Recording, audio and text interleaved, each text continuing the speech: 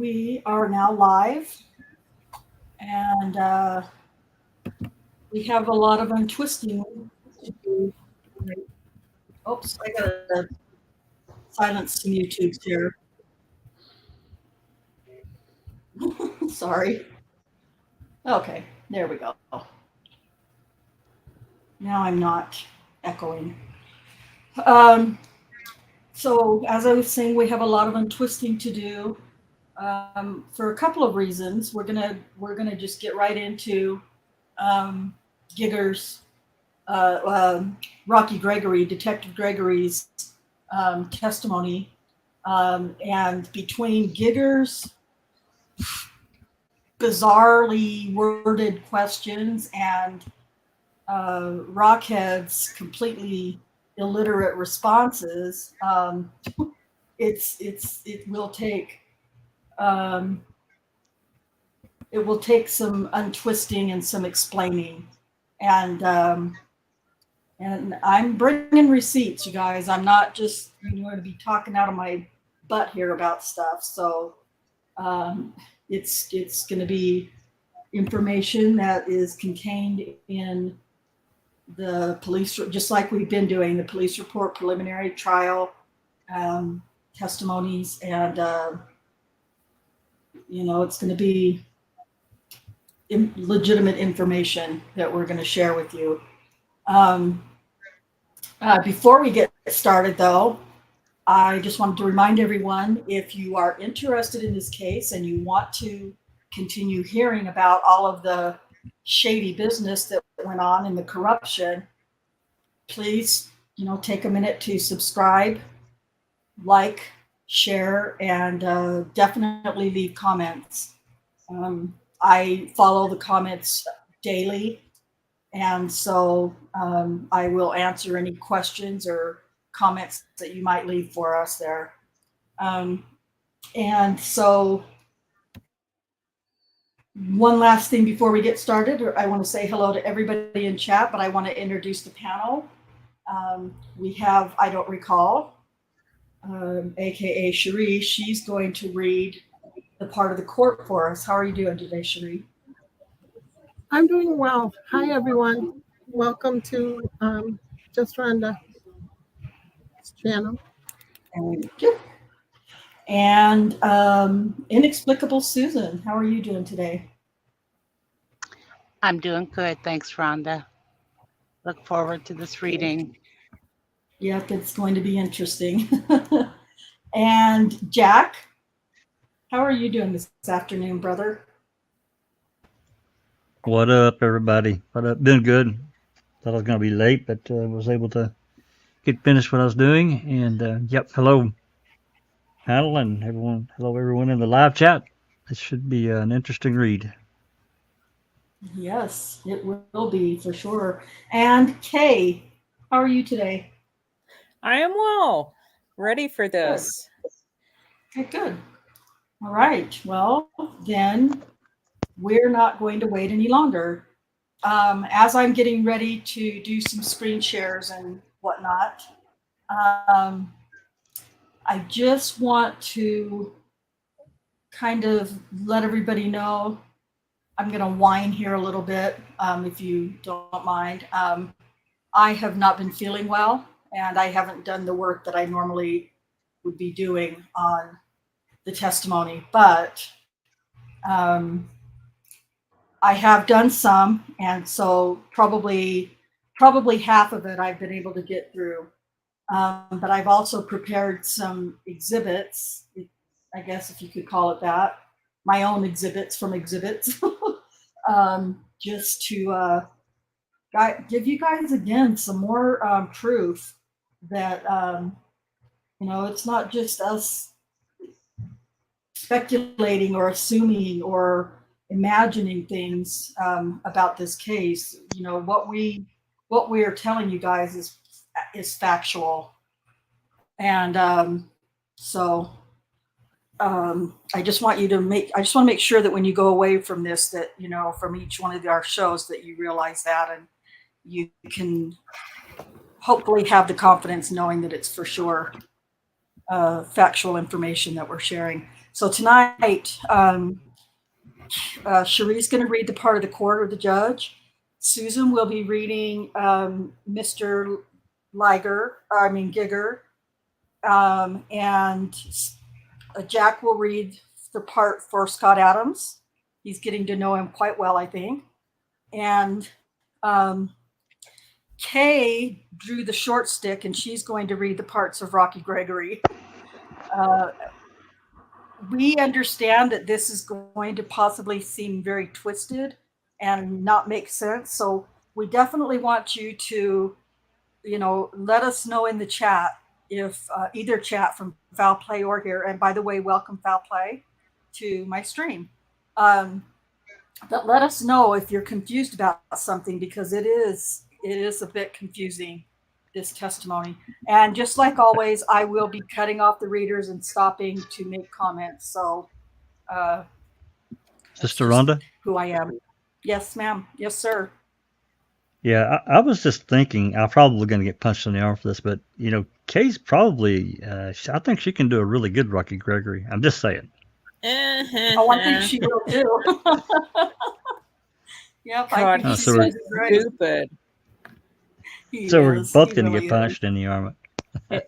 It's really painful to have to speak with such incorrect grammar. No it doubt. is. It's hard. Incorrect grammar, punctuation, and the way he words things is just like you'll just know it when you hear it. You'll know how twisted this bozo is. So I will be scrolling as usual, pausing and making my comments, and trying to also watch the chat as I go along. If I get lost in the scrolling, please bear with me. I'll catch back up. But that's a possibility to happen. So with all of those things said, I'm just going to start with reading the top here. In red, it says, the problem I'm going to have with any testimony that Detective Gregory and Detective Kim Davis is that they are sitting in the courtroom at the prosecution table throughout all of the testimony of every one of the witnesses and accusers. And then after each accuser is finished with their testimony and all their witnesses are finished, then the detective who investigated that particular accuser's alleged crime gets to go up and be questioned about that particular accuser. I think it was wrong, but that's how it was done. So we're gonna hear a lot from Gregory and Davis as we get through these transcripts. So today, because we've already done everything with Tabitha's except for Terry Williams and Ivan Venegas, Officer Venegas, we're going to get to hear the awfulness of Rocky Gregory. So having read that and said that, we will go ahead and get started with the court.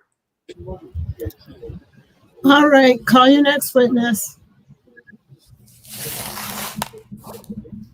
Detective Gregory. Detective Gregory, let me remind you, you're still under oath. You may proceed. Thank you, Your Honor. Detective, when did you become involved with investigating the allegations made by Tabitha Barnes? It was, I believe, in August. Of 2014? I believe so. All right. Sir, and how did you come in contact with her? Why did you make that initial contact? We had an investigation in reference to Officer Holtzclaw possibly assaulting other victims. We put together a list of any female that he came in contact with after we started seeing kind of a pattern that there was more and more victims.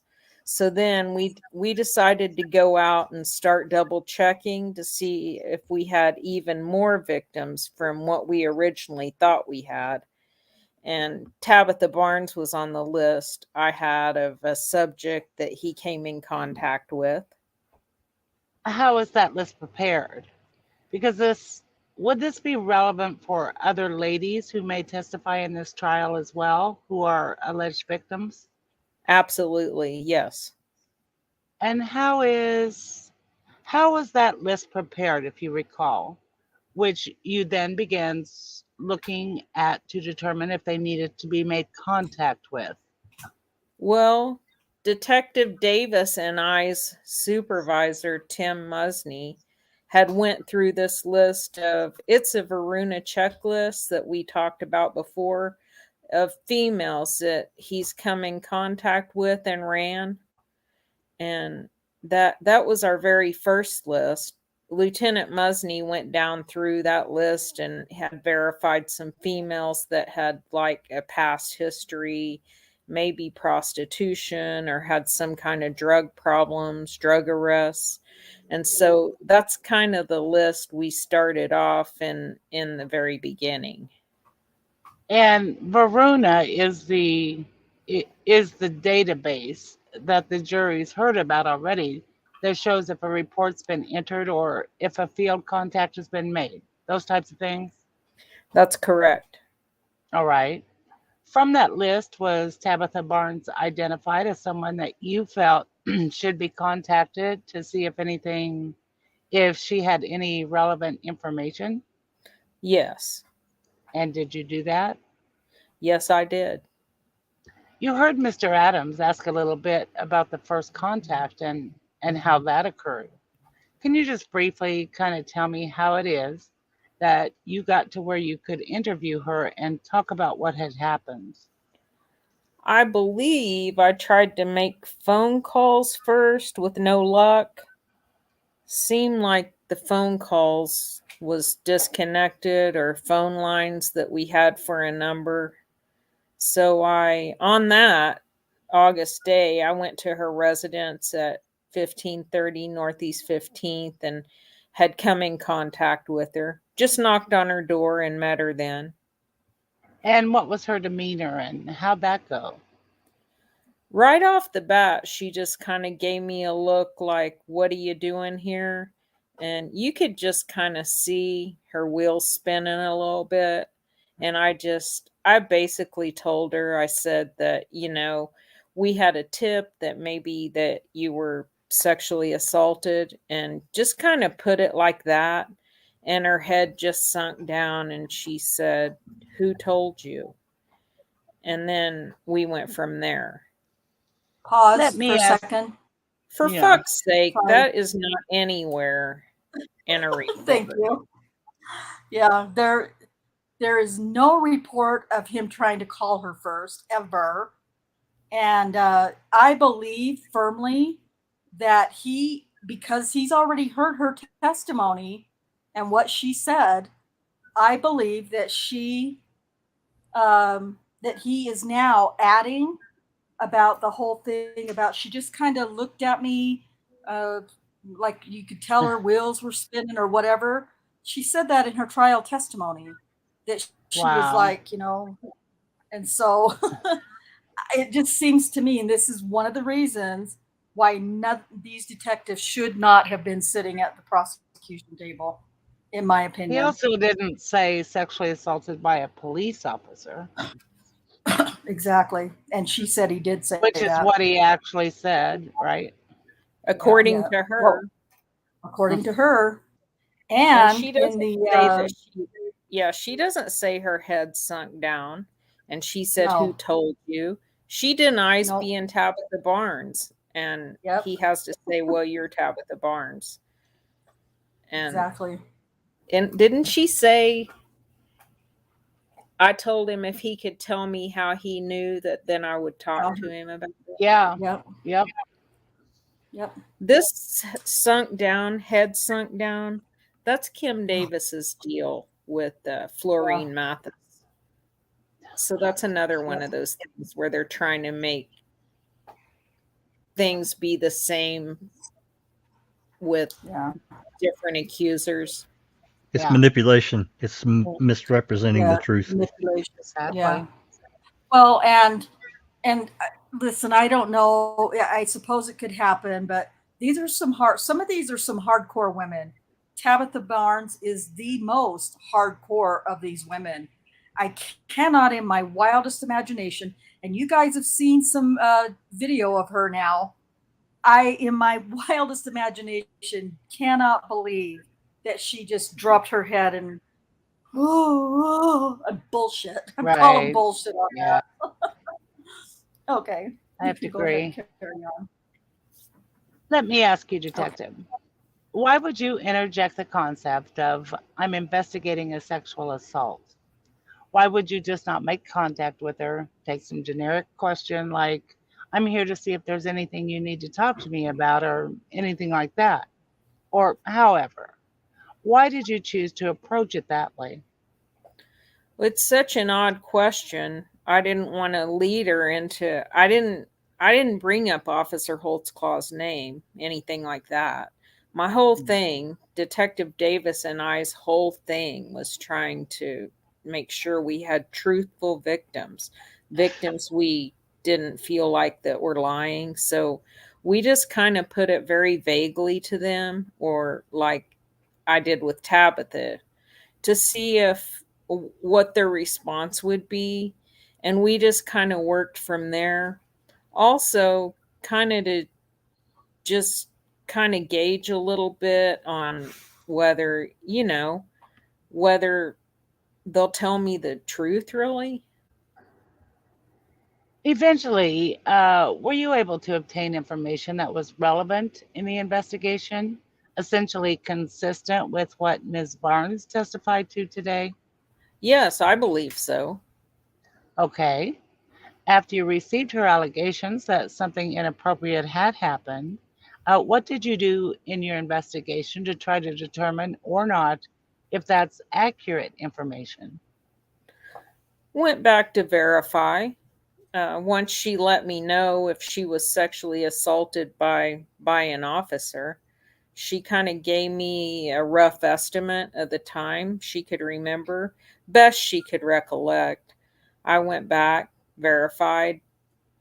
She kind of described the officer, which I believe, she was saying his name was Spike.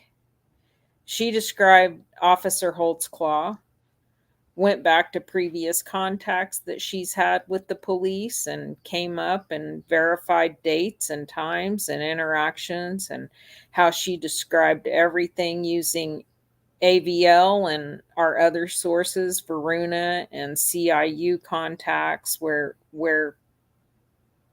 did he run her? Where he did run her? Where, oh, thank you. Where he did run her. Thank you. Detective, in this investigation and in others, as other ladies were identified, is this the initial contact done off of that Varuna list? And then the other things like CIU, ABL, those types of things? Did those come second after you got some type of disclosure? That's correct. And that was the routine you took in this investigation. Yes. I'm going to show you number 166 and ask if you can identify what number 166 is, sir. This is going to be a Varuna list of who Officer Holtzclaw had ran on specific dates. Is this part of the list that Lieutenant Musney had put together in seeing all the different people that Officer Holtzclaw ran? Yes, And is Tabitha Barnes' name on it? that's correct. Your Honor, I'd offer 166.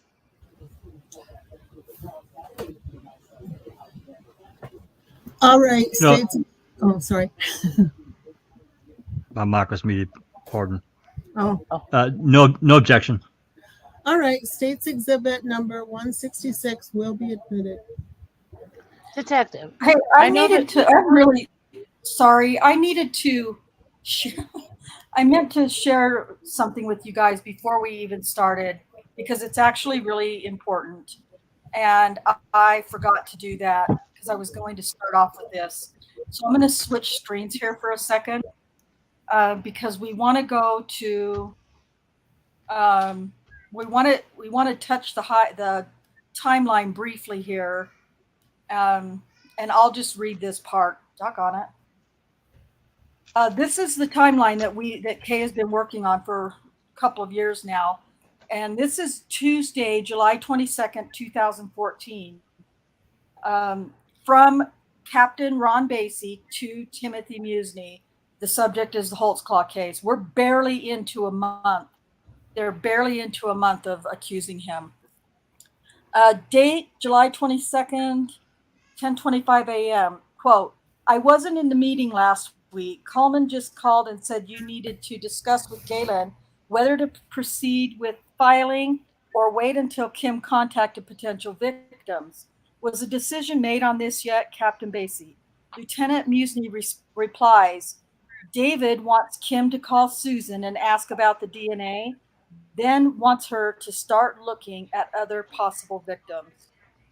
So this gives you a really good idea of when this timeline, when they started looking at other possible quote unquote victims.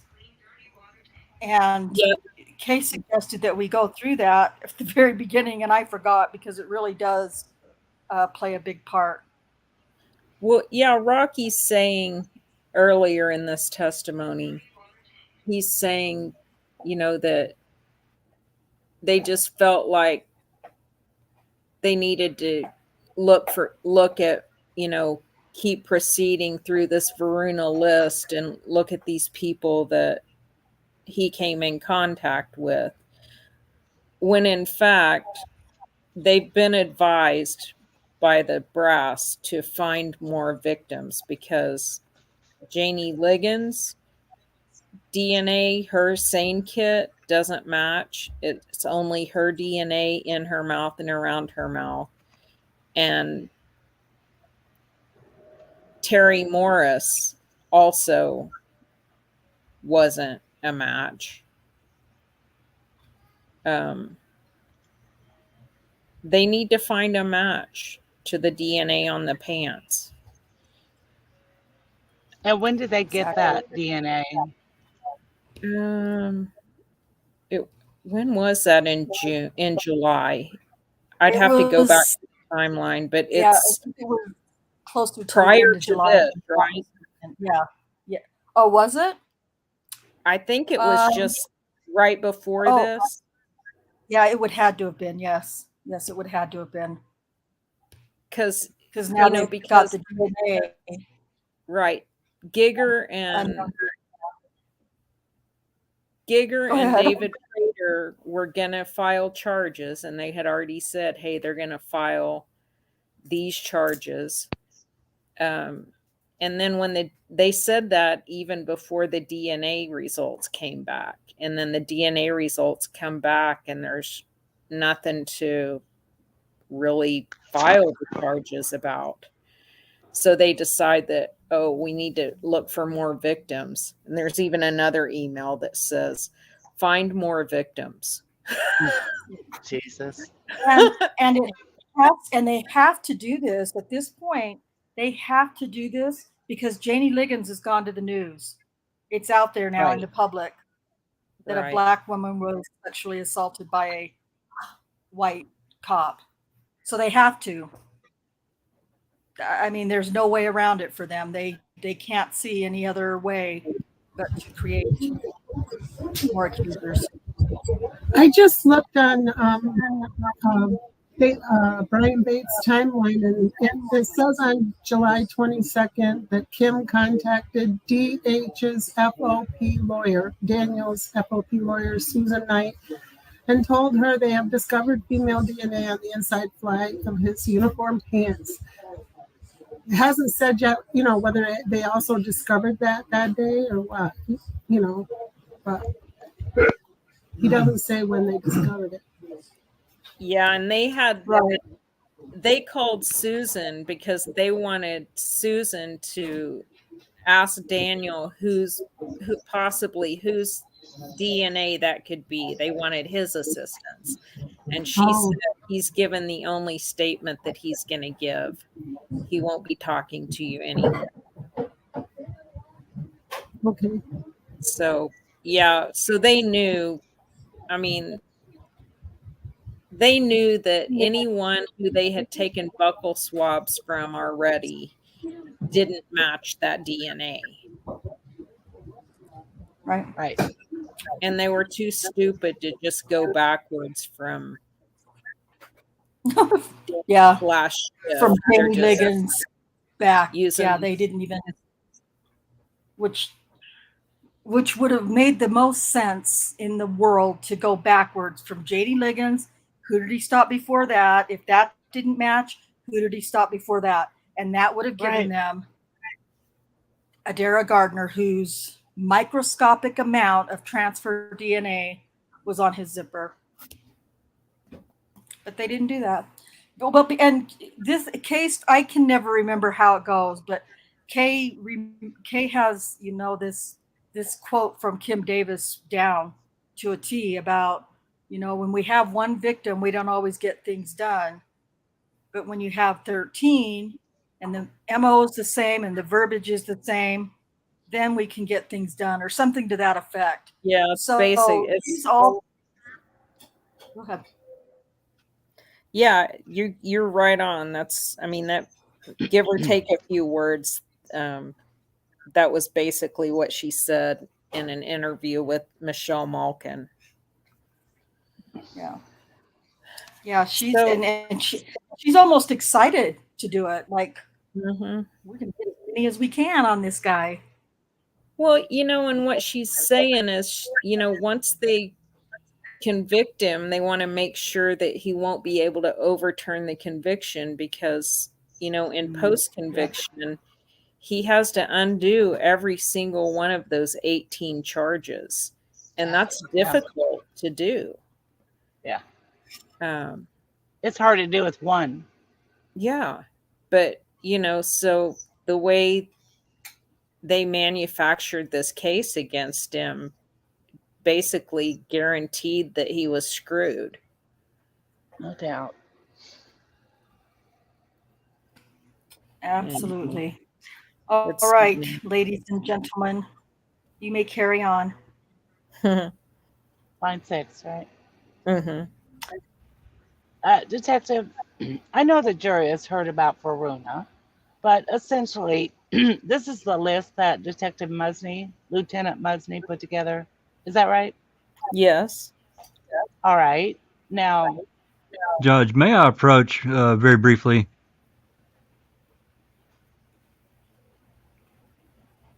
You may approach. I can't see it. Okay. Sorry. I'm having troubles here. I'm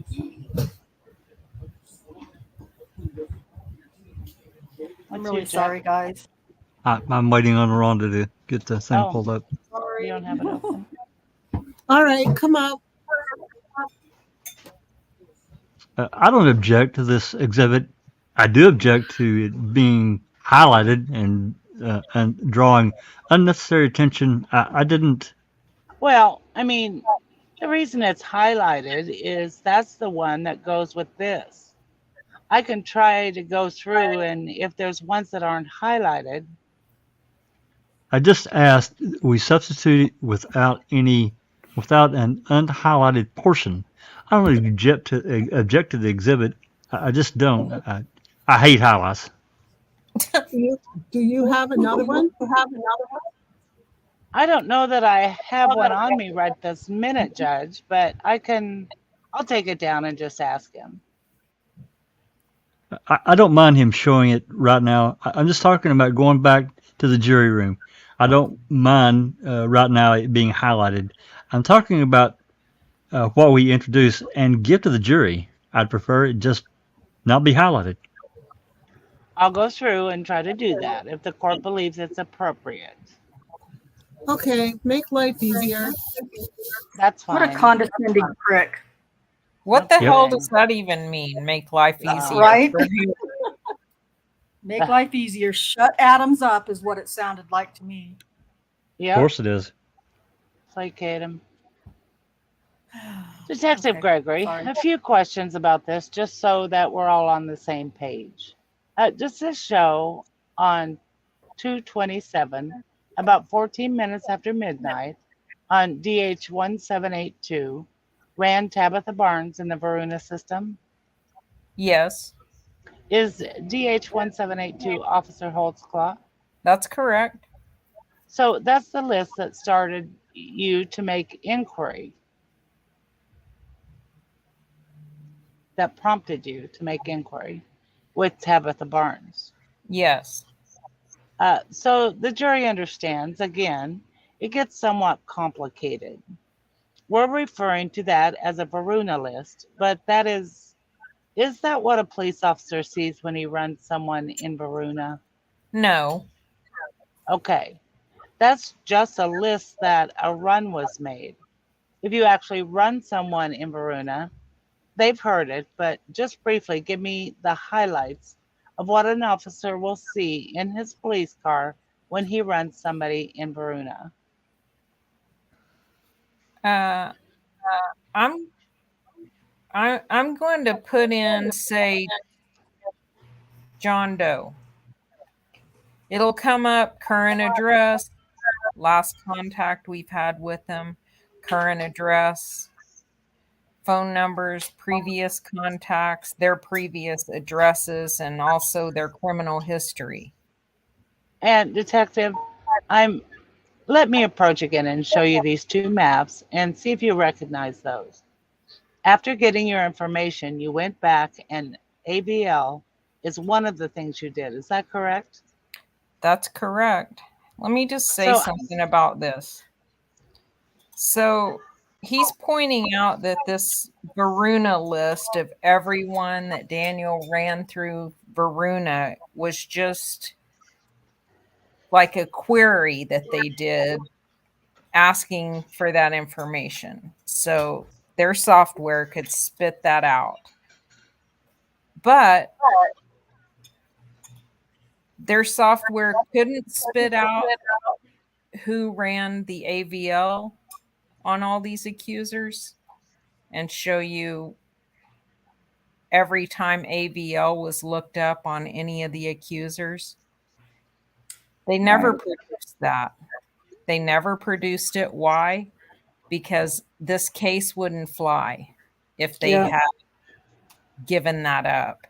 And I guess Scott Adams didn't understand. I mean, you hear him make reference that he's not a computer guy. great. He didn't understand that there is an edit log or there is a keystroke. Every keystroke is recorded. So they could have produced, when Scott Adams asked for this list, Kim Davis gives him a police report that gives, I think, like 5 dates of when she pulled AVL on her girls. And then Rocky was out of town, maybe. I can't remember what the excuse why Rocky didn't send a report on his, but basically what she gave Scott Adams was worthless to him. And the judge didn't say, no, this isn't what Scott's asking for. They just let it slide by. Oh, I think that was a big mistake. That was yeah. a fatal error right there. Wow. Yeah. Yep. Well, and Scott Adams didn't know that there No. was. He just didn't. He wasn't. He just didn't know. It's really, really sad. It is. Are we on 15 or did you already read that question? We're on 20. Okay. So I'm going to hand you 160 and 163. Do you recognize those two different maps? Yes. And are they maps that show the location of Officer Holtzclaw's car at the relevant times on February 27th, as well as Officer Venegas's car during that same time period? Yes.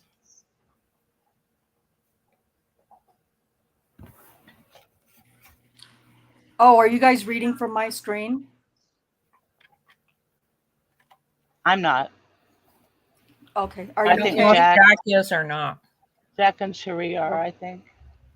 I'm not. No, I have my own copy. I have my own copy. Oh, okay. Okay. You're Yeah, up. I am. Okay. All right. I can probably open up my own laptop and get it opened on there. Then I wouldn't have to. If That's you okay. I'm open just yours showing and some maps. Okay. I've got an echo going on here somewhere. Is it me? does someone have YouTube on that's not muted? I shut my YouTubes off. It's not me. Cherie?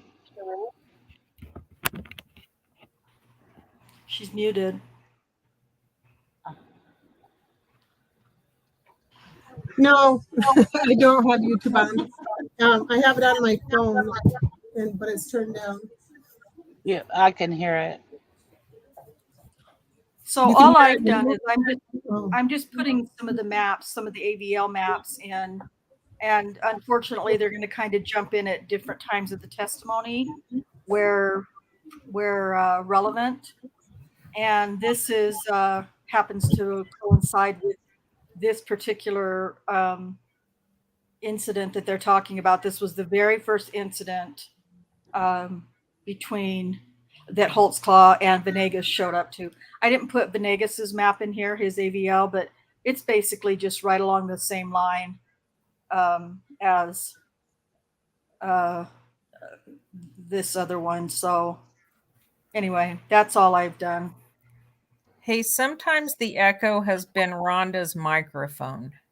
Oh, okay. So, Okay. It might be too close to my computer. Is that better? Yeah, Okay. that is better. Okay. All right. Sorry. Anyway, yeah, just let me know if that happens again.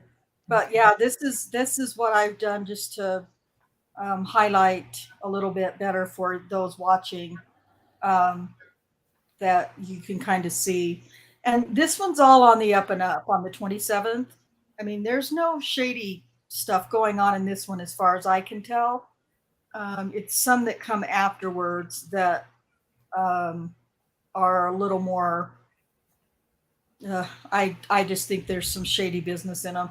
This is just basically the same thing, and then this one goes to a different date. So right. The only shady thing with February 27th is, unlike what Rocky said in the beginning of his testimony today, where Tabitha told as best she could the date. No, she said, no, that was March 4th. March 4th right, at about 12:30. That's what she said.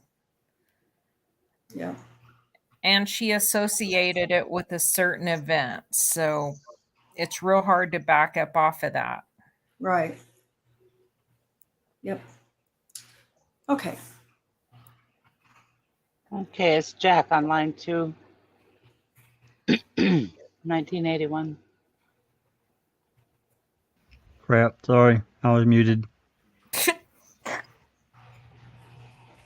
Where we at? 1981, top line. Okay, line 2. Line. No object. Yeah. two. No objection. Offer 160 and 163, Your Honor. It will be admitted. All right, state exhibit number 160 and 163 Yes, sir. will be admitted. The jury has seen a map already, and I think the call sign on that map regarding Officer Holtzclaw was 2 Charlie 37. Do you remember testifying to that in Shadarion Hill's case?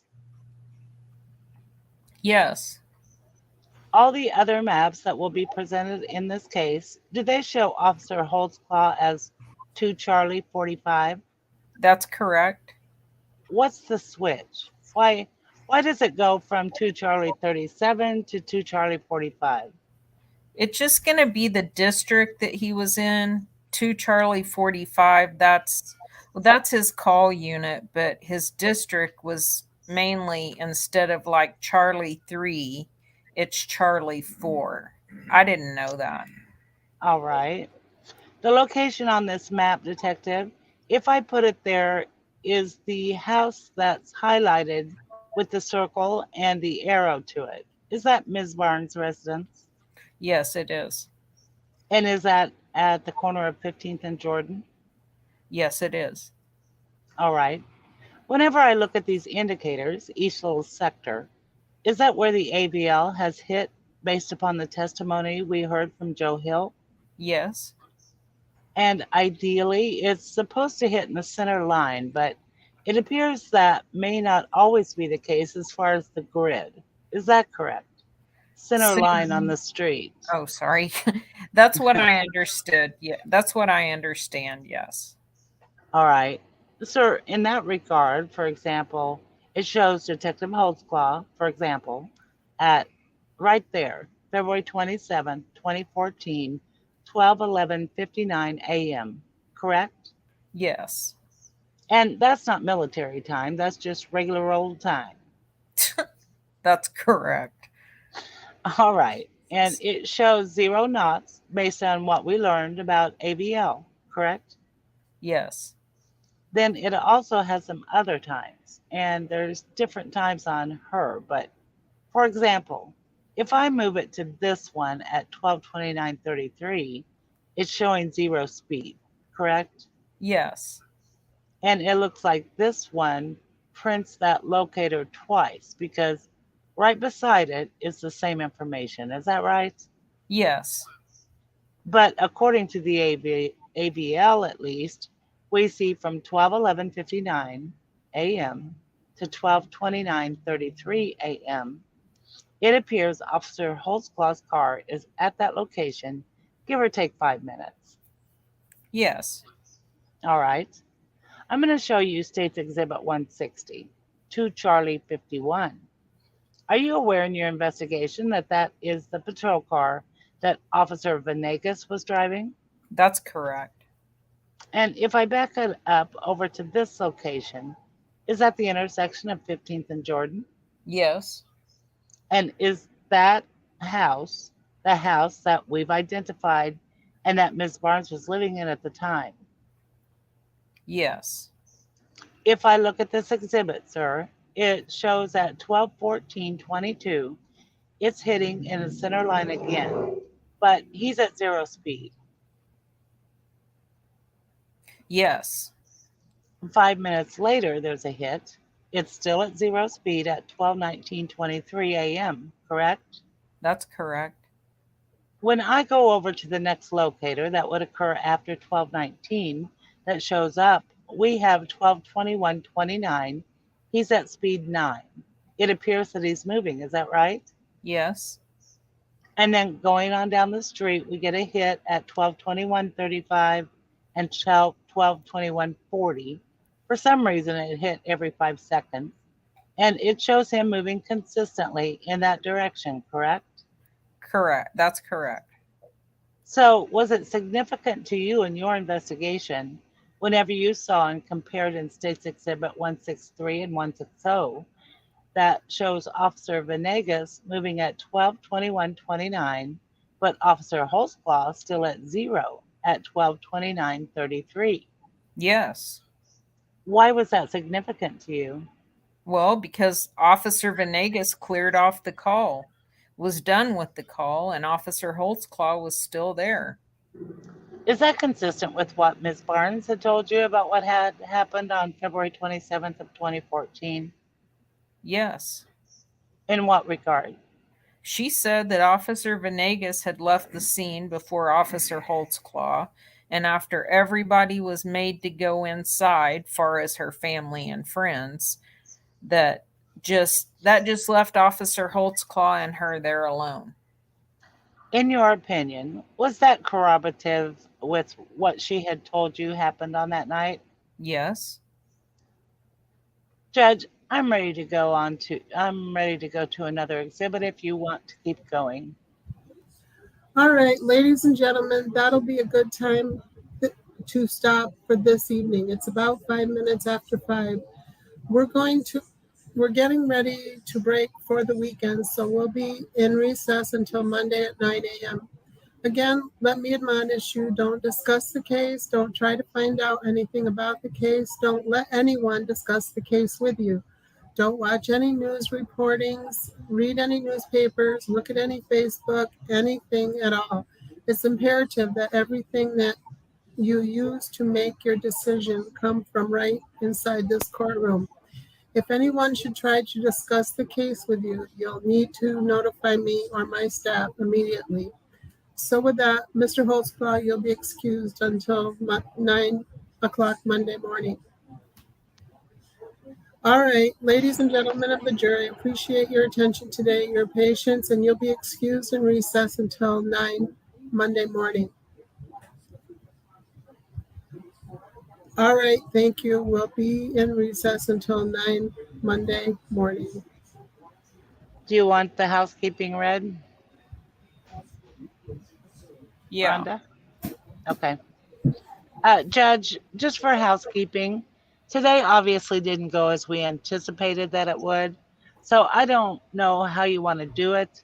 I can go ahead and put, I think, everything of Detective Gregory's in, and then bring in Officer Venegas to testify about his involvement.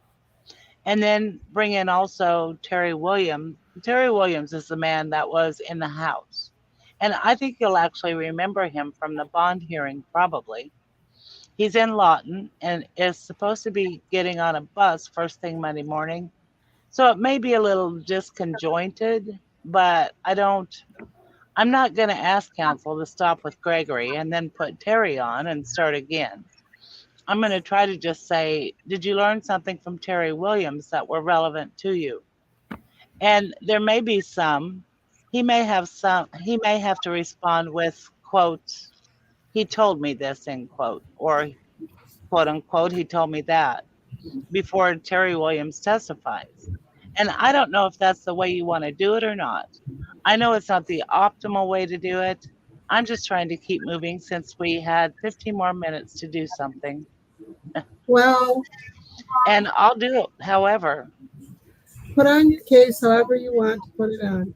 So he's saying hearsay is perfectly acceptable since Yep. you're having That's since your that's dude's exact- on the bus. Yeah. exactly what he's saying. Fucking asshole. I'm just trying to give everybody a heads up, and that I'm not trying to make it more difficult than it is. It just is what it is. Well, You are just sometimes, what you are. well, Sorry. sometimes when you're dealing with what you're dealing with, you got to just Okay. roll with it. Roll with it. Oh, whoops. Okay. Let Okay. the Wow. record reflect we're out of the presence of the jury. They have been excused for the evening, and counsel for the state is present. Counsel for the defendant, Mr. Holtzclaw, has been taken upstairs. Do you wish to have him back down here? No, Your Honor. Okay. When we broke the last time Mr. Rowland came down, he had been out to Mr. Rowland is the first assistant. the first assistant, Scott Rowland, the first assistant here in Oklahoma County, went out to the hotel where Miss Barnes was staying, visited with the manager of the hotel, and was told that they had given her some staging room, accused her of smoking. There's nothing that I heard from Mr. Rowland. He assured me that there was no theft going on, nor were there any claims of any theft. I've known Mr. Rowland for a long time. I have no reason to dispute that. I simply stated that what my suspicions were when I first talked to Ms. Barnes, which my suspicions were running crazy from our discussions. I'm totally satisfied with the representation that Mr. Rowland has provided me with, or provided to me, that there is no allegations of any impropriety on her behalf of stealing anything. Basically, what he told us was, I believe he says that she was down there wandering around and was confronted by some hotel staff. Eventually, she requested to receive the room where she stayed that eventually I guess they charged the sister for. This is stuff I really don't care about, nor would I even anticipate even trying to get into it with her on cross. To me, it was irrelevant. So I'm satisfied on behalf of Mr. Holtzclaw that the answer is that the questions that I had have been answered. Okay. And Miss Barnes is, as far as these proceedings go, do we think she's totally completed? I don't have anything for her. Judge, Thank you. I believe that to be the case, Your Honor. She lives out of state, right? As I understand it, and I don't know for sure. I know at one point they had detained her because of her behavior in the hallway. I don't I have not asked OCPD to do anything in that regard. I don't know if is she still in, has she been released? I think she's in custody. She's in custody. Okay. I'll have to deal with that. But as far as these What is he proceedings going to do go, about that? Let her go. right? And Not why charge isn't her with there it. a police report if she's in custody? Because we've tried to get it and it doesn't exist. Yeah. It Right. Just doesn't bullshit. exist with Oklahoma City Police Department. It doesn't exist with Oklahoma County Sheriff's Department, who, as I've said before, they are security at the courthouse. It should have been them, although we've heard in these transcripts that Oklahoma City police officers were dealing with her. Right. Yep. She's in custody. Okay. I'll have to deal with that. But as far as these proceedings go, Your Honor, I don't have any reason to recall her. And as far as the decision about if there's a misdemeanor charge to be had or not, does counsel want me to get back with him? No, hell no, I don't. At this point, I don't care. Okay. Then I'll try to handle that based on what we've got, because I don't know all that happened with that regard, Your Honor, but she's released from the state subpoena. I don't anticipate needing her back. Well, let me say this for the record, that even though she admitted to being sarcastic and playing a few games in the courtroom, her demeanor was totally different than it was this morning, in the respect that she seemed to be coherent, to be able to remember when she wanted to remember, basically from her testimony, and seemed to comprehend what was being asked by the state and what was being asked by defense attorney. Whether she wanted to answer or not, that's a different story, but I think the record will reflect that when the question was asked, she answered it, and that the court doesn't have any concerns that she was inebriated while she was on the witness stand or unable. What? What? Ugh. What about the Really? drug test? No kidding. Go ahead. What, they think Yeah. it just went away? Same fucking day as the drug test. She's under Jesus the influence of PCP. Give me a Yep. break. Brother. I'm Or sorry. able to be a competent witness in the 2601 meeting of a competent witness. With those statements by counsel and those by the court, Your Honor, I have nothing else to add at this point. I don't either, Your Honor. All right, have a good weekend. The Thank you, freaking judge Judge. wants to put on the record that she wasn't inebriated Yeah. Jesus while Christ. on the witness stand. Unreal. When he That has was a bullshit. drug test that he ordered Right? that says That otherwise. says otherwise. Yep. Henderson declared it, What and the it was so, fuck? you know. So. And it was so. Exactly. Unreal. Unreal. God dang it, that pisses me off. I think She was Henderson totally wasted. incoherent. She I think Henderson's hit a couple of snorts. Yeah, Maybe.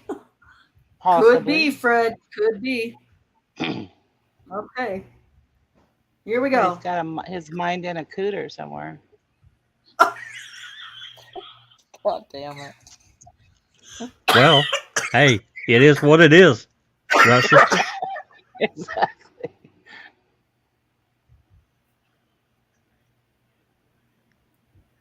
What are we moving on Okay, to? I'm Look, good. 1996, Jeff. 96. Yeah, I Line got it now. All right, good morning, ladies and gentlemen. Welcome to Monday. Let the record reflect that all members of the jury are present. Counsel for the state, counsel for the defendant is present. Is the state ready to proceed? We are, Your Honor. All right, if you'll call your witness back to the stand. I will, Judge. All right, Detective Gregory, let me remind you that you're still under oath. Go ahead and have a seat. Detective Gregory, whenever I think, stop for the weekend, I believe I had just left off showing you the two ABL maps for Officer Venegas as well as Officer Holtzclaw on February 27, 2014. Do you remember that? Yes. And during that event, I believe that you had told me that based upon those two exhibits, it appeared that Officer Venegas had left approximately 8 or 9 minutes before Officer Holtzclaw left, according to the ABL. Something in that time frame. Is that correct? Yes. In regards to that traffic stop, or excuse me, well, I guess technically they were in a car when the stop was made. In regards to that encounter, are there several other exhibits that you researched within the archives of the Oklahoma City Police Department records in order to determine if there was any other relevant information as to that contact? Yes. Your Honor, I'm going to approach and, if I may, You may approach. sir, I'm going to give you 162, 164, 165, and 167 and ask if you take just a minute and look through those documents and see if you can recognize what they are. Yes, I do. Are they essentially internal documents that are maintained within the course of business for the police department regarding specifically the contact Officer Holtzclaw had with Ms. Barnes on February 27th? Yes.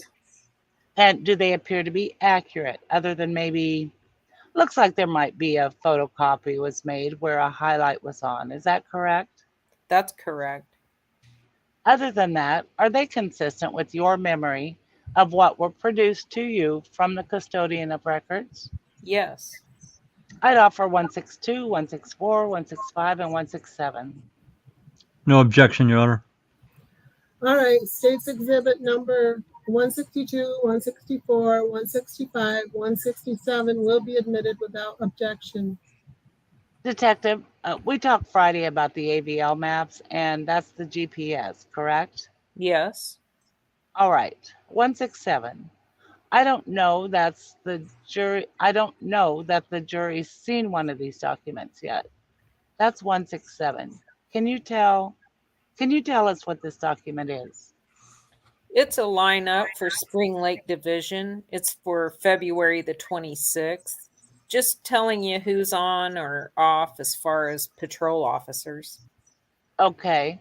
And the jury, I anticipate, may see several of these before this case is concluded. But in this event, we know that the contact was on February 27th. When did you run the February 26th lineup? It's for Officer Holtzclaw. He was on second shift, which goes from 4 p.m. like on this day, February 26th. He started a shift at 4 p.m. and it concludes at 2 a.m. the following morning on February the 27th. All right. So, and the contact, based upon the other documentation we've had, shows that the actual contact with Ms. Barnes occurred shortly after midnight. Is that right? That's correct. And just so that we can get a feel for what these documents show, I see that there's a date here. It says Wednesday, February 26, 2014. Yes, Is that the day of the shift? that's correct. But then when I look over a little bit, I see another date, March 26th. And then I see another date, March 13th. What are those dates? March 26th is for a traffic assignment. Whenever a citation is made for a traffic citation, you mark down when they're supposed to arrive to court. And then on the March 13th, that's the parking assignment for a parking citation. Arraignment? Okay. I'm sorry. Yeah. And is that something that's on all the shift lineups, basically telling the officers that if you write a ticket on this day, there's a spot on the ticket where they say you have to show up to court. Is that right? That's correct. And that's the day that the officer knows they're supposed to plug in to give to the citizen if they give that citizen a ticket. Yes, Likewise with the parking ticket, you write in the date for them to come to court to pay the parking ticket, correct? that's correct. All right. If I go back over here, when I look right there, let's do it that way. That first column, what's that mean when it says on? It means if they're on duty or not. All right. And so that's where you look on this document to see if the individual officers whose names appear and the way it is on the screen, the names of the officers appear to the far right. Yes, So we know that, for example, Jay Dutton was on duty. Is that correct? yes, All right. The bottom of that first little section I see is 2C45. Is that 2 Charlie 45? yes, And is that Officer Holtzclaw? yes, it is. What's the 1782? That's his commission or badge number. Now, just so we don't get confused, when I go over, it says quote unquote O beside that. Do you know what that column means? I'm not too familiar with that with that one. All right. But the next one, if I look at the top, it says LT. And then it says off, off, off, off, off. Judge, we will stipulate that Officer Holtzclaw was on duty on February 26th, going on to the morning hours of the 27th. That's fine, Judge. I just want to make sure, since these documents are going to be in evidence, we know what they're saying. All right, very well. Thank you. The off, off, off means what? Just officer. All right. So, and then you see Holtzclaw, correct? Yes, All right. But so the way these documents work, if you want to see if someone's on duty, you look at the first column. that's correct. All right. Now I'm going to show you State's Exhibit number 165. Tell us what this is. What's this? It's an incident detail report in reference to a specific call that was made through our CAD system. All right. So we've talked about a CAD report, correct? Yes, And is the CAD report the dispatcher that tells where the officer is and what the officer is doing? yes, All right.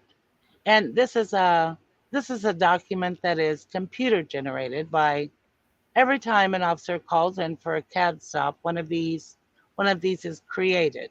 yes, Whether it's a traffic stop, whether they're out on a subject, whether they're responding to a burglary call or anything like that, a document like this is going to be produced. yes, I noticed on this one is categorized as a traffic stop. Is that correct?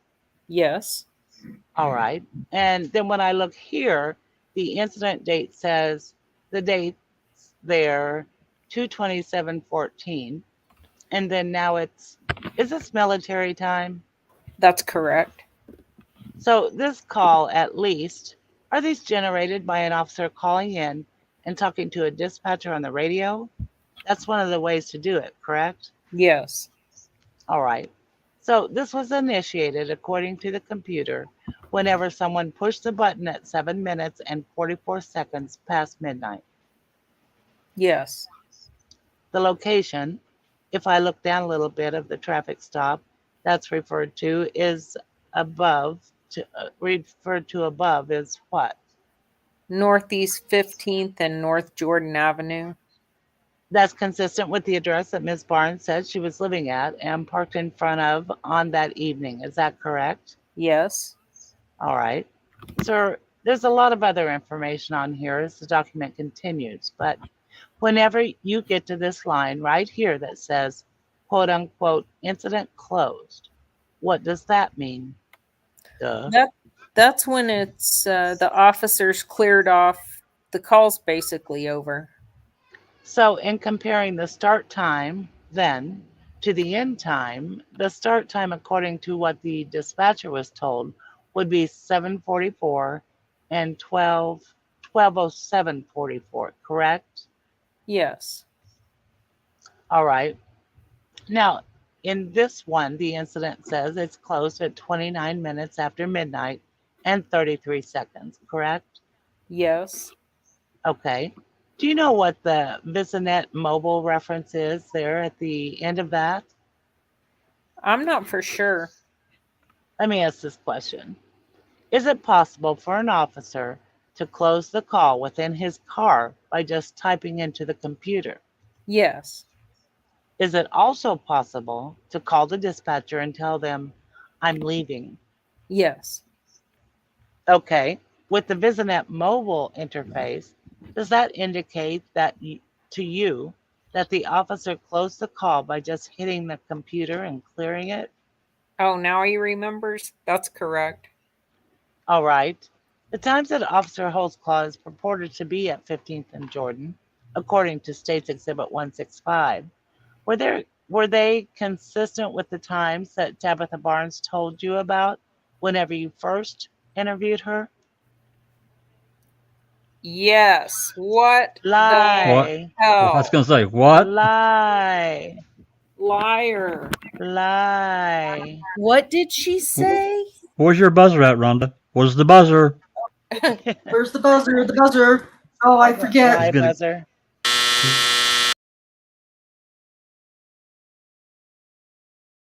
Did the she say? Gong Show. It happened on March 4th. March 4th, about Yep. 12:30. Wow. Oh my I'm going to god. show you now State's number 164. Do you recognize what that document is? Yes, this is our crime information unit log. Whenever somebody calls in and tries to run a subject for wants or warrants. Okay. Different than the CAD system, Yes. but yet another dispatcher. And do the officers give names of individuals they want to run? Yes. All right. The date of this one, and again, so that they understand how this works, that shows 2/26/14. Is that correct? Yes, that's when the call log was started. All right. And again, this is not compute generated. This is obviously handwritten. Such a Yes. Made up a word there. Yeah, so the 22614, page 1, shows that that's the time that this page began. Yes. But then it goes on, does it not? And if you look over here, it looks like it's 2300 hours. Yes. And so it starts on February 26th at 11 p.m. Yes. And then whatever happens after that until the page is full, just continues. Is that correct? That's correct. When I go down to the part that's shaded in the gray, first column is 2 Charlie 45. Is that Holtzclaw? Well, it says Charlie 45. Yes. Yes, it is. And does Ms. Barnes' name appear there? Yes. Under Ms. Barnes, what's the name you see? Angela Cooper. And is that the individual that Ms. Barnes told you was with her that night? Yes. And then when I go on over, you can still see that shaded line that has the ends in Tabitha. It looks like on the line below with Ms. Cooper, looks like there's a CL. What does that mean to you? Means clear. She had no warrants. But on the line above, there's some writing. Can you help me understand what the significance of that writing on the line where Ms. Barnes appears? Yes. To the far right, circled, it showed that she had 3 arrest warrants, and then those are the codes for each warrant. DP1, FA2, that's failure to appear. Can't quite read that last one there. In any event, there's 3 different codes, meaning 3 different warrants. Yes. Seeing that on the CIU log, Was that significant to you in your investigation as it came to Miss Barnes' case? Yes. Why? She said she had warrants, and Officer Holtzclaw advised her she had those warrants on her. She had those warrants on her. The jury has heard information previously about a field interview card, and I think there's a blank one in evidence. Do you remember that? Yes. Okay. Were you able to determine whether or not a field interview card was filled out corresponding to Mr. Officer Holtzclaw's contact with either Tabitha Barnes or Angela Cooper? There was not one filled out and turned in, no. Does that surprise you? I don't know if that's the right word. Is that It's not. significant to you as a detective, or explain to me? What would you expect there to be one, or you not expect there to be one in this situation? Not necessarily, no. Okay. And what do you mean by that? It's really uh, that's that one's at the officer's discretion. If obviously he knew that Tabitha had warrants, if he should have just placed her under arrest. Far as field interviews, that's when you come in contact with a gang member or somebody that's there's not enough there to arrest him, you fill it out. You kind of explain the activity. Let's say you come across a prostitute and you just put on the back of the card, got out of a vehicle, suspected to be a prostitute. I'm just kind of giving an example of why we use a field interview card. If And you let me suspect, let me just say this, and Daniel, these field interview cards that anyone fills out on any individual, when you run an individual through Varuna, one of the tabs that you can select, you can read all police reports that were filed against him.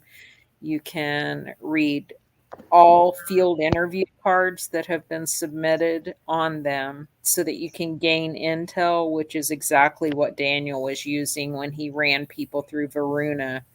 So Gregory's explaining this same thing that they demonized Daniel for doing his damn job. right? That's all. Okay. If he suspected Miss Barnes was residing in a drug house, would that be something that would potentially be used for a field interview card? Yes, in that case, we would use those.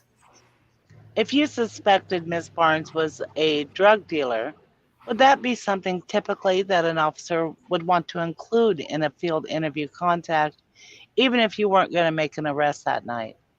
Yes. In addition to the CIU information, you also obtained, did you not, exhibit number 162. Can you tell us what that is?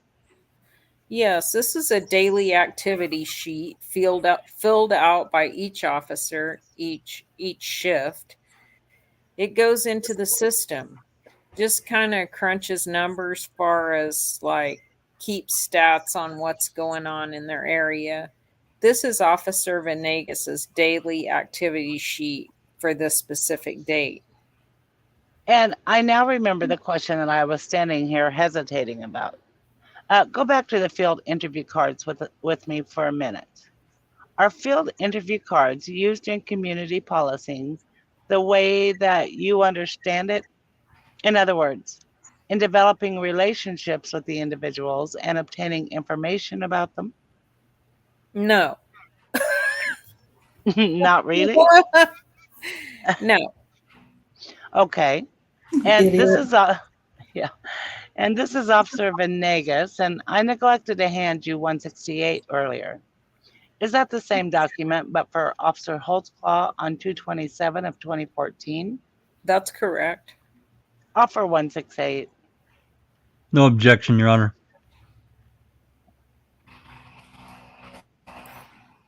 All right, State's Exhibit number 168 will be admitted. When I look at Officer Venegas's card, is there a stop at 15th and Jordan documented on Officer Venegas's daily activity report? Yes. And does it show that he's assisting an officer? Yes, it did. And are the times generally consistent with the times you understood that he was there from about 10 minutes after midnight till about 20 minutes after midnight? Yes. All right. On States 168, this would be Officer Holtzclaw's activity log, correct?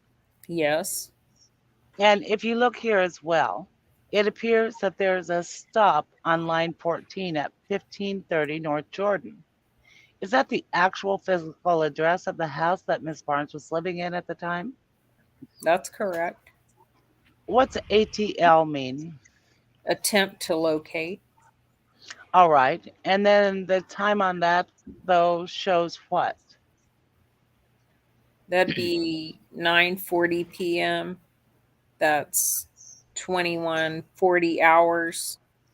2200 hours. That's 10 p.m. Okay. And then if I go down to line 16, it shows a stop at 16th and Jordan, correct? Yes. And it says out on, is OSS out on subject? Yes. What does that mean? Just they come across a subject they're going to be out on talking to. Okay. And then the time for that stop shows 23:15. So, sorry, 11:55, carrying over to 12:15 a.m., correct? Holy shit. It shows 11:35 to 11:55. Yes. Can I I'm just sorry. say that? Can I just say this is so irrelevant and tedious. Yeah, It's I mean, just to scramble the jury's brains. it yes, did. It's I scrambling agree. mine, and I'm reading, and I'm like, what's the point? Get to the point, man. You're just throwing Right. out all these different numbers. Yeah. That's Anyway, the whole sorry. purpose, is to confuse the jury. Typical I'm sure it lawyer. And did. it's boring. I'm sure it did. And yeah. Yeah. Yeah. I'm sorry, I got on the wrong line. Yes, you're correct. So 11:35 to 11:55, it shows a 20-minute stop at that location, correct? Yes. But then it shows on line 17, well, a stop at 1600. I don't know how to pronounce that word. Is that a street? Euclid? Sure. Euclid? Like Is that a Gregory's street, you going to think? know how to pronounce words. Yeah. God. Is that a street, you think? That is the street. Okay. Shows a traffic stop. And now this time we're from 11:55 to 15 minutes after midnight. What's going on? It appears to me that although he's putting himself at 15th and Jordan, he's putting himself there at 9 a.m. Excuse me, 9 p.m. Correct? Jesus Christ. Yes. The hell. So that would be inconsistent with his AVL, correct? That's correct. And then he's back in the location, granted on that block north, but his cat call doesn't show him initiating the stop with Ms. Barnes until about 7 minutes after midnight. If I'm remembering correct, is that right? Yes.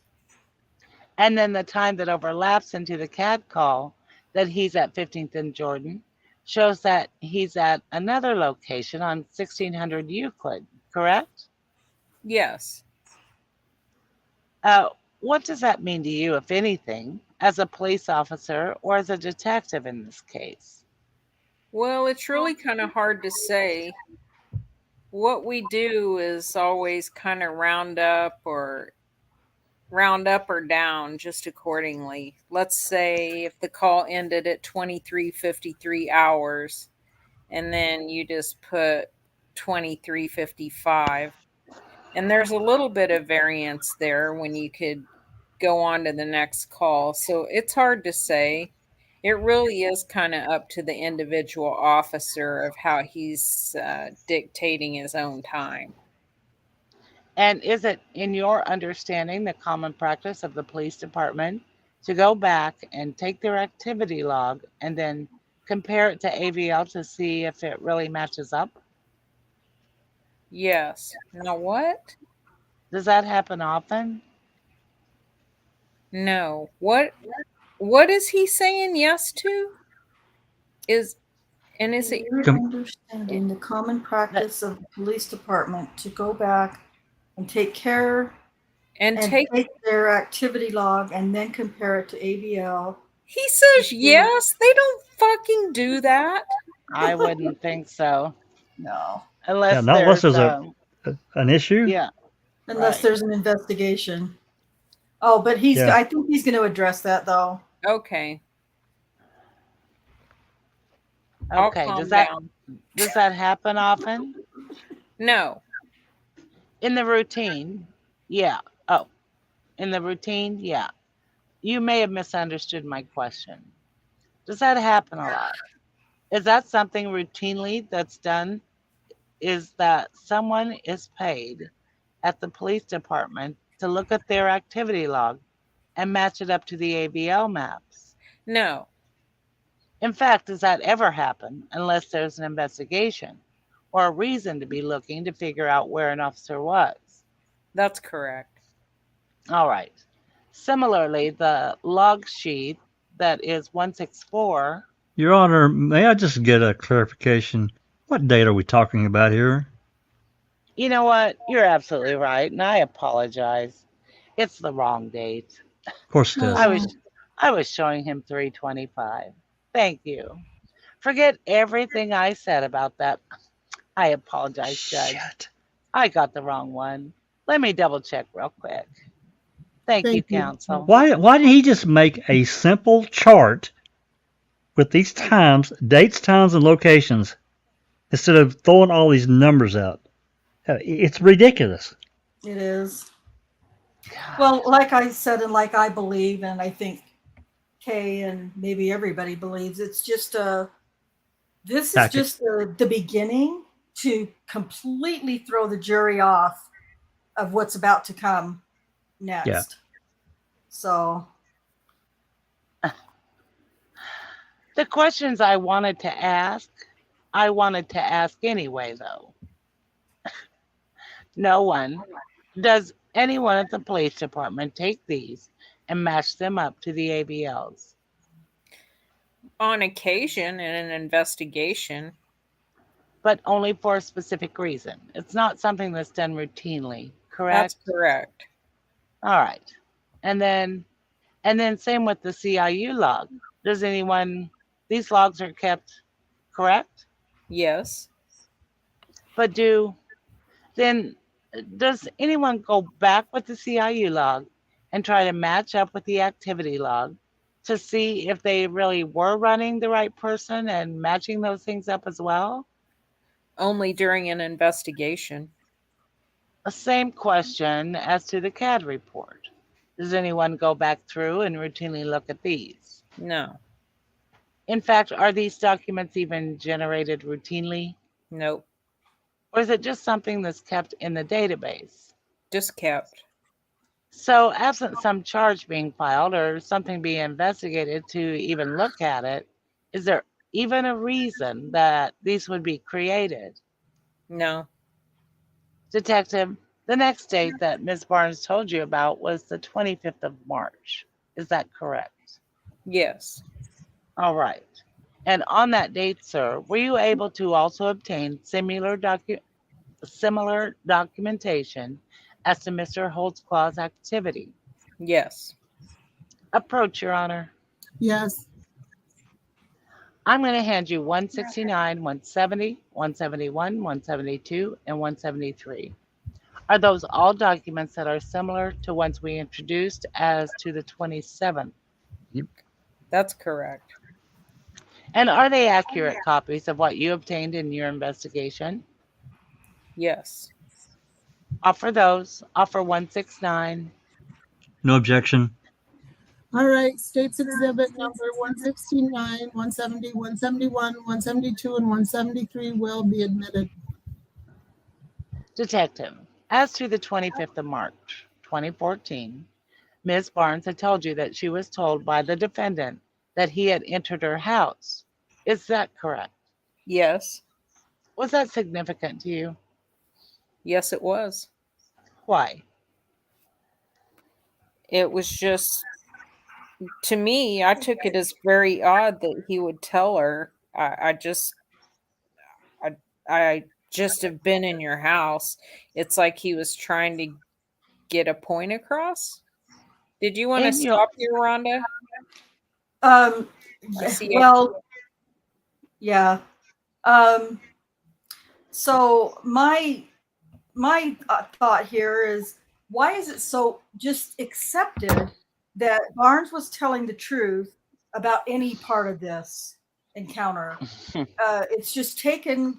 She's just taken it for truth. yeah. And a cop who has, who typically we would have some trust and faith in for being truthful, is completely called a liar, Just basically. And the only thing that we know for a fact on that day, on the 25th of March, was that he was there at the house, and he called in that he called this in. He called it in that he was entering the house. And he had probable cause to do that because the house had been broken into the month prior. And he had, when he was driving by and patrolling, the doors were standing open, and he went in to see if everything was okay, or is there another burglar in here or whatever. But they just took it for gospel that Tabitha Barnes is telling the truth about all this horse shit. Well, I mean, Rocky has already testified here earlier that, he verifies what these accusers tell him because he wants to make sure that he has accusers that are being truthful, which is Mm-hmm. complete bullshit. They don't verify anything. Someone says, Nothing. "Hey, a short black officer assaulted me." They just ignore that. Hey, Yep. I've never had anything happen like this. How'd you get my name on something like this? Um, yeah. they just keep proceeding to try to get them to say something that matches the narrative that they need them to say. So, he lies repeatedly in his trial testimony about what he did or did not do. hmm Yep. Disgusting. Line 19. It was just, to me, I took it as very odd that he would tell her, I've just been in your house. It's like he was trying to get a point across. In your experience, was the fact that this officer had gone into her house without being dispatched to it by the police department or someone calling saying, I need help, interesting or significant to you? That is significant. Why? From what was learned about him going over, there was no call that was made. And for him to enter her house was way out of protocol. Sir, through your investigation, did you also come in contact with an individual named Terry Williams? Yes. And that individual, is that the individual Ms. Barnes told you at the time was her live in, now on again, off again, live in boyfriend? Yes. And it's an individual, I believe, we also said was a registered sex offender. Or she acknowledged that she knew that, correct? That's correct. Did you have an opportunity to talk to him? I did.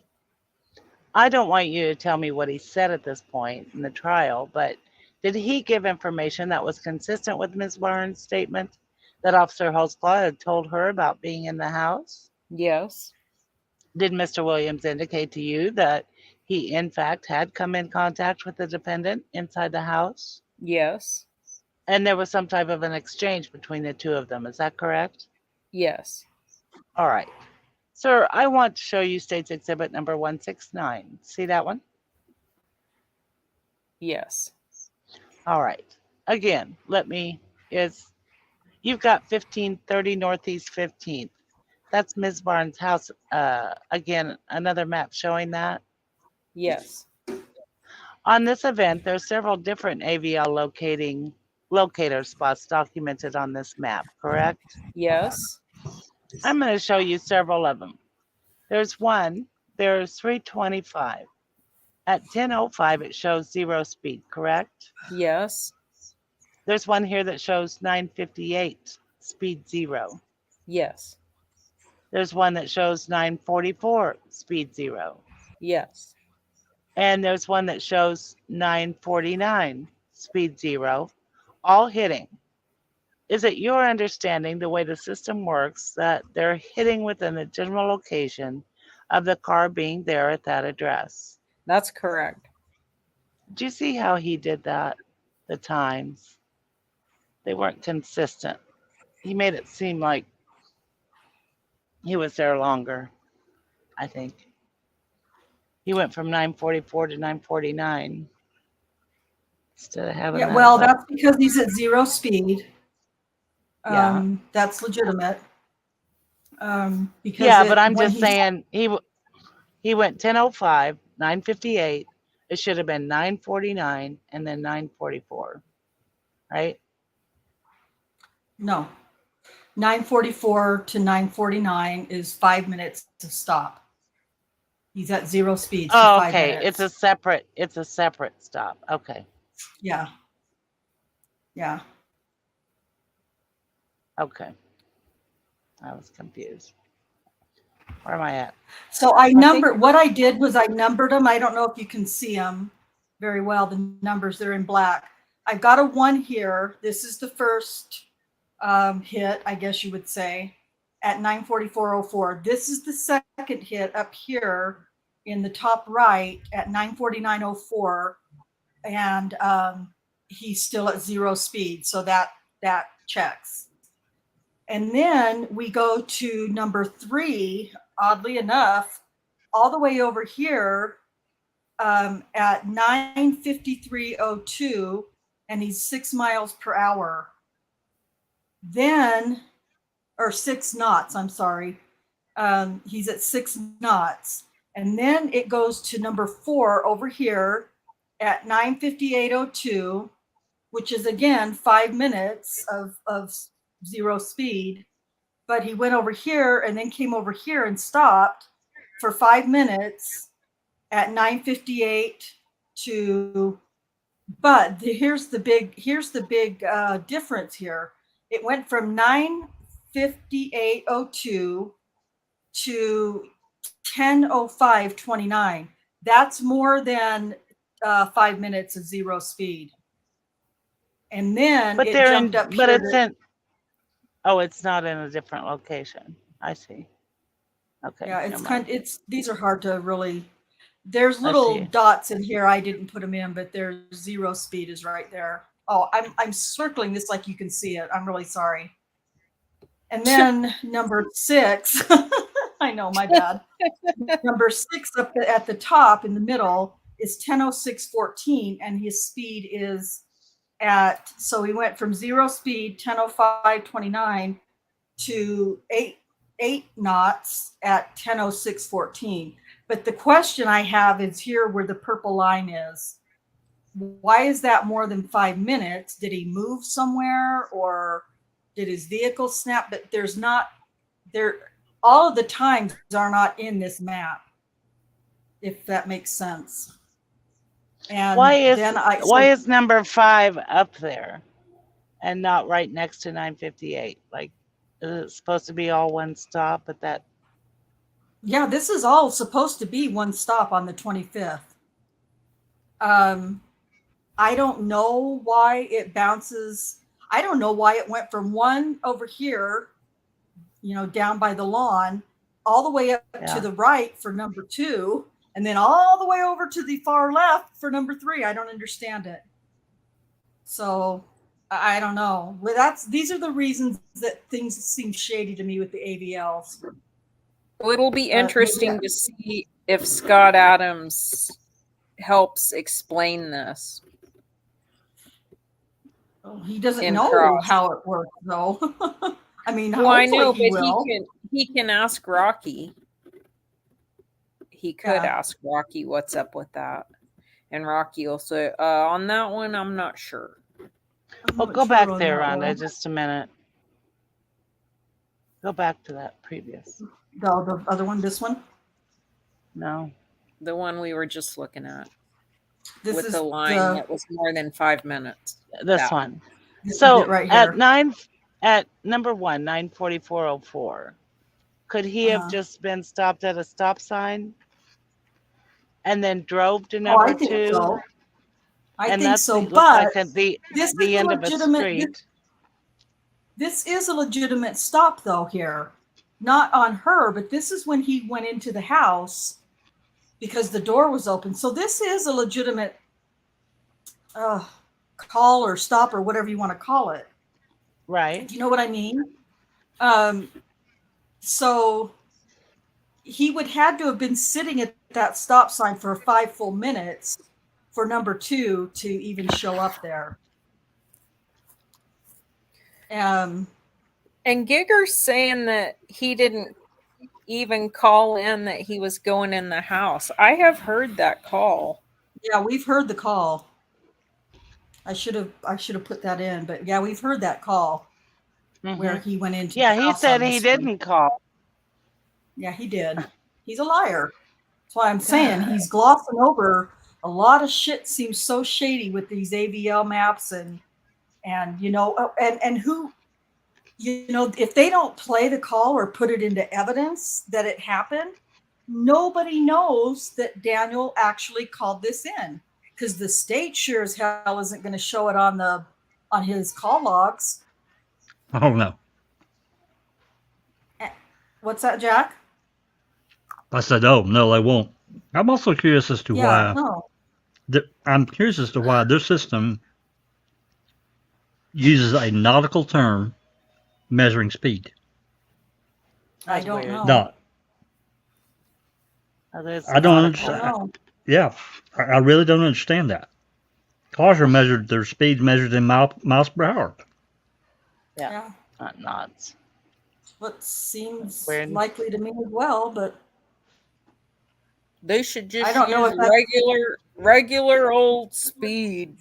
Yeah. regular Probably. old speed. Yep. Just to For real. confuse a jury. Yeah. Yeah. I don't know. But yeah, so It's it's obviously just a program, but it's Yeah. just a computer. It only does what we tell it to do, right? That's right. So, but there is another one on the 26th that's going to come up the day after this one, where I think that the zero speed that just randomly pops in there amongst a bunch of others with him constantly moving, I think is legitimately possibly him sitting at the stop sign just waiting to see if somebody goes into the house.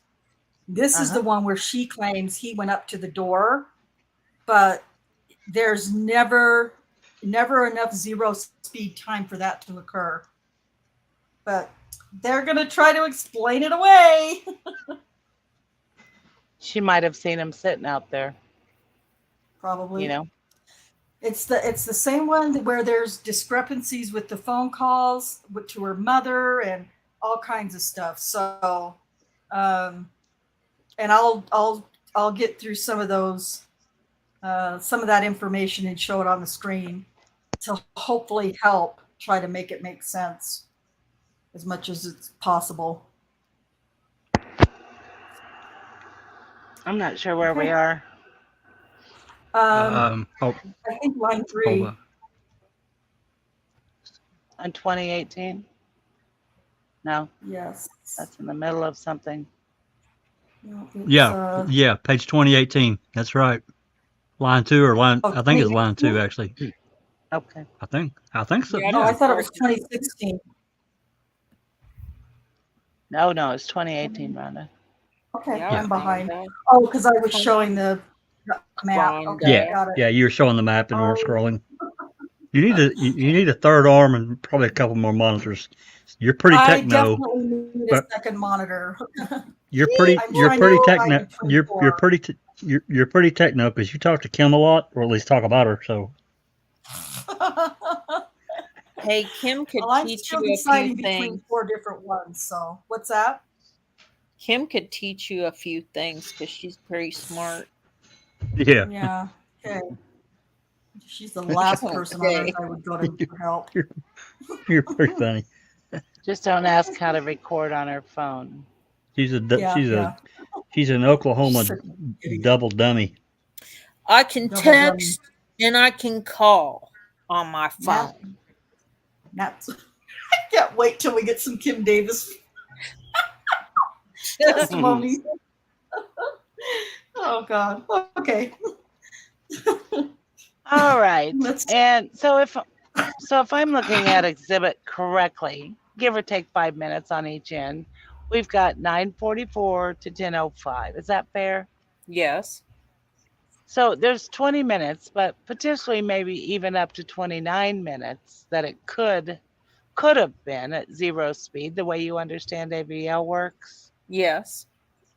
Did you believe that was corroborative with Ms. Barnes' statements about him being there on the 25th? Yes. Showing you And now, I'm gonna just say this again. I've said it 100 times. Just because it shows him there, that the AVL shows him there, it does not show that a sexual assault occurred, that a conversation occurred, that him picking his nose occurred, that her scratching her ass occurred. It doesn't show anything except that he was fucking there. I'm so sick of this bullshit from you guys. Okay. Yeah. Sorry. Okay. Yeah. So showing you Calm now down. at the CAD, the crime incident report 171. See that? Yes. And on this one it shows 3:25:14 and it starts at 9:39:23. Yes. Is that essentially consistent with the ABL map? Yes. All right. Again, the address for exhibit 171 shows 1530 North Jordan. Yes. This one is closed out. It shows about 10 o'clock and 29 seconds, right? Yes. Does it also appear that it's closed out by using the computer inside the police car, the way the record reflects? Yes. I want to look down and talk about something right here. On page 2 of this exhibit, throughout the stop, different things can be entered into by the dispatcher. Is that fair? Yes. Some are codes, some are other things. But in this comment, when it says drug house door is open, house clear, what's going on with that? First deal, it's letting the dispatcher know that he's at a drug house. Then he finds that the door is open, and then W/A is will advise. That's on backup. The fact that, and the information, quote unquote, drug house, where would that information come from for the dispatcher to put in there? From Charlie 45, Officer Holtzclaw. And that would be the case on any CAD? Just whatever the officer is telling the dispatcher, they're typing in things that the officer is telling them? That's correct. The door is open. Where would that come from? The officer. And then eventually, house clear. What does that mean to you as a police officer? Found no problems. Everything's fine. How would you know the house was clear? The only house you would know that the house was clear by going inside. And in fact, it says what? Protective sweep. Nothing in plain view. What does that mean to you? Like there's nothing taken, plain view, like you would notice if a TV or the couch is gone. How would you know Time what's in out. her freaking house? Sorry. That is one It of the just, dumbest I would say lines. it just looks undisturbed, basically. You know? Well, when I hear plain view, that none of that is what I think of. When I hear plain view, nothing there was nothing illegal in plain view that I could seize or, come back with a warrant for or something like that. But No, It's because kind I people, think it's he's highly going in. subjective. He's going into a house where the door is wide open. So he's going into in a to drug see house, if anything's going on, anything's been like anything's out of place or whatever. Because the right? house So could be trashed if someone rifled through it to steal stuff. right. Or some Right. or the couch missing or, Yeah, someone the carried the TV couch down the missing road. or yes. Hey, I Okay. wouldn't doubt Well, that's I, happened. I Somebody don't took a know. Maybe, microwave, right? yeah. No, Uh, yeah. It's been returned, but it might be gone again. Well, yeah. I don't know. I just think and I'm not trying to say that I know everything because I don't, but just from what I studied, plain view is, you can if you walk up to a vehicle outside of an apartment and you can look in the window and see, a rock of coke or a baggie of dope or whatever it is, that's in plain view. That means you have probable cause to enter Right. that vehicle.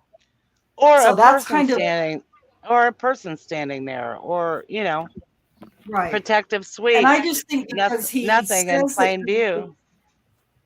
the fact that he was going into a drug house and then closed the call and said there was nothing in plain view,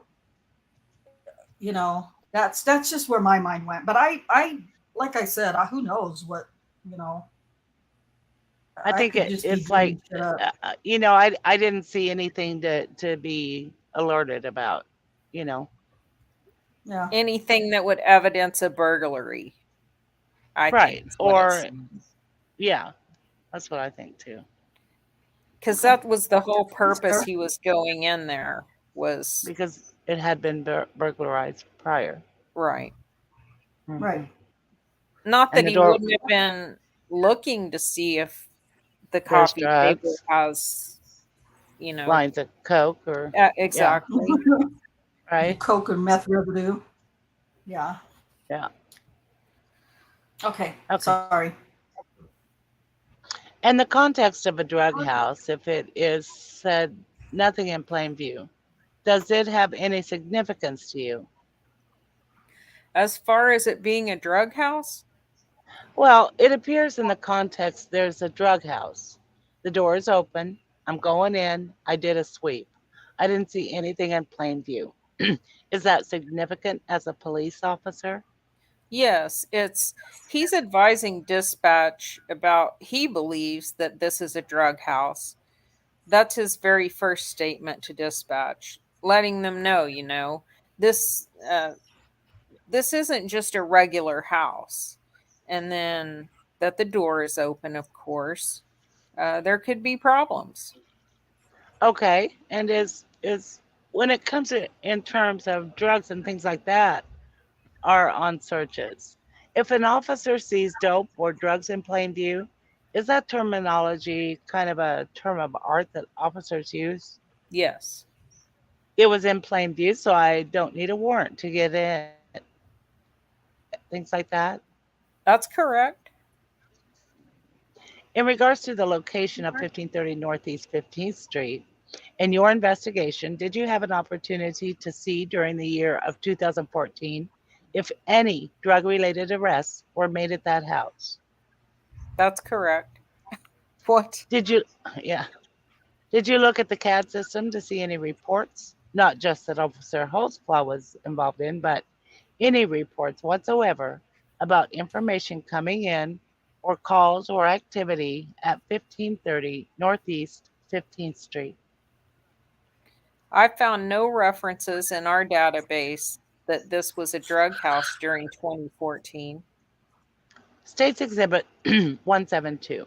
There's two people that are highlighted on a stop at 325. The 2146, is that consistent with the ABL? The times of Officer Holtzclaw being there? Yes, And Daniel Holtzclaw, 1782, that's the commission number, correct? yes, The LTHD, is it your understanding that's the terminal designation for the terminal that's in his police car? yes, Okay. And then do we see the names Terry Wayne Williams and Tabitha Barnes? Seeing that, does this mean Officer Holtzclaw ran them through the Varuna system? yes, Okay, and that's what States 172 tells us, correct? yes, Seeing those two names at that location, was that significant to you in your investigation? yes. It's as Tabitha and Terry both stated happened. All right. Show you States Exhibit 403. Do you recognize what that is, sir? Yes, this is the Varuna information on Terry Wayne Williams. Offer States 403. No objection, Your Honor. All right, State's Exhibit 403 will be admitted. Again, there's so many different pieces of paper. Even I've gotten confused this morning. This is showing that they were run in Varuna, correct? And that's States number 172. Yes, But when you actually run someone in Varuna, do you see something on your computer in your police car that is similar? Again, it can contain more information than this one does, but similar to what we see on States Exhibit number 403. yes, Okay, Varuna is the database that OCPD has that maintains field interview contacts, any actual reports that were actually generated, and cases that were actually generated by the police department, correct? yes, When you look at Mr. Williams, if the records reflect Officer Holtzclaw came in contact with him and ran him in the Varuna system, correct? yes, Does it show that he's a registered sex offender? yes, So if he looked at what he ran, that should have become apparent to him at that time, correct? yes, Was the fact that Officer Holtzclaw, based on the records, informed of the information about Mr. Williams' status as a sex offender, being in that house that Ms. Barnes lived in with her children, significant to you in your investigation? yes. Why? Well, because that if he observed that, if he found documentation that he's a registered sex offender and he knew that there were children in the house, he would have had to have verified whether he could be around children or not. If he should have done that, Yes. in your opinion, as an officer? Yes. If he did that and learned he wasn't, what, in your opinion, should an officer have done in that situation inside that house? Well, there's different references you would probably need to get a hold of. A supervisor, advise him of the situation far as the children, take them into protective custody. That'd be pretty drastic. You'd have to investigate further as far as finding out exactly, what his registration dictates far as how much he can be around children, if these children are his children, things like that.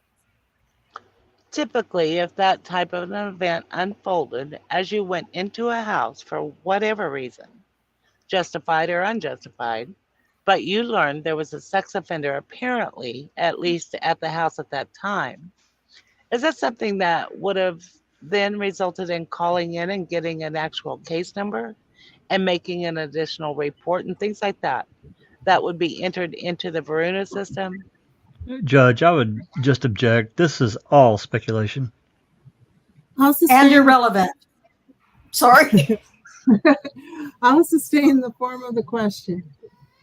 Was it significant to you in your investigation that a Varuna case number was not assigned upon learning of this information based upon the totality of the information you received about his contact on 325, Yes. and why? If since he already knew that there was children involved in the house and he comes across a subject staying there, he was there alone, no one, no supervision. He would have made an incident report for the protection of the children to let at least let the registered sex offender unit check into it further. Sir, I'm going to go quickly through these. 173 shows that Officer Holtzclaw was working on 325, correct? Yes. All right, that's the lineup. And then on 170, again, is 325. That's when the log sheet began. Yes. This is all the officers who ran individuals after 9:31 p.m. Yes. And if I go down again to the shaded area, does it show that Charlie 45 again on 325 ran Ms. Barnes and the Warrens that were there in February? Are they still there? Yes. Do you recall Ms. Barnes indicating that on her first contact with Officer Holtzclaw on February 27, there was discussion about her warrants? Yes. And do you recall her saying that the officer said, "You're not going to jail, but I want you to take care of those things"? Yes. And it's been 2 days short of a month. And based upon State's Exhibit number 170, does Officer Holtzclaw come in contact with her and run her again? Yes, he does. Is it significant to you that after a month he's taken that there's no arrest? Yes. Why? He did give her the leeway to not arrest her on the first incident. Going a month later, come across it again and she didn't take care of them. Usually at that time, still the discretion of the officer, but the arrest should have been made. Now, the exhibit that I put on mistakenly before is actually his activity log for 325. Is that, make sure we're right. Is that right? Yes. And for the times him being at the address, this one right here, the 1530 North Jordan, and again, the ATL means attempt to locate, correct? Yes. And then it shows essentially the times that we're talking about for this contact on that he logged it on his activity log, correct? Yes. All right. Detective, do you recall Ms. Barnes talking about the officer coming out the very next day when she was on the telephone or calling her mother after he showed up? Yes. Did you look through 326 to see if there was any indication by Officer Holtzclaw that he was then uh, again back at that location the very next day? That's correct. What? No, he wasn't. I'm going to hand you 175, 176, 177, 178. Are those similar documents that you obtained as you did for February 27th and March 25th? Yes. And they're accurate, correct? Correct. Offer those, counsel.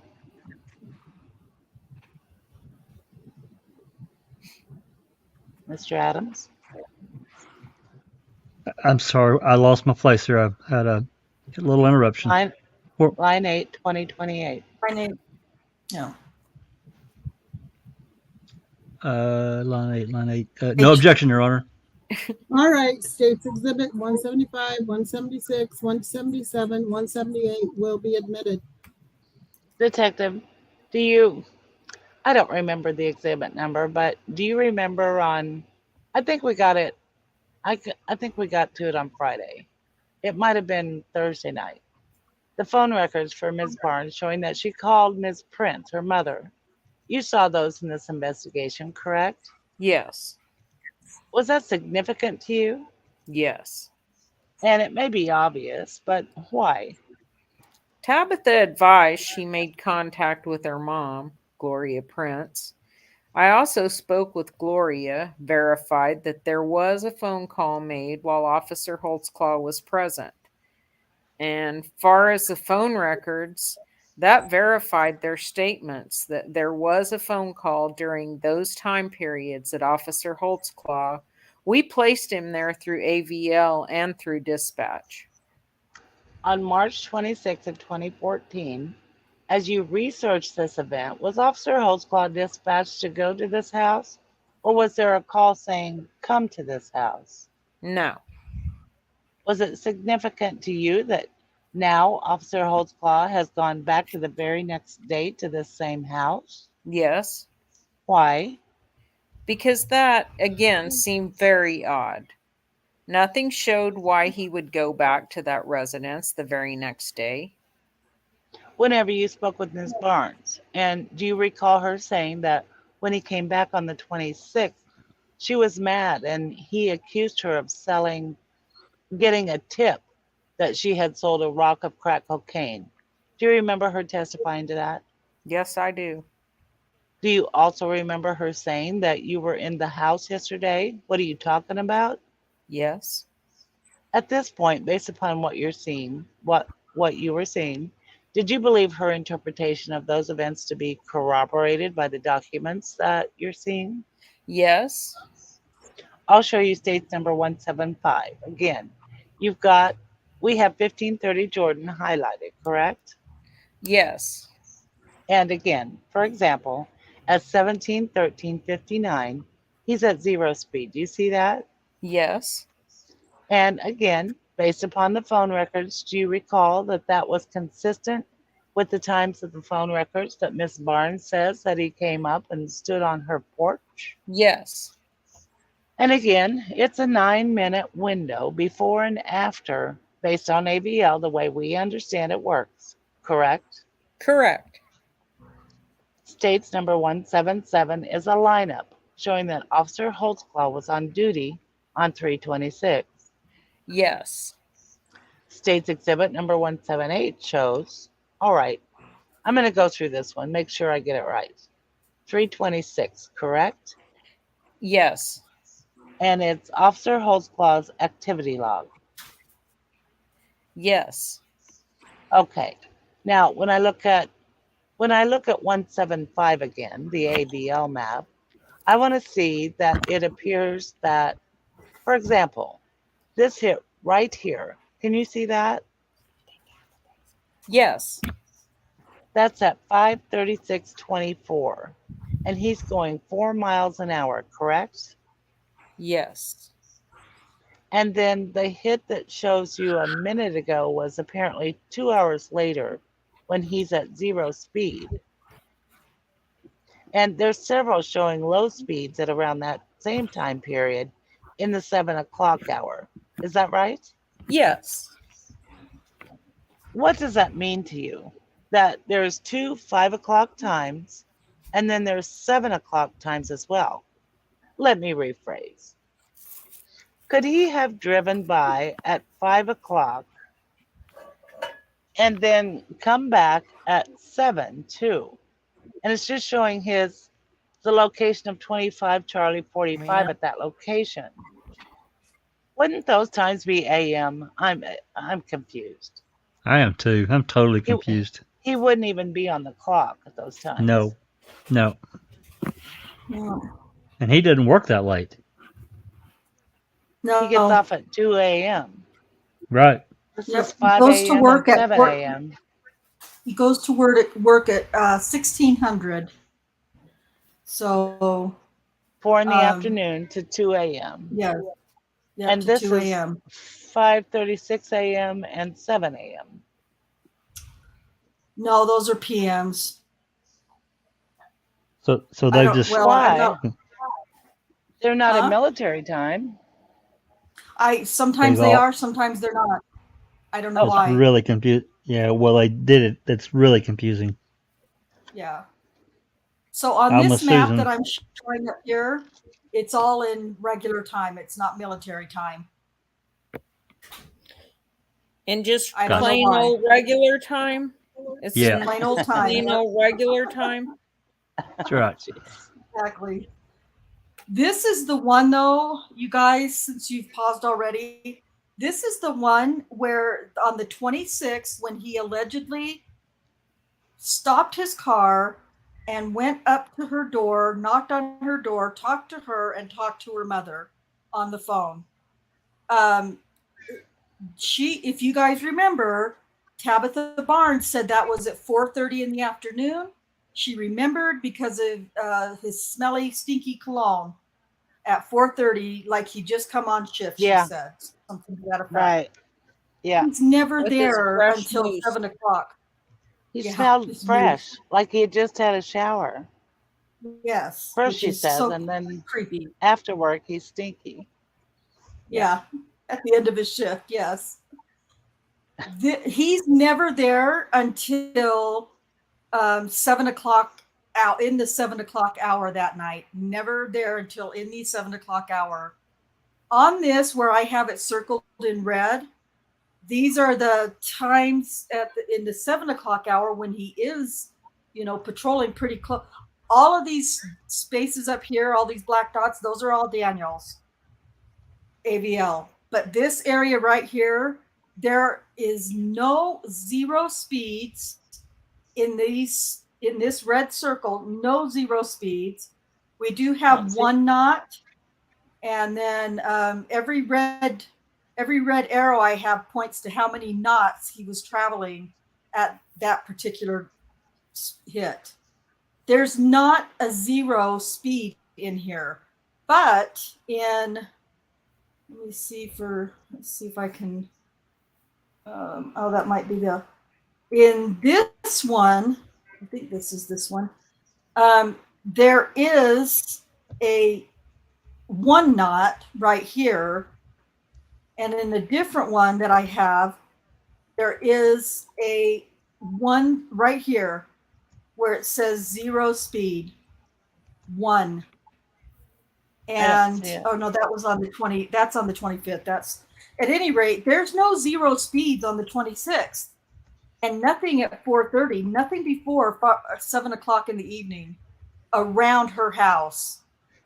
She saw him creeping by her house and made up a story. Yeah, oh yeah, and he did. He was creeping. There's no doubt about it. I mean, we can see all that, but he never stopped. And if wherever they got the map that does say he stopped at zero speed, I looked at it and I don't know why I don't have that one on here. I'm really sorry, but it's only for a couple of minutes and then he's right back on. They're saying it could be up to 9 minutes, 5 minutes on either side, I think is what they're saying. Well, when a patrol car is idle for 5 minutes, it'll bounce and hit again the same location. And then if it's still idle, it'll bounce at 5 minutes and hit again. Well, it's technically 4 minutes and 59 seconds is what they actually call it. And you can see plenty of that here. I mean, you can see plenty of times where in other maps where he has stopped, you can see the hit at 4 minutes and 59 seconds. So that's legitimate. But you can't have a zero speed that then comes back 2 minutes later and bounces and hits again. It doesn't work like that. If it's at zero, I mean, I guess you could, but if that's the case, then he was only stopped for 2 minutes. Yeah, I suppose that's enough time to go up, knock on the door, talk to her. And talk to the mom on the phone? And talk to the mom on the phone. And okay, she initiates the call after he's already there, according to her. Tells her mom. She says it 2 different ways. Yeah. Tells the story to her mom. He's out on the front porch. Then she gives him the phone on the front porch. The mom talks to him. He talks to the mom, says, hey, you need to come down here and get her. And then gives the phone back and then tells her, is this the time when he says you better take care of those? Yep. And not only that, he's in a black and white patrol car. Right. Right. And Which he it's wasn't not at driving. 4:30. But here's the call. This is the closest call to the time that and this could happen. It was placed at 7:11 and 9/10 of a second, and it lasted until 7:29:49. So it was a little over. I think it was like 8 minutes and 8 minutes and That'd be like 60 something 20. seconds. Wouldn't that be 9 20 minutes? 20, yeah, 18 minutes. So Okay. I suppose that he could have gone up and had this conversation with the mom and then handed the phone back to Tabitha, and Tabitha continued to talk to her mom. But then it doesn't line up with what they're saying in the trial testimony. What's 11:20 denote? Seconds, Oh, 1,120 seconds. gotcha. Thank you. Could it have been a different officer was standing there on her porch talking No, to her? Susan, it was Spike. Come on, was get Spike. with the And then program with this stinky ass cologne and his And he's- freshly spiked moosed hair. Susan, God. in his black and white car. In his black and white Right. car. I believe that it's possible that there was a stop there, but it was not Daniel, And especially maybe at he's 4:30. creeping by just to, kind of keep an eye what's going on there. I don't know. Could be. Her But Daniel story was is never too there in the detailed. he was never there during the time she says that he was there, and when she called her mom. And then during trial testimony, you're going to see these guys just pretend like they didn't, like Tabitha didn't report that call took, that stop was at 4:30. That never is going to get mentioned. They're just going to gloss right over that part of her police report and her trial testimony and pretend like she didn't say any of that and that it was all around the 7:00 hour. And it's bullshit. It is absolutely makes me. Yep.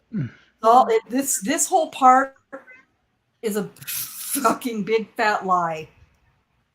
So anyway, Rhonda's getting anxious. Sorry.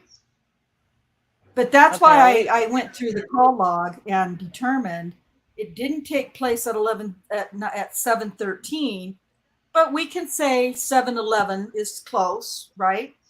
But he's not stopped. He's not stopped at that time. Impossible. It's impossible. Right. Yes. Oh, it's so frustrating. Okay, so those are just some of the bullshits that we're dealing with. Okay. I'm so sorry. You guys can carry on. Was it line 15? I'm not sure where we are. I think. Yeah, I think it's line 15. Yep. Oh, okay. Yes, there are times just taken where I was requested to be placed on this map. Yes, these The are hell does that mean? just taken where I was requested to be placed on this map.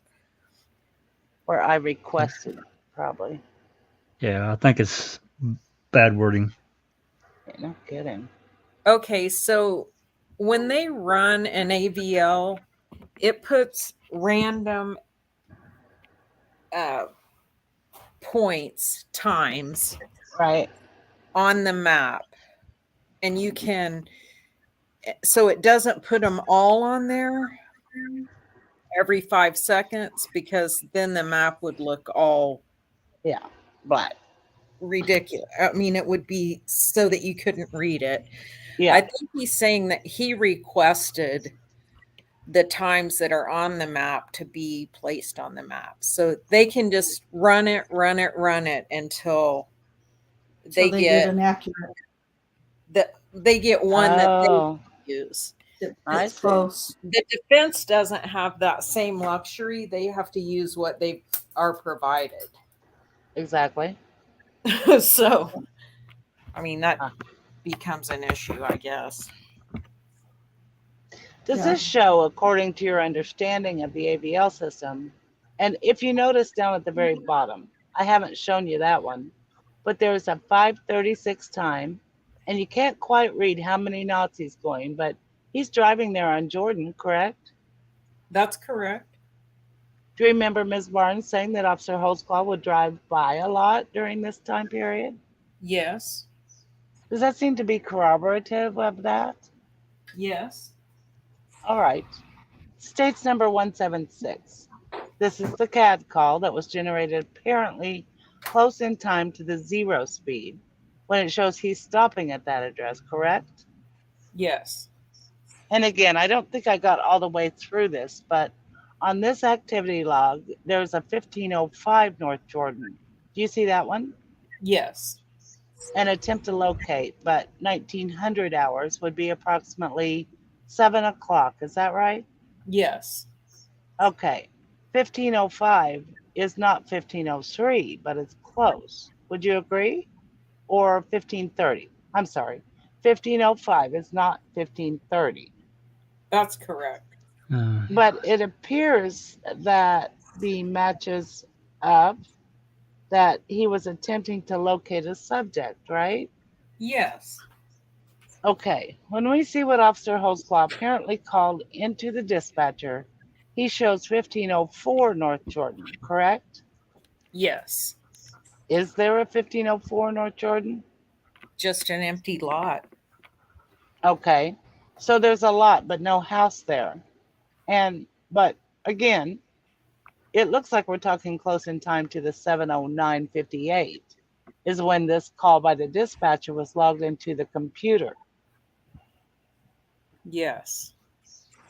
According to this, it was closed out about 6 minutes later at 15 minutes after 7 and 46 seconds, correct? That's correct. This is one of Daniel's calls that was in the neighborhood. Yes, so this is where that was, 1504 North Jordan. There's 1505 is a house address. So I'm not really sure, but that's where the actual call was 1505. So it was probably a typo. Possibly.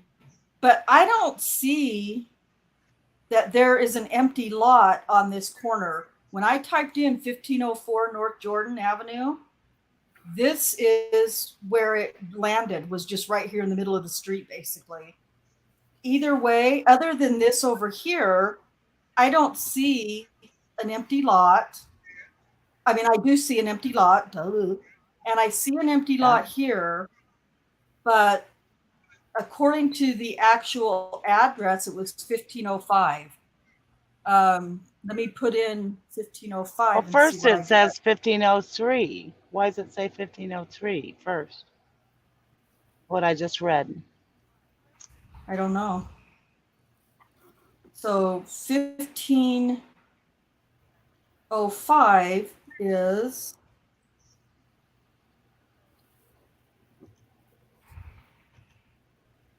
well, it still shows 1505 at the same place. So at any rate, the only empty lots I see are not on that corner. I see one here and one here, but that's not 15. There's an empty lot here, which I suppose it could have been. But this is a legitimate call that Daniel was on for approximately, I think it was 15 minutes. And okay, so that's during the time that she's talking to her mother, is it not? That he's talking what? To her, that she's talking to her mother. Well, according to her, she was talking to her mother at 4:30, 4:45. But he's on a call at that time, like a legitimate call at that time. Talking and about he's the not 7-Eleven. stopped over here. Yeah. Talking about the 7-Eleven call. Yeah, the 7-Eleven call. but Daniel wasn't there at the 7-Eleven. He was not stopped at 7-Eleven or 713 in this area. He may have stopped at a stop sign right there on Jordan and 15th, but he was not stopped long because I think it was like bounced back to being moving again in 2 minutes. I think it's possible he stopped here at the stop sign, looked over here to see maybe what was going on. If there was another cop there in a black and white car, maybe he parked there for a second to look until another vehicle drove up on him or something. Who knows? But whatever they're saying happened did not happen. Can I have a couple of And- minutes here? I'll be right back. Yes, you bet. Sorry, this whole thing is just full of a lot of misinformation or lies, whatever you want to call it. And it's very frustrating. Now I got to get It's back frustrating to- that it's frustrating that Adams didn't know the case well enough, or just didn't bother to call him out on it. Yeah. That's the really frustrating part for me. And I thought it was interesting that Giger says that they went over the phone calls on Friday, but now they're going over the ABL time and all that, so that people aren't going to remember what happened on Friday. So, they're Right. going to notice that it doesn't match. Yeah. Yeah, it's all very convoluted and just enough of some truth in there to say yes, he was there. That's legitimate, but not any proof whatsoever that he stopped for any amount of time. I don't know. I'm not buying that he was up there on that porch for 2 minutes and gone. If he said the things that she said, that Barnes says he said and did. I don't know. And Liam makes a good point. It's his patrol area. Why wouldn't he be driving there? That's where he works. So, yeah, it's all very, very crazy. Okay. Let's see. It looks like I made some notes, probably what I've already been saying. He came and stood on her porch, and I just said, this is not true. The closest outbound call by TB, meaning phone call, was 19/11/09 and lasts until 19/24/49. It lasted about it would be 19 minutes and 7 seconds. Officer Holtzclaw had only been at 0 speed for about 2 minutes. And then Giger says, and it's a 9-minute window before and after based on ADL, the way we understand it works, correct?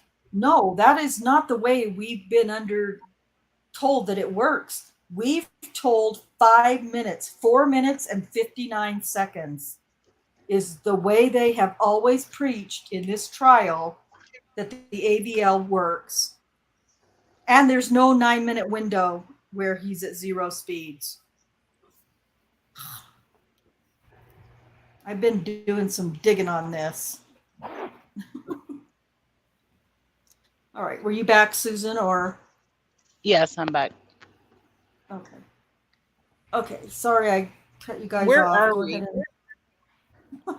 I think we are I about think it's line 9, 2033. Yeah, All that's right. what it looked like to me too. Yeah, I think that's right. 10-4. It also appears, does it not, that it was logged out by the officer doing it himself on the computer. Yes. The time of being 6 minutes there, was that significant to you in your investigation? Yes. Tabitha stated in her comment to me that he was only there for just a short period of time. And that's kind of verified here. Again, though, when I look down at the comment section, you see again that 2 Charlie 45 is saying that he's going into a crack house. Yes.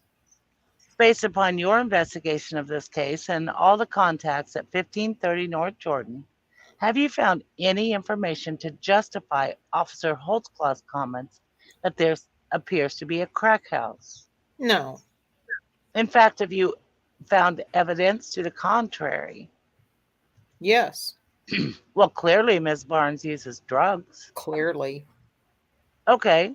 Is there a difference between using drugs and living in a crack house Yes. in your experience as a police officer? Yes. And it may be obvious, but what's the difference? You have a lot of people that's just recreational users. We make reference to crack houses and things. It's being dealt. It's dope flows kind of freely in and out of those type of houses. There's lots of people that use drugs just for their own personal use. Listen to them Detec- defending this shit. yeah. Detective, in regards to my question a moment ago about Miss Barnes' assertion that she would see Officer Holtzclaw on many occasions, correct? Yes. All right. Have you been able to at least to locate through the AVL system of going to Jordan between 14th, 15th, 16th Streets, the times that 2 Charlie 45 would drive by that house while he was on duty? Yes. And there are many, many times. Several times. Was that significant to you in your investigation? Yes, because she said, and the kids did say they would see him around the house quite a bit. So that just verified one more thing for us.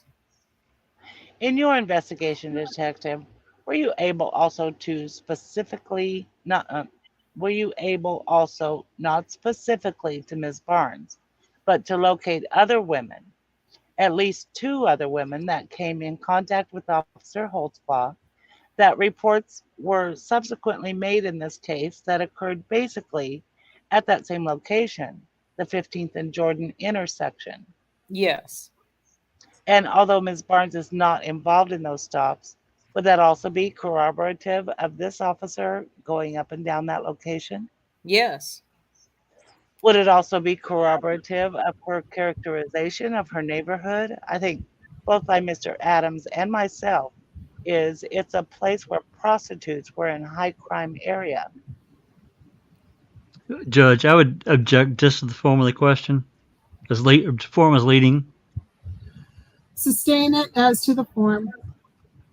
Going to show you 404, 405, 406. Are those AVL maps that are relevant to my line of questions about Officer Holtzclaw being at the location there at 15th Street, or at least close to that location at 0 speeds? Yes. Offer. Judge, may we approach? Come on up. Judge, these are documents that, again, are not listed on the government's exhibit list. And again, this is some documents that I had requested during the pendency of this trial, probably like on, I think, about last Wednesday, I requested them and was provided them on Friday. And again, it goes to the whole problem in regards to me trying to defend Mr. Holtzclaw. Everything I'm getting, I'm having to go through the government to get. And if it's favorable in my part, then I can use it. And if it's unfavorable, they can use it as a sword against me. And I object to that being it's a violation of Mr. Holtzclaw's due process rights, and therefore I object to these being introduced because they were never previously disclosed until I requested them. When were they disclosed? Last week sometime. Mr. Adams is correct. He asked if we had other dates when he was at 0 speeds other than had already been produced. So we looked and gave them to him. But they weren't provided by the state prior to.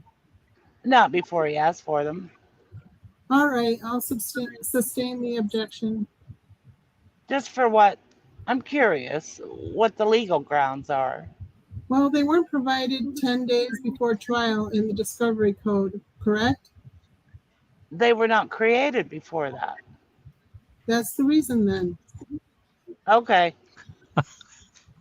Well, by God, Judge Yeah. Henderson finally did something correctly. God, Uh, uh, Oh, you well, Gigger, Detective, that's Gigger, pretty obvious. dirty. I'm sorry. I just got to say, what a dirty bastard. He What a is. yeah. dirty trick. It's so dirty. Anyway, I'm sorry, Susan. He continues Oh, to it's do okay. shit like this too, so. Yeah. Yeah. Detective, were there other dates that you located that not only you drove by, but they're actually at zero speeds? Yes. All right. And was that significant to you in your investigation also? Yes, it was. Okay. In addition to February 27th, March 25th, and March 26th, did you also receive information during your investigation about Mr. Holtzclaw being at that location, 1530 Northeast 15th Street, on April the 8th? Yes. And was that specifically in regards to a contact that he had with Jerry Williams, the gentleman we've been referring to, who had the prior sex offense conviction? Yes. Sir, I'm going to hand you, just give me a minute, make sure I have all the right ones. I'm going to hand you States Exhibit 180, 181, 182, 183, 84, and 85. Are these similar documents that you obtained in your investigation in regards to the activities at that location on April the 8th of 2014? Yes. Are they accurate? That's correct. I'd offer those, Your Honor. Judge, I'd object to these under the relevance grounds, and if I need to approach, I will. Come on. These are all April 8th. Your Honor, you haven't heard from Terry Williams yet because he's on a bus and should be here within an hour from Lawton. I was trying to avoid having to recall Detective Gregory again, but just go ahead and put in the location that Officer Holtzclaw was there and ran him. Does it go to a charge count? It, I don't think we alleged anything. Specifically, anything occurred on that date, but I think it's relevant in that it corroborates Mr. Williams, who is going to say that Officer Holtzclaw told him during his contact in the house on March 25th that every time he sees him, he's going to hassle him. He doesn't need to be around here. That, again, on April the 8th, he and another gentleman, Mr. Hawkins, are at that location. Officer Holtzclaw does come up for no apparent reason, runs them through Varuna, detains them for a while, double check the comments, and therefore it's corroborative of what Mr. Williams is going to say, as well as what Miss Barnes has said, that because he kept coming to her house and because he kept having contact with her and her family, that she was in fear, and in fact eventually moved away. Well, moved out, then moved back, then those types of things.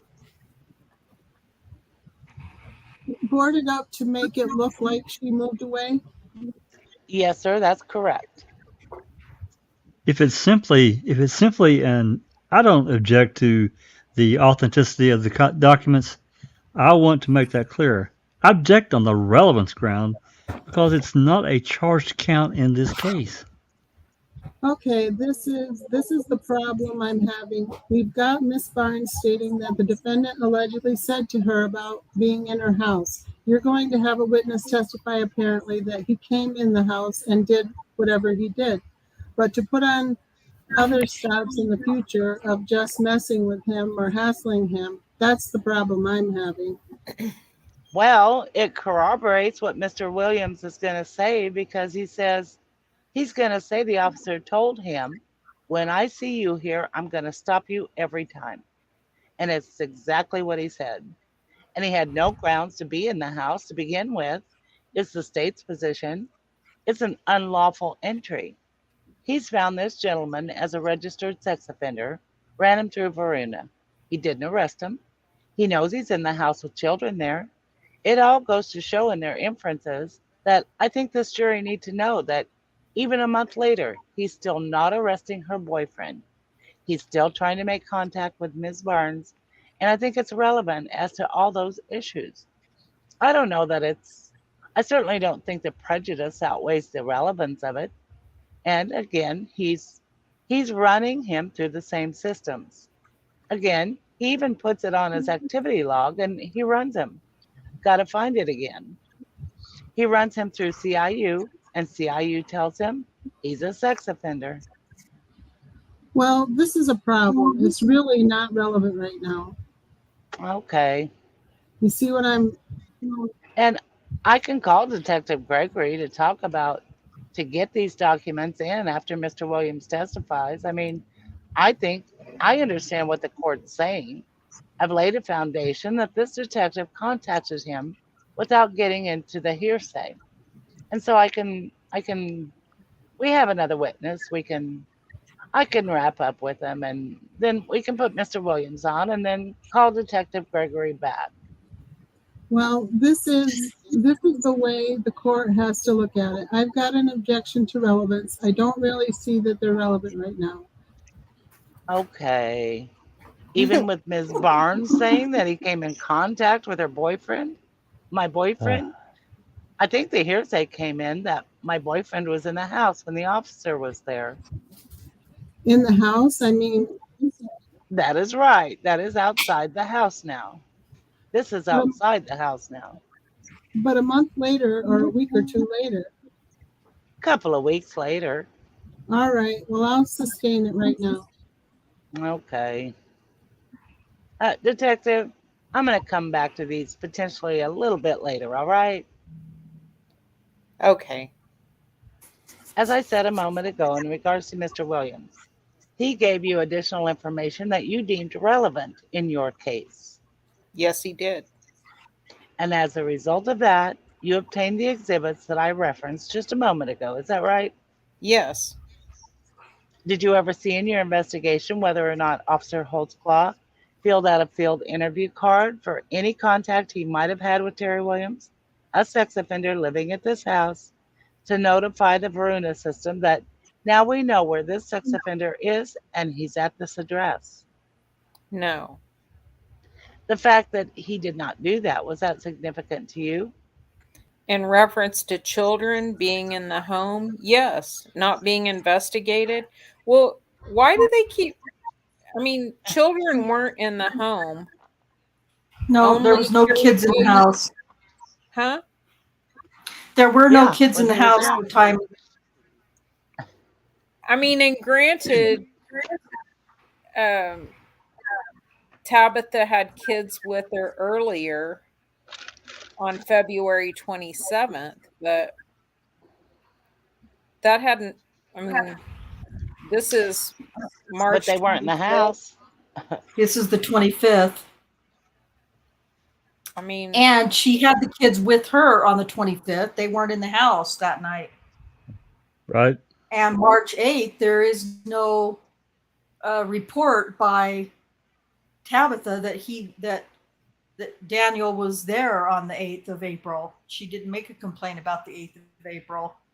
they're also So- contradicting Tabitha, who says that, and I don't believe Tabitha when she says this, but she did testify that she talked to his probation officer and he could be around kids. That wasn't one of his That's right. Right. restrictions or whatever. I seriously doubt that was true, but we do have I don't, Terry Williams gonna say Varuna. that. Yeah.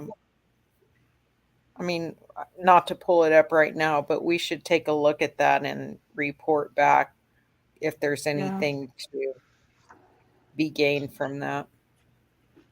Right. I agree. And you guys looked and can't find that he is a registered sex offender, right? I haven't found it. We found a conviction as a convicted that he is a convicted sex offender, but not registered, and it was at a time before the registry started. Oh, okay.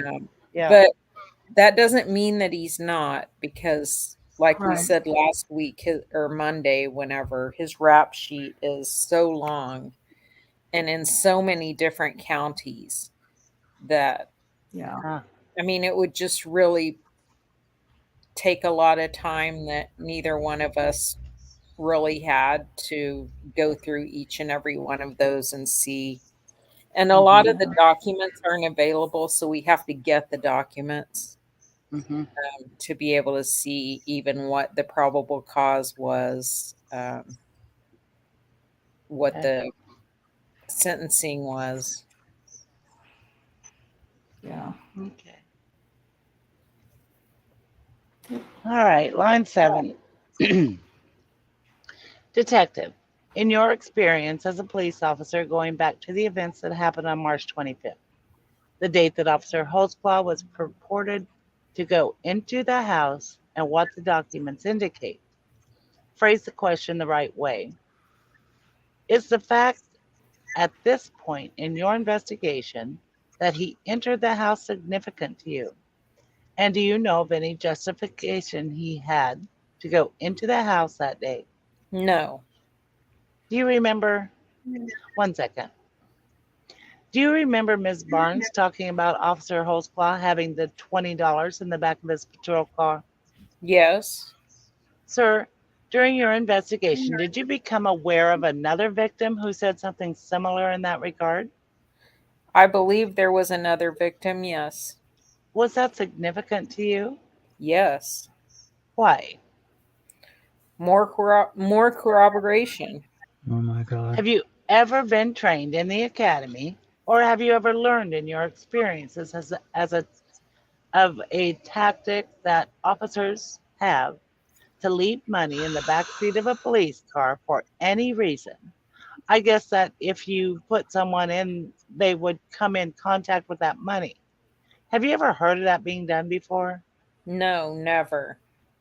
Can you think of any valid reason that a police officer would want to do that? No, I can't think at all. Judge, I'd object to speculation. Overruled. Based on your training and experience, you can answer the question. No, sir. During your investigation, detective, and also your work, you worked with Detective Davis as well, with the individuals that she took the lead on. Is that right? Yes. During your investigation or hers that she has shared information with you on, have you received any information that the victims, alleged victims, had met, knew each other, or had relationships with each other, or anything like that? I never come across that. No. Whenever you, whenever you interviewed Ms. Barnes, or as far as you know, any contact with Ms. Barnes throughout the pendency of this investigation, has she ever, to your knowledge, come in contact or had a conversation with an individual named Carla Johnson? No. Is it your memory that Ms. Johnson is the other individual that talked about $20 being in the back seat? I believe so. Judge, I object to the form of the question. Sustained. Do you know if Ms. Johnson talked about $20 in the back seat? Same objection, Your Honor.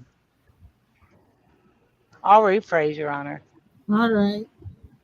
Detective, is it significant to you, knowing those facts that that two separate victims on two separate events would talk about that happening? Yes. $20? Yes. And again, why? You having two separate victims that don't know each other bring up a certain fact of what happened to them, what they witnessed, that's pretty big. That stands out. Well, Yeah. they were both in his police car for legitimate reasons. Why is Yeah. that big? It's Ugh. not. It's not. My God. Were you in the courtroom whenever Ms. Barnes was asked if she knows someone named Flo? I believe so. Is another victim in this case named Florina Mathis? Yes. No. No, Not it's really. Florence, I think. Yeah, Or Florine. Florine. Floor. Florine. Oh, Oh okay. my God. I think Florina is one of her aliases, though. Oh. Could be. Probably. Wouldn't be surprised. I mean, she has like 12 of them. So, Oh, Lord. Jesus Christ. Despite them knowing each other through your investigation, did you learn that they at any time met and were able to corroborate stories or get together, at least as far as you can tell? I never come across anything of that. Judge, may I approach? Come on up. This is something Doesn't that mean it didn't I. happen. Or That's true. That's all right. This is something that I think I can talk about on cross-examination. I understand it, but it's total misrepresentation of the evidence and is prejudicial to Mr. Holtzclaw. I'm the one that was told by the government that Flo has spent the night with Miss Barnes before, and they do know each other. And now he's up here saying he hadn't come across anything or heard anything. Doesn't know anything about Flo and Miss Barnes know each other. And I know I can cover that on cross. But to me, I think as an officer of the court, I need to bring it to the court's attention. I don't He's know if lying. yeah, of course. I, I don't, yeah, Judge, he's a big fat fucking liar, pants on fire. Yeah. I don't know if they're baiting me here or what's going on, but I was told specifically that that she has at least spent the night there one time, and I know about it, and they disclosed that to me. So I don't know where this is all headed, if they're baiting me or what, but I wanted to make a record of it. Judge, I'm not. I don't think I'm misrepresenting anything. Oh I have no. disclosed that to counsel. My question was, do you have any information that they got together and talked about these two cases? What I intend to do, I'm not baiting counsel. What I intend to do is when Ms. Mathis takes the stand, point out that she was incarcerated during a lot of this time period, I believe, and that although they did spend the night together on occasion, once this investigation started, I believe she was incarcerated all the way up until welcome to my preliminary hell. hearing. I'll double check it, but that's where I'm going with it. I'm not trying to bait him into anything, nor am I misrepresenting anything. In fact, I've disclosed things that are not contained in the police reports when I learned of them because I thought they were relevant to his cross examination. Because I thought he might want to ask them, do you know each other, and see what they say. Oh my God. Oh, So please. he gets them to intentionally say no. So I have no choice but to ask him. But again, I've been provided no documents or anything that would support uh, these verbal statements that the DA has made. So it's extremely troubling that I'm told one thing, and then they ask a witness something exactly the opposite. What did I ask different, Mr. Adams? What I said was, do you have any evidence they got together and corroborated and got their stories together? That was the question I asked. I challenge the record. We can read it back. Read it back, for fuck's He sake. he he asked them if they ever Well, judge. what is your specific objection that there's not a document to? No, my specific objection here is is concerning me is I'm getting verbal information from the DA's office that Flo and Miss Barnes have spent the night together. Okay, Then he specifically asked just a minute ago, have you obtained any information or evidence that that Florence Matthews and Tabitha Barnes know each other? That's not what I asked. I challenge the record. Challenge it. well, And specifically, what I told Mr. Adams is Ms. Barnes said, excuse me, Ms. Mathis said she has spent the night in the house. She didn't tell me if Tabitha was there. Oh my She Oh my didn't tell me they God. talked. You piece of She shit. didn't tell me any of those things. That's what I told counsel. Oh Well, my this is the thing. At times, I know information is conveyed from the DA's office to defense about certain situations, maybe even dates, times, acquaintances. And sometimes a witness gets up there and says something different. So if they say something different, then that's ripe for inquiry on cross-examination. Okay. And again, Your Honor, the only reason I brought it to the court's attention, I understand it in written documents, or if I'm told something verbally like that, and then the question is thrown out there the way it was. I'm just sitting back here assuming he's going to say, yes, we did, but we can't really substantiate any of it or something to that effect. But it was an adamant no. And I'm like, then why was I told this?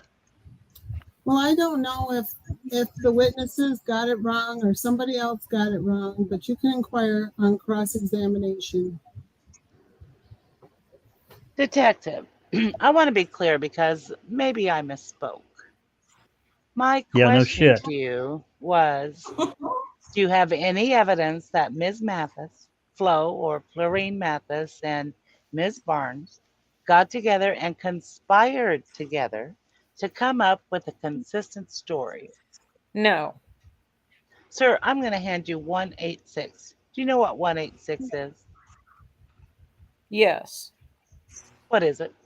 It's the recorded radio traffic on February 27th and March 25th and March 26th, 2014 of Officer Holtzclaw. There's been a lot of conversations about the documents that are generated. But through your investigation, were you able to actually capture the actual communication between Officer Holtzclaw and the dispatchers for different events and the dates that you just referred to? He didn't Yeah, capture shit. And as they talk, are they using codes and things like that that are familiar to the police officers and what they mean? that's correct. And is the conversation basically very limited, but yet it does exist, correct? Yes. Offer states 186. I have no objection as long as it is the dates referenced by the detective. Okay, well, I didn't catch all those dates, but he read them so fast. February Oh, 27th, March 25th, and March 26th. All right, State's Exhibit number 186 will be admitted. First, detective, I'm going to turn your attention to February 27th. Do we have what we call both radio traffic, which is talking to the CAD dispatcher, and crime information traffic? Yes. Okay. the cat call? The dispatcher first. Detective, it's kind of hard to make that out, but the female voice is the dispatcher. Correct. And when you heard the male voice, do you assume that that's Officer Holtzclaw? And if so, why? Gives out his call number, Which is Charlie 45. all right. And essentially, what he was saying there. What was he saying there? He's putting himself out on traffic, 15th and Jordan, just to the west, giving a location. He's also giving out the tag he's pulling over in his traffic stop where he stopped. And now I think the next one will be the Crime Information Unit report for February 27th. Detective, I think that was a little easier to understand, but is that was that the Crime Information Unit indicating that Ms. Barnes had 3 warrants? That's correct. All right. Turn your attention to March 25th of 2014. And on this one, the radio traffic that we have in this Crime Information Unit, is that correct? Yes. Those recordings obviously have a computer timestamp on them, and it's kind of hard to hear basically. Yes.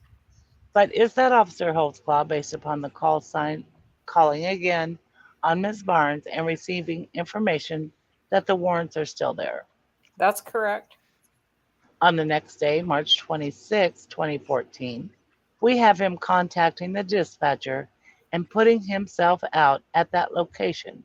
Is that correct? Yes. All right. Is that supposed to be the third time?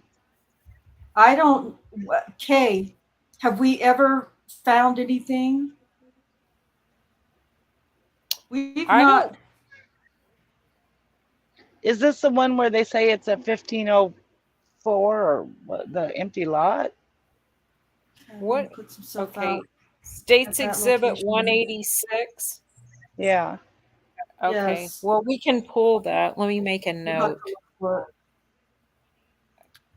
it. Yeah, it's got to be when he called in for 1504, 1505. 1505. Yeah. Exhibit 186.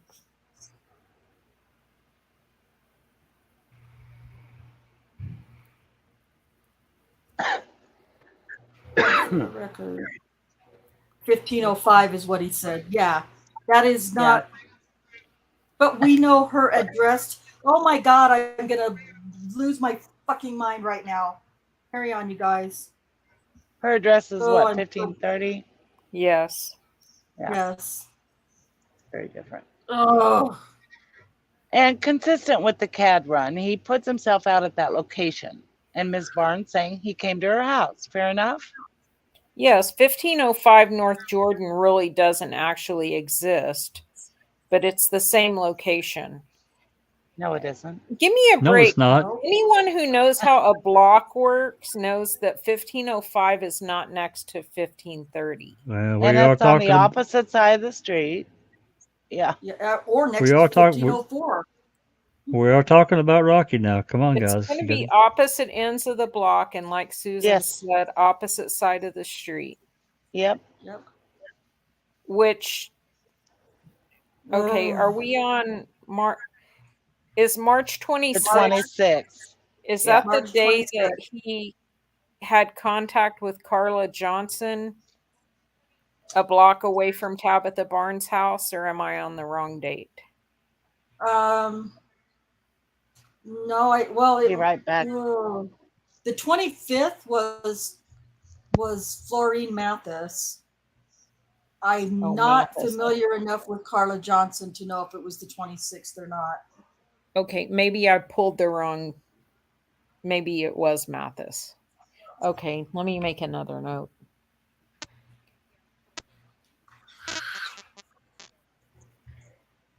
Well, wait till you read what's on the next page. Oh, okay. All right. I mean, make the note, but still. All right. One sec, and I'll be back there. Is it going to hail tonight? Huh? I hope not. Hell if I know. My mom came down and You're said, fine. I'm not muted, no. The note said it's supposed to hail between 4 and 6. Okay. Better safe than sorry, put all the vehicles away. So you need to put the grasshopper in the bunkhouse garage, put the Cadillac back in the barn. Okay. You don't have to do it right away, before dark. Okay. You should. All right. Sorry, guys. No problem. It's okay. Take care of that grasshopper. You take care of that grasshopper. Grasshopper. Grasshopper. All right. So in that regard, the CAD call, and again, I'm not positive which one it was, but for the record, 1505 is what he said Yes. on the radio traffic. Yes. But we know her address to have been 1530 Northeast 15th Street. Yes. Oh, that pisses I don't me know off. if, no doubt.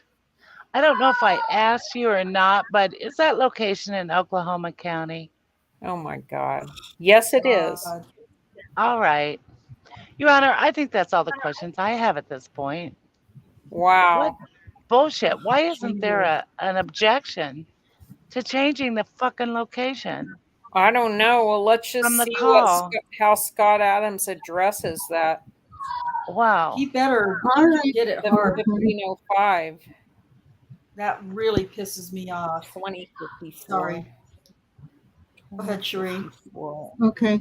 All right, ladies and gentlemen, about 10:30, so we'll take our morning break. I need to admonish you again not to discuss the case, not to let anyone discuss the case with you. Do not try to find out anything about the case. Leave your notepads in your chair. If anyone should try to contact you or talk to you about the case, contact me or my staff immediately. Mr. Holtzclaw, you'll be excused until 10:50. All right, ladies and gentlemen of the jury, you'll be in recess until 10:50. All right, thank you. We'll be in recess. Shall we start again? You know what's interesting? On What's that call, they didn't say how he put himself out, or any other information about it. Nope. That's maybe he saw something. So this goes again to them just covering for Tabitha Barnes and saying that he called 1505 when it was really 1530, and we know that that's her address, 1505. Basically, they're saying he said 1505 just to throw the dispatchers off or something.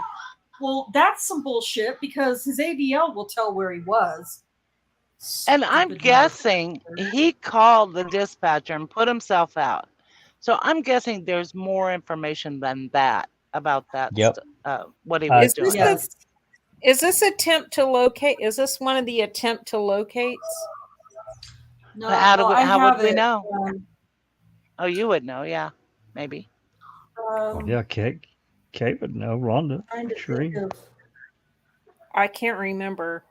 I'll look up I'm making notes. I'll look these things up. So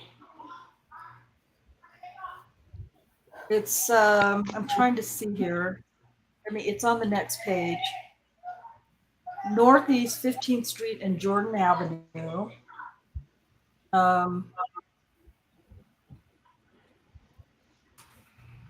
At They didn't play that call, did they?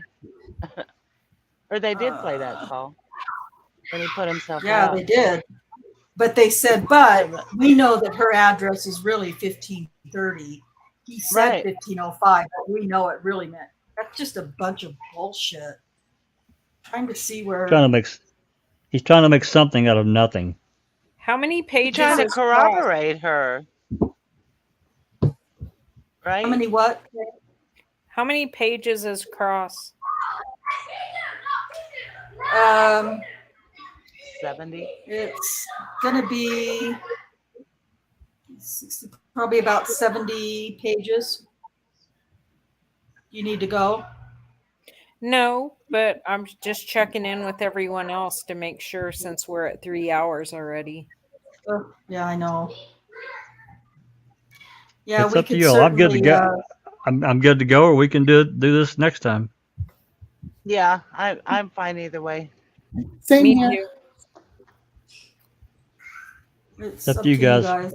But no, it's up to you. I'm good to go. But if you Let's do it. We've got 11 still watching, and even if there's not, Under Your Scars says I'm here. So Okay. well, there you go. yeah. Well, I'm Let's keep anxious, actually anxious to see how Adams addresses some of these things. Yeah. I hope he does, because if he doesn't, I'm Yeah. I'm coming to Oklahoma, Kay, and All right, you're coming to there might Oklahoma? there may be an ass beating. I don't know. One of us may take one. Not that good of shape anymore, but I can still throw a damn right and an uppercut. Liam says just do it. So here we go. We're gonna just do it. All right. I guess line 6, Sheree. Hey, can someone read my part while I go put the grasshopper in? Yes, I will. Okay, I'll be back. All right, let the record Yes, reflect. grasshopper. All right, let the record reflect that all members of the jury are present. Counsel for the state, counsel for the defendant is present. Detective, let me remind you that you're still under oath. Mr. Adams, cross-examination. Detective Gregory, would you agree with me that there are 3 significant events in regards to Tabitha Barnes Yes. and dates that were kind of focused in on? Yes, sir. The first date would have been back in February the 27th of 2014. Yes. Okay. And again, the first time you ever visited with Tabitha was in mid-August of 2014, correct? Yes. I want to pause right here. Rhonda, did you want to put that back on screen or no? Oh, is it not on? Sorry. No. Yeah. Yep, I gotta add it back to the stream. Sorry about that. All right, there we go. All right. Okay, line 25. And again, that's after we talked about how y'all compiled the list, went back and attempted to locate people. You finally got a hold of Tabitha or Ms. Barnes, and you began to enter an interview process with her where she was describing to you at least what alleged events took place on the 27th of February. And then, due to some what you believe to be prescription narcotics, she was unable to continue with the interview, and you had to cease the interview. And then you made attempts to get back with her, and that took a period of time to make that happen. Then you eventually concluded your interview, which you audio recorded, correct? Yes, sir. That's a fair summation of your contacts with Ms. Barnes? Yes, sir. Okay. Now, in regards to going back to the February the 27th of 2014 interview, you would agree with me that the entire time we're talking about the 15th and Jordan. That is Officer Holtzclaw's area that he has assigned to patrol, correct? Yes. And that 15 and Jordan area, would you agree with me, is a high crime area? Yes. An Oklahoma City Police Department wants police presence in all crime areas, but particularly if it's known as a high crime. We even want the police to be more visible, do we not? Yes, sir. And when I say quote unquote we, I'm talking about the Oklahoma City Police Department and us as citizens. Yes. And there's specific reasons for that, but obvious one is to let everyone know that we're watching. The police are here and we're here if needed. Things of that nature, correct? Yes. So it's really of no surprise to you whenever you look at Jordan is a main street through the northeast area, correct? I don't know about a main street, but yeah, it's Have you ever patrolled the northeast side? a little bit. Yeah. Okay. Have you patrolled in the last 5 years Yes. as a patrol officer? I was part of the gang overtime unit for about a year. Well, in this gang overtime unit, you were aware of the fact, then are you not, that Officer Holtzclaw was also temporarily assigned to the gang unit. Yes.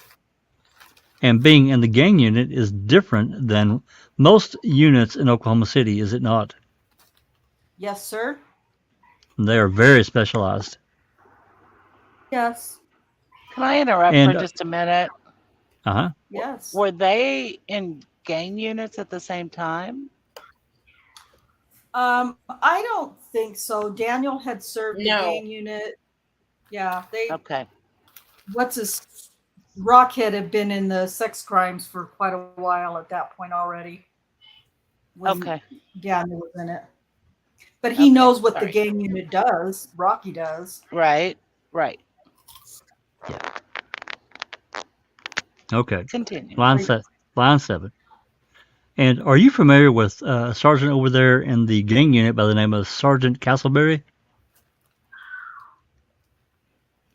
Hey, go ahead, Rhonda, for just a minute more. I've heard the name.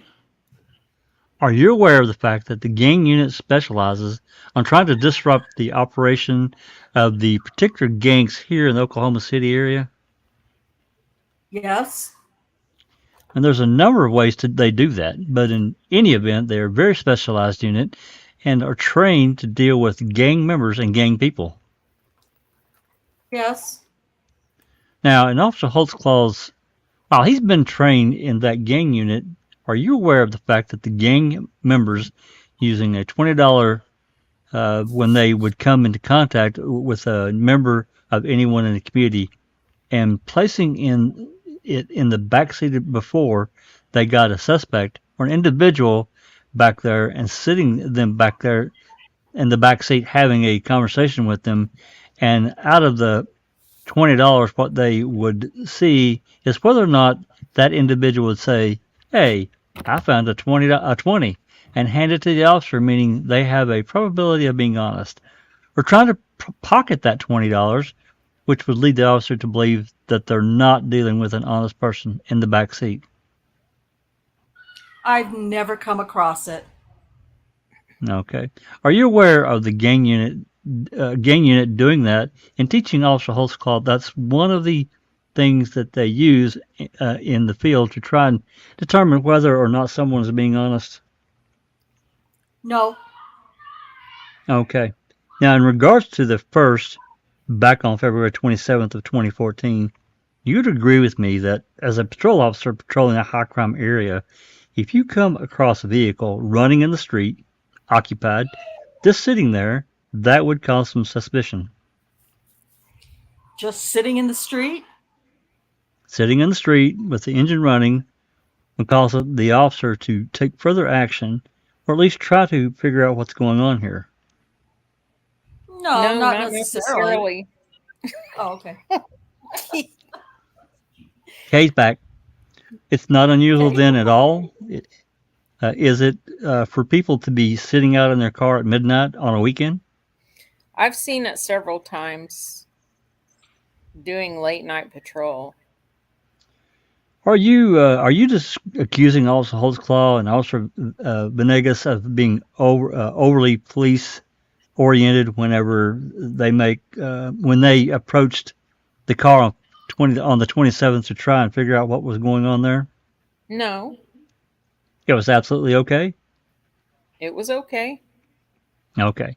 And what do you know for a fact is that Venegas took one of the subjects, Miss Cooper, and visited with her while Officer Holtzclaw was visiting with Miss Barnes, correct? Yes. Also, be a fair statement to say that during your investigation, you were unable to locate any third party whatsoever of any nature that would say they ever witnessed Officer Holtzclaw do anything inappropriate.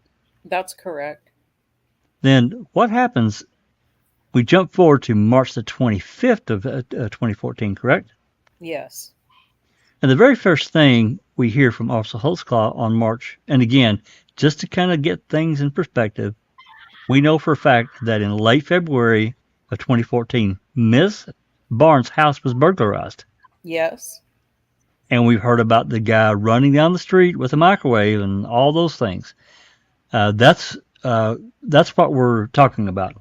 Yes.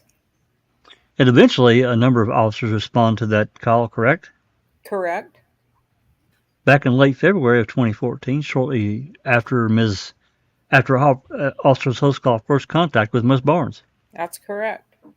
Okay. And they apprehend the subject, or he was already apprehended, but they took him into custody, correct? Yes. And you heard Ms. Barnes testify that she pulled some female aside and told she had warrants. Repeat that? Do you recall Tabitha Barnes testifying that she pulled some female officer aside in her kitchen during this burglary call to let them know that she had some warrants? I don't recall that one. But we know for a fact that she did have, yeah. But we know for a fact that she did have warrants. Yes. We know for a fact that Officer Holtzclaw had run her the day previous and found out she did have warrants. Yes. And it's within the officer's discretion on warrants such as that. When I say warrants, we're talking about traffic warrants, correct? Yes. And it's within the officer's discretion to release that individual in the field if they choose to, and do just as Officer Holtzclaw did, was tell her, get these taken care of. Yes. That's not unusual. No. Happens every day. Yes. Okay. Then a month later, approximately, when he comes into contact with that residence, specifically on March the 25th of 2014, he makes contact with the Oklahoma City Police Department, does he not, Officer Holtzclaw? Say that one more time. Officer Holtzclaw, upon coming up on 15th and Jordan, he's the one that makes contact with dispatch, correct? Yes. And he says a couple of things. First, he says it's a drug house, correct? Yes. And you've heard Miss Barnes' testimony in this courtroom as of Thursday and Friday. You'd argue with me, or agree with me, that it was a drug house. That there was drugs in the house? Well, you've heard her testify that people would bring drugs over to her house, and sometimes she would use them, and sometimes she wouldn't. But they would use drugs. Yes, sir. And that could certainly constitute a drug house, could it not? Yes. It's certainly illegal too, is it not? Yes. So Officer Holtzclaw calls into dispatch and he says, I'm at a suspected drug house, correct? Yes. And secondly, he says, the door is wide open. Yes. Okay. As a patrol officer patrolling in this area, if he notices, number one, what he suspects to be a drug house, and number two, an open door at the drug house, and number three, knowing it had previously been burglarized 30 days ago, would you expect him to approach that house? Would you not? Yes. Well, that's not what you said earlier, dude. And that specifically, we know for a fact that that's what he did. He called it in as a drug house. He said the door's wide open, and he went up to the door, correct? Yes. Then Officer Holtzclaw, after he enters he supposedly went in there with his flashlight announcing himself as the police when he runs into Mr. Williams, correct? Facts not in evidence, Your Honor. All right. If you know, you can answer. I'm not aware that he announced himself. Are you aware of the fact that he ran into Mr. Williams inside that home? Yes. And Mr. Williams is a registered sex offender that we talked about, correct? Correct. You would agree with me that it's not up to the Officer Holtzclaw to register as a sex offender. That's up to the officers, correct? That's up to the offender. I'm sorry. That's up to the offender, correct? Yes. Officer Holtzclaw, as a patrol officer here in Oklahoma City, has zero responsibility to make sure that a person is registered, correct? Well, he does have some discretion in reference to making reports, so he does, yes. What? I don't know what the hell it means. An officer has no control over an offender is registered or not. That's so wrong.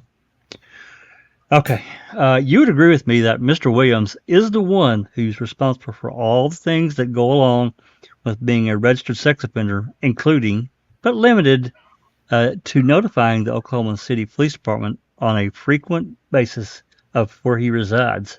Yes. You would agree with me that back on March the 25th of 2014, that Officer Holtzclaw would not have had that information of where Mr. Williams is saying he lives and does not live. Outside of asking him questions and things like that, no. If he didn't ask questions, no. But in any event, we know Officer Holtzclaw he ran a Varuna check on him, correct? Yes. And the Varuna check said that he is a registered sex offender, correct? Yes.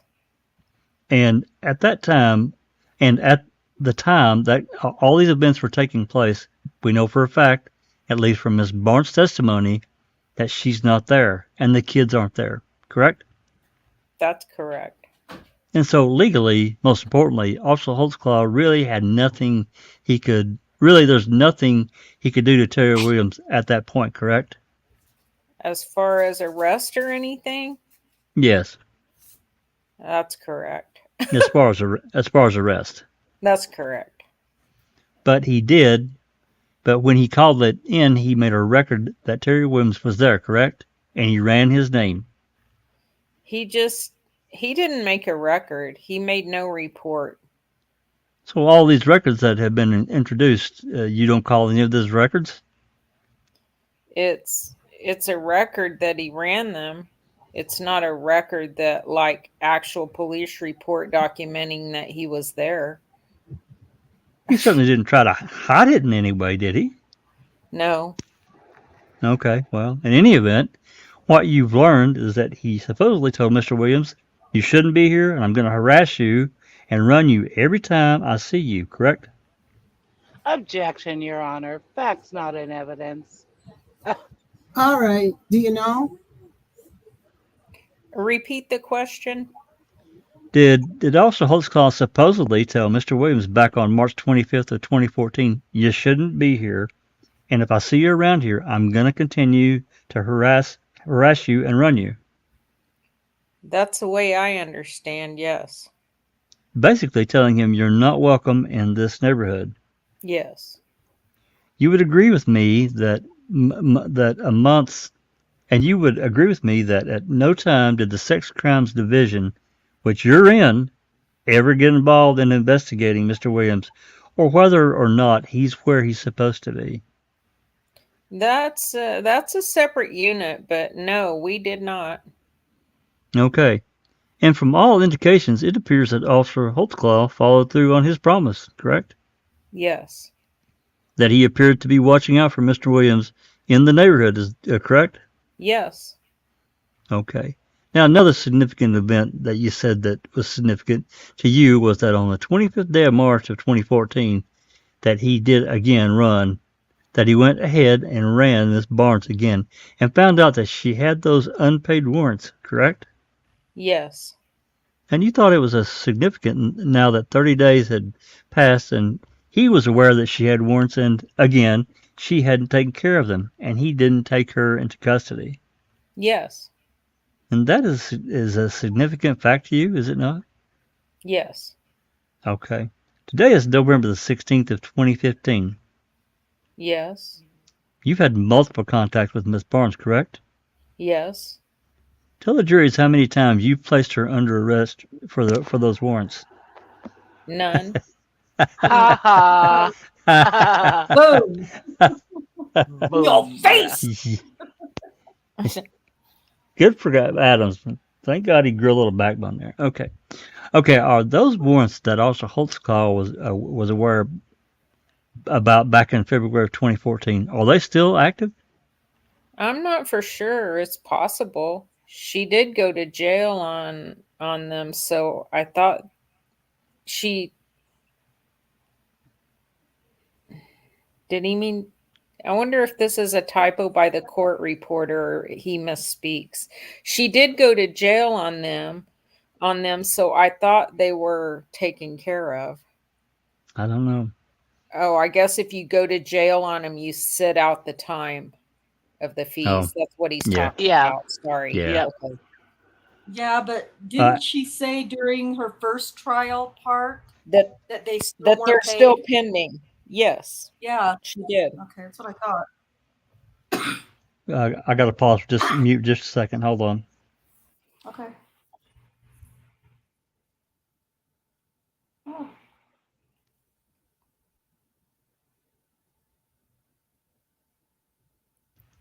Okay, sorry about that. All right. Did you have to fart? I didn't.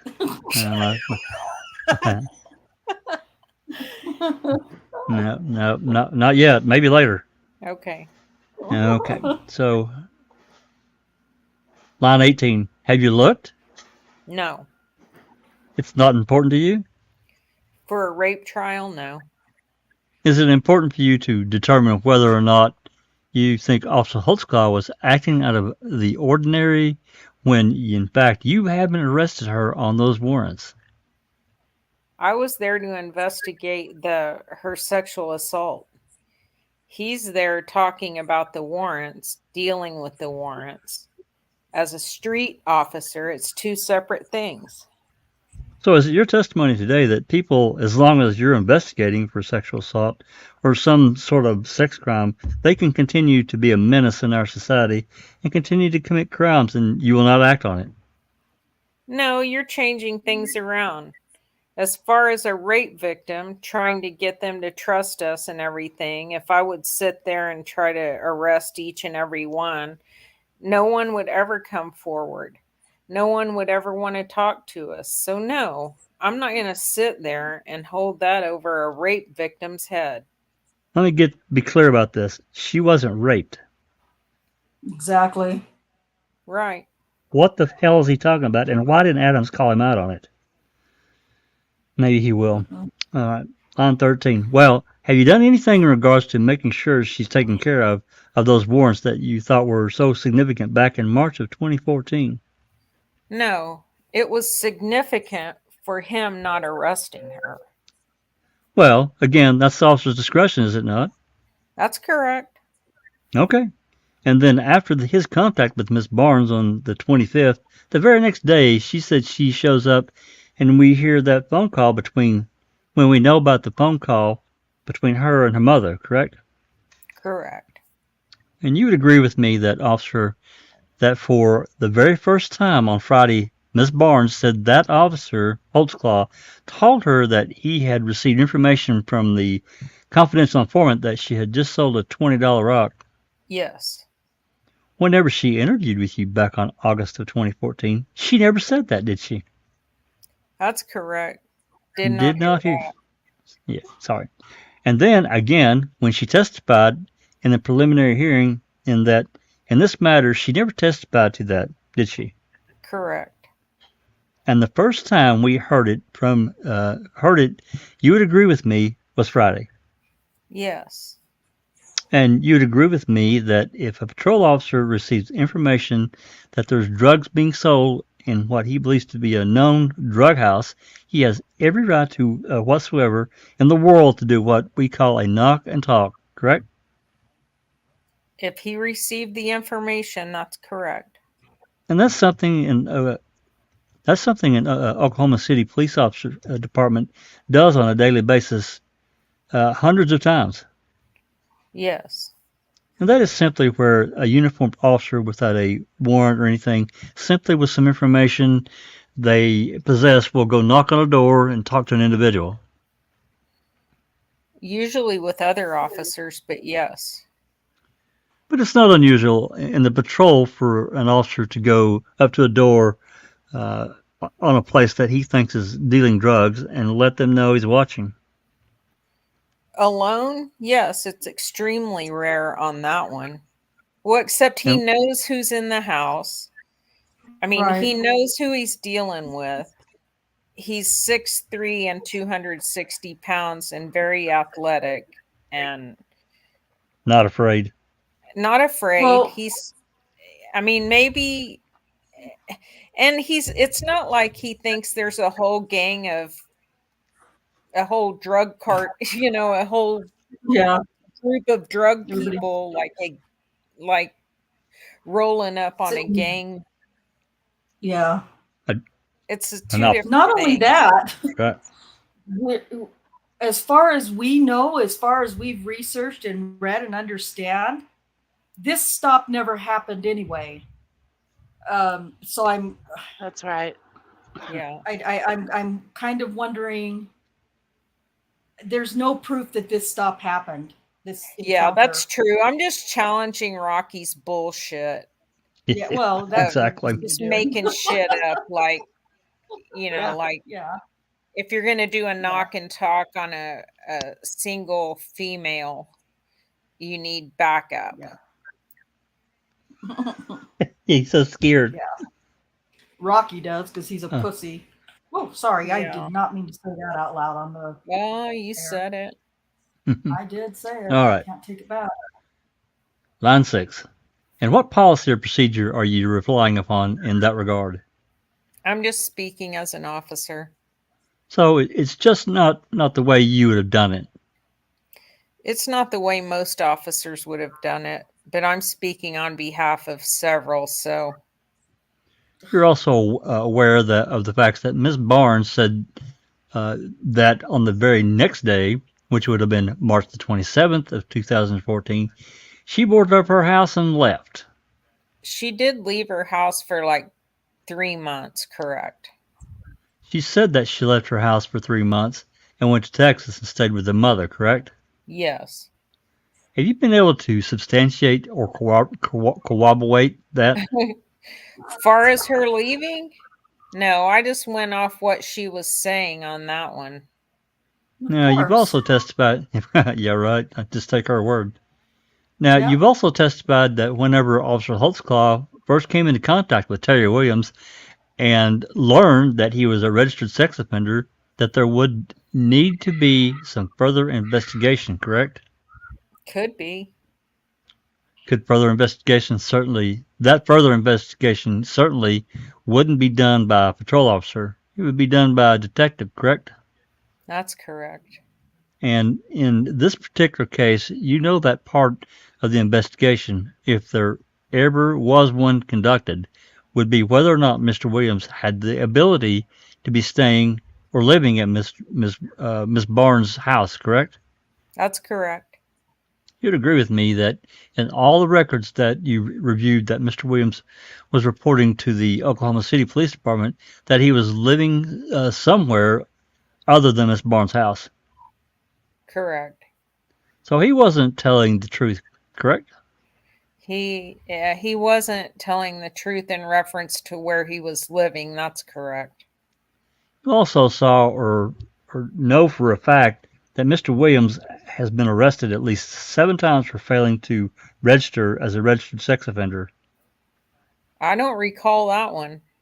Did he currently just get out of prison for doing such a thing? I believe so. How do you And not you- recall it then? Oh my God, what a liar.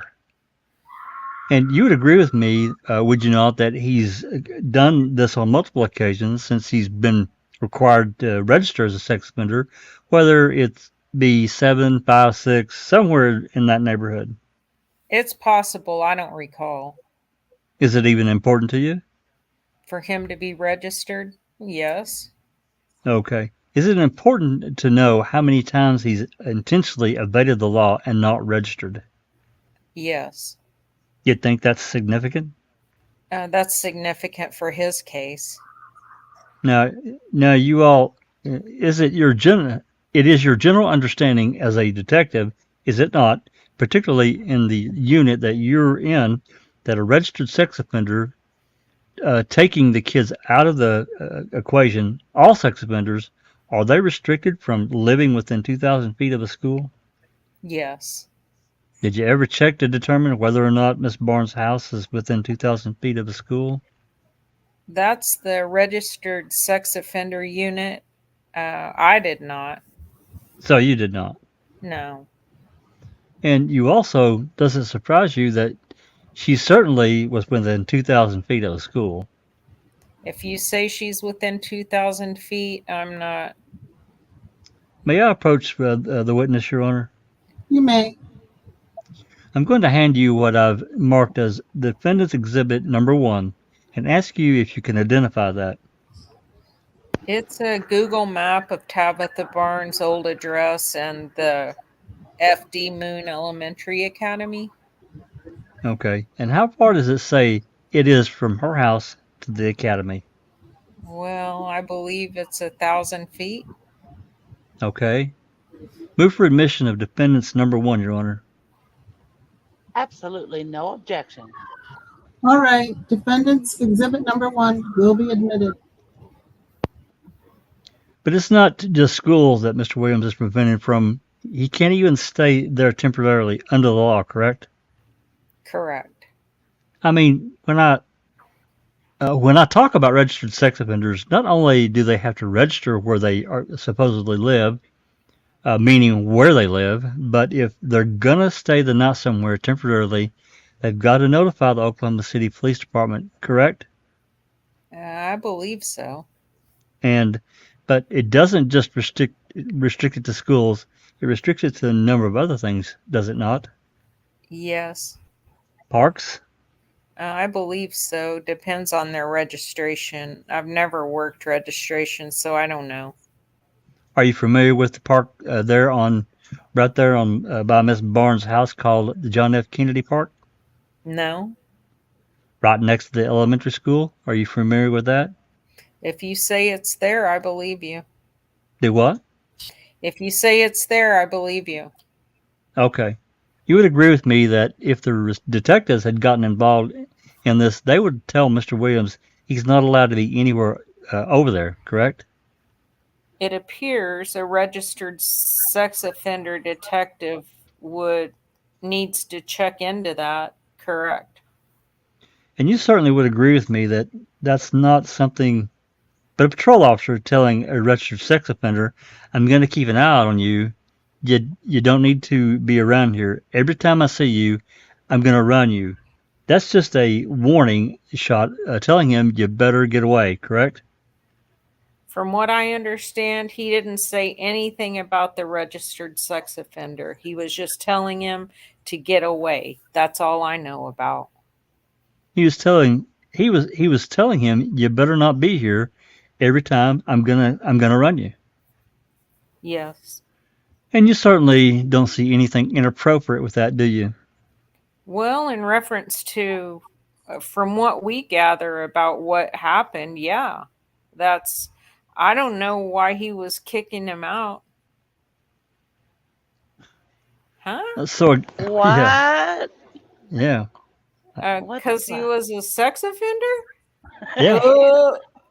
And he looked him up on Uh, Varuna? Jeez. Rocky, come on, man. Talking about trying You're to slipping. downplay an event. Rocky is failing hard. Okay. So again, it's your testimony here before this jury that Officer Holtzclaw should have just told the registered sex offender, it's okay that you're within 2,000 feet of a school. It's okay that there's daycares all over the place out there. It's okay that there's parks because it's okay that you're here, and be nice to him. He didn't, far as my interview with Mr. Williams, nothing was ever said about the registered sex offender. He didn't even talk about it with him. So, is it your testimony that Officer Holtzclaw did or did not see the Baruna report that has been admitted into evidence here today that in bold caps says registered, quote, registered sex offender, end quote? He did see it. Okay. Now, as a patrol officer, if you see something like that on a person in a house, should that cause you a little extra scrutiny? Depends on the situation. Well, on any situation, if you approach a registered, you find out someone is a registered sex offender, should that cause a patrol officer some concern? No, not necessarily. No, Well, we of course. just Well, then kicked why is him it in the important? balls on that before, and now he's telling a different story. He's doing the Olympic back pedal. Is that what you're saying? Yeah, that deal. He should be into the Olympics. Jeez. Um, Yeah, Liam says he's squirming. Big time. So then, what's the reason for the registration? It's for the protection of the citizens of the community.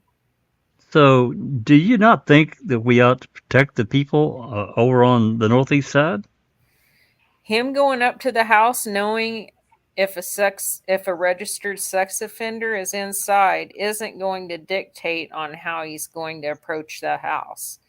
It's not necessarily saying he's got guns or he's slinging dope or anything like that. It's saying he's a registered sex offender. So you'd handle that house accordingly.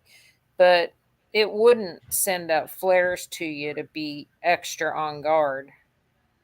Okay, well, let's talk about what Officer Holtzclaw what we know he knew as of March 25th, 2015. We know for a fact that Tabitha Barnes lived supposedly within that residence with minor children, correct? Yes. We know for a fact that he ran Tabitha Barnes and he knew that she had warrants for her arrest. Yes. Okay. We know for a fact that the house has been burglarized within about 3 to 4 weeks prior to him running into Mr. Williams. Yes. We know for a fact that the door was kicked in and the jamb was broken. Yes. We know for a fact that when Officer Holtzclaw rolled up on that house on March 25th of 2014, that he says that it's a drug house. So he believes that, or at least assumes that he does, correct? Yes, he did say that. We also know that for a fact that on March 25th of 2014, that Officer Holtzclaw says the door is open. That's what Officer Holtzclaw said. Yeah.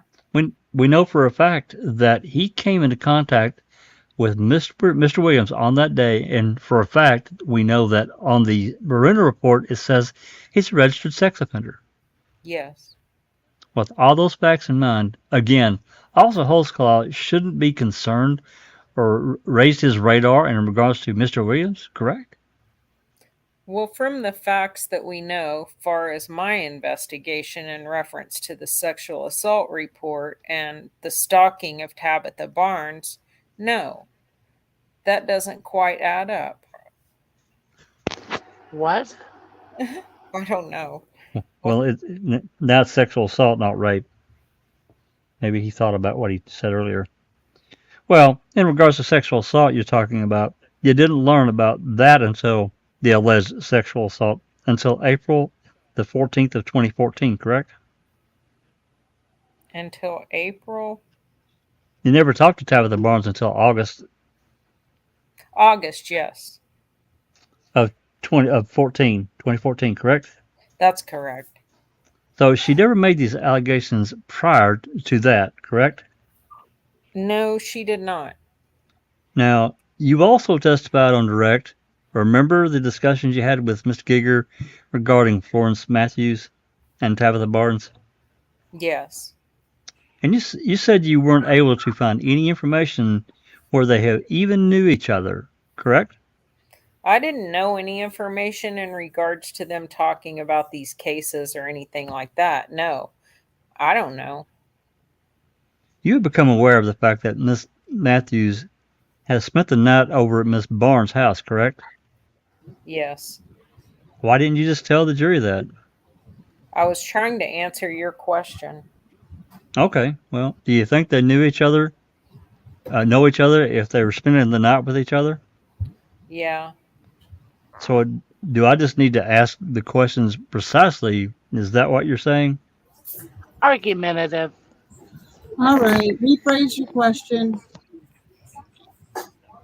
Is there a reason you just didn't tell the jury that you come into information that Florence Matthews and Tabitha Barnes had spent the night together at 15th and Jordan, so you know they know each other?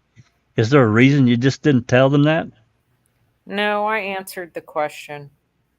The question is, did you during this investigation come under any information that they knew each other?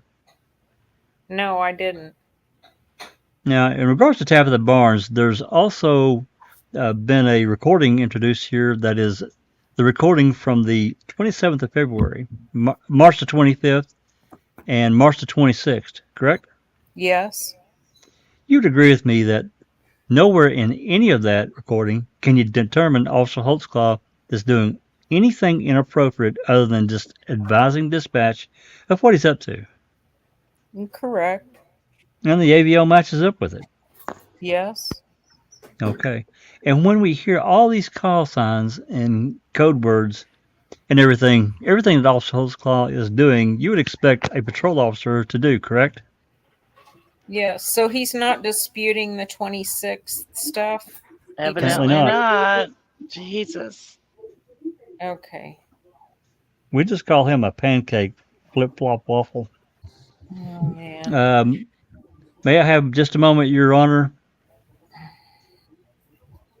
Ask the witness. All right, any redirect? I do, Your Honor. Ugh. Detective Gregory, you heard when Mr. Adams began his cross examination. He asked you a series of questions about how we want OCPD to be visible in high crime areas. Do you remember that? That's correct. We want the police there. Is that what he asked you? Correct? Yes. We want them watching. Yes. We want our children protected. Yes. Okay. According according to what Mr. Adams just asked you, whenever 7 different officers encountered Terry Williams, what did they do as a unregistered sex offender? Do you remember him saying he's been arrested 7 times, Terry Williams? Yes. So when 7 other officers encountered Terry Williams as a registered sex offender in places he wasn't supposed to be, what did they do? They either arrest or make report on the incident. Your Honor, Counsel. at this time, I'd interpose an objection that he's misstating the facts and evidence. He denied. I tried to get him to admit he's been arrested 7 times, and he said he didn't know. So I object to the form. Well, I'll overrule that. I'll let you re-inquire into that specific area. On defendant's exhibit number 1, Mr. Adams shows you. Mr. Adams put up this map showing Moon Elementary School and a location they drew over showing 1530 Northeast 15th Street, correct? Yes. This is Officer Holtzclaw's area, isn't it? Counsel asked you. Oh, sorry. Ask him if I'll let him use it. Yes. Counsel's very familiar with this area because this is the area he patrols. And they're talking about Holtzclaw. And that's why he's driving up and down these streets every day, right? Yes. Do you think that Officer Holtzclaw would know that Moon Middle School is very close to Mrs. Barnes' house? Yes. Object, Your Honor. I just object to this form as leading. All right, I'll sustain the objection as to the form of the question. Do we want police officers to know where children are in relation to drug houses? Yes. Do we want police officers to know children are close to where a sex offender might be staying? Yes.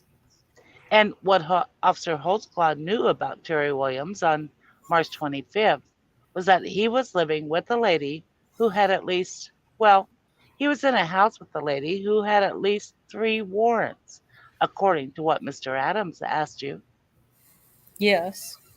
Did he know that he was a sex offender? Yes, he pulled it up. Bruna had told him that, correct? Yes.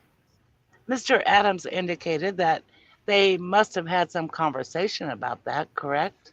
Yes. Okay. Did he know that this was a house that had been burglarized? Yes. Did he know that this was a house on at least 2 occasions he called in calling it a drug house? Yes. He called Your in. Honor, which I just object to the form. It's all leading. Overruled. And did he know, in fact, that now he has come in contact with Mr. Williams, and Mr. Williams is not registered as a sex offender? Yes. Okay, and what did Officer Holtzclaw do to protect the citizens and the children of Northeast Oklahoma City whenever he learned all that information? Nothing. As a detective, how is it that a case gets... Remember, Mr. Adams asked you several questions about have you or a detective or has a detective with OCPD ever investigated Mr. Williams being at 1530 Northeast 15th Street? No. Remember him talking to you, and I think you said something about the failure, the registration unit, correct? Correct. I'm sorry, I'm stuttering a little bit. What's the registration unit in Oklahoma City Police Department? We have a specific unit that watches over all registered sex offenders. They go to the houses, they make sure that they're up to date from the court order far as their specific registration. They take in visits by the sex offenders as a whole unit that specifies just with them. It's all they do. What? Now he knows exactly what the unit does when he knew nothing about the unit before? Okay, Yep. there you go. Now he's Is an it a expert. is it a unit similar to the sex crimes division that if they believe there's a violation, an offender living somewhere they shouldn't be or hanging out too close to a school or too close to a park, that they investigate that? Yes.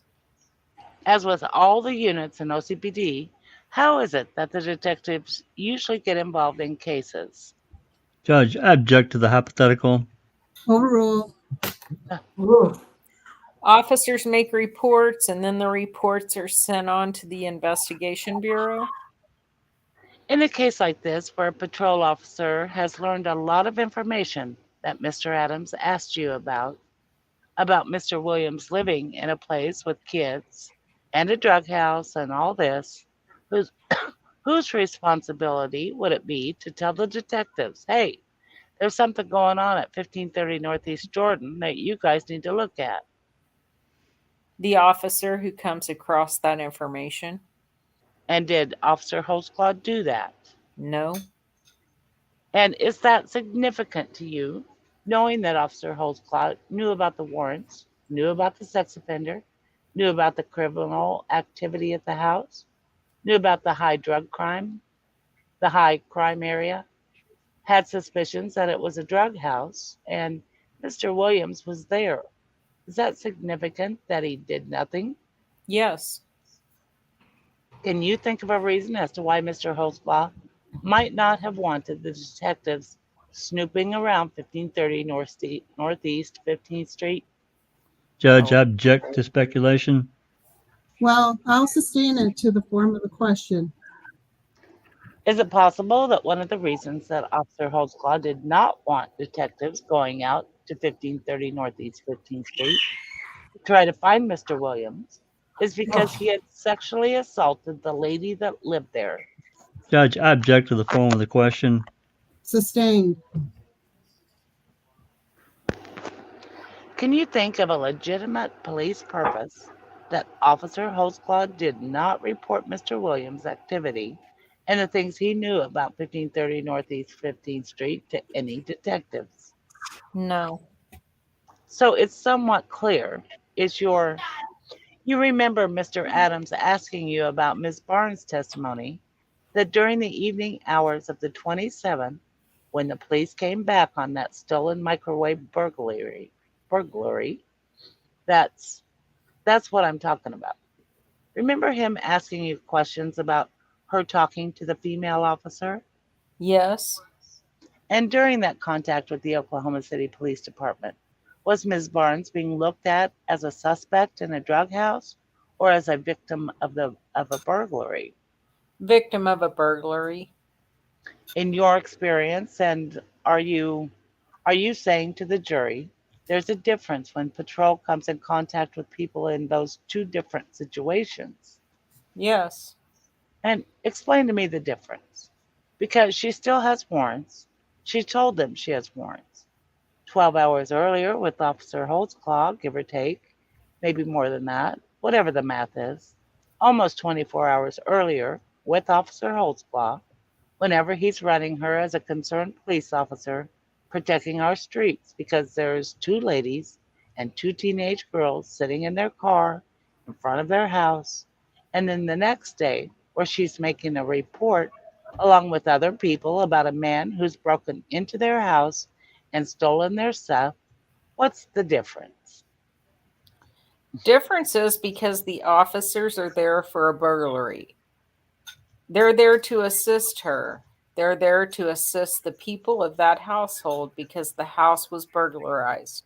So we don't sit there and take victims aside and start running them for warrants and things. Officers are there to investigate whether they are a victim and They go off of that. The warrants are secondary, especially like traffic warrants.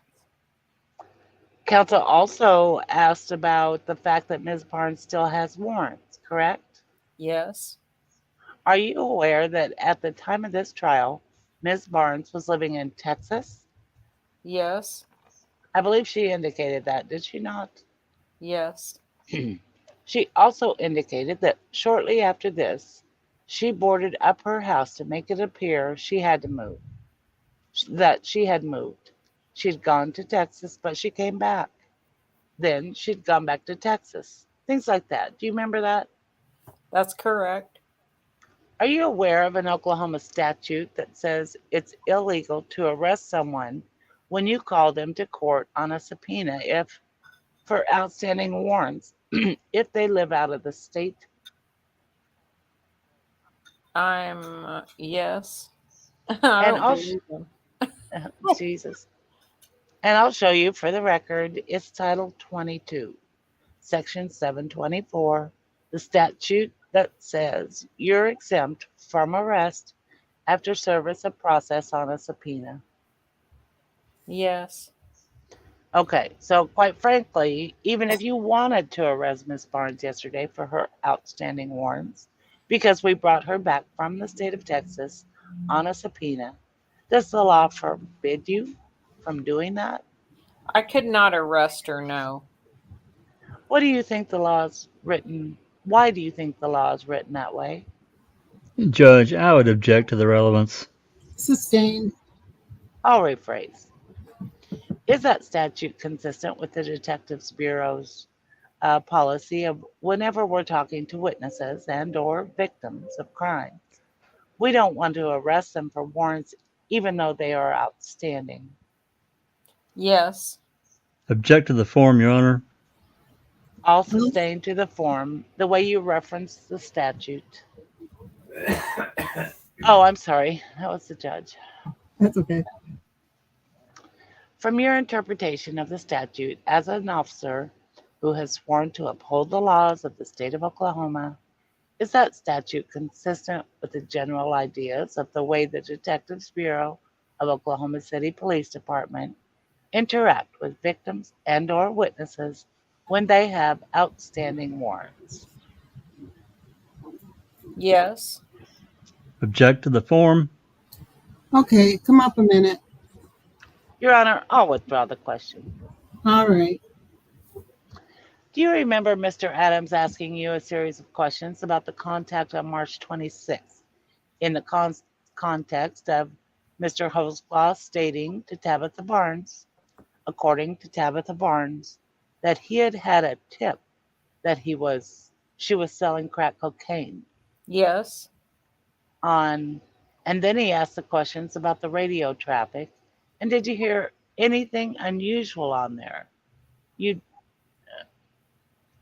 I'll read that again. On. And then he asked the questions about the radio traffic. And did you hear anything unusual on there, correct? Correct. Did Officer Holtzclaw indicate anywhere on the radio traffic that he had received a tip and was going to go then check someone who, from a confidential informant, who was selling crack cocaine? No. Did you see any documentation in any of the calls or contacts Officer Holtzclaw made with his dispatchers to indicate that he was actively investigating an ongoing drug sale? No. Have you ever found any evidence in your investigation, period, from start to finish, that shows Tabitha Barnes was ever selling any type of illegal narcotics? No. As a patrol officer, do you think it would be important, in your experience, to make reports that if drugs are being sold within 1,000 feet of one of our elementary schools, it gets documented somewhere? Yes. In your investigations, did you ever find Officer Holtzclaw filled out a field interview card indicating that I have suspicions that Tabitha Barnes is selling rock cocaine from a confidential informant? No. That's her word. Yeah. Is that the So, Yep. type of stuff that would be included in field interview cards in your experience, even if whenever he made contact with Tabitha Barnes, he didn't have enough evidence to arrest her? yes. Judge, sorry. Judge, object to the form. We don't have Tabitha Barnes Varuna records like we have Terry Right? Williams Varuna records, like we That's have Yeah. a Derek, and there must be a reason we don't have those. who say, can't we get them? I don't know if we can. Is that something we can get? You should be Why would able she to. have Varuna? Well, Varuna contains any police report that's ever been filed against her, any field interview card that's ever been entered about her into the system, Oh, I see. any Okay. identifying markers, any people seen coming and going from her house, Uh-huh. Uh-huh. That's interesting.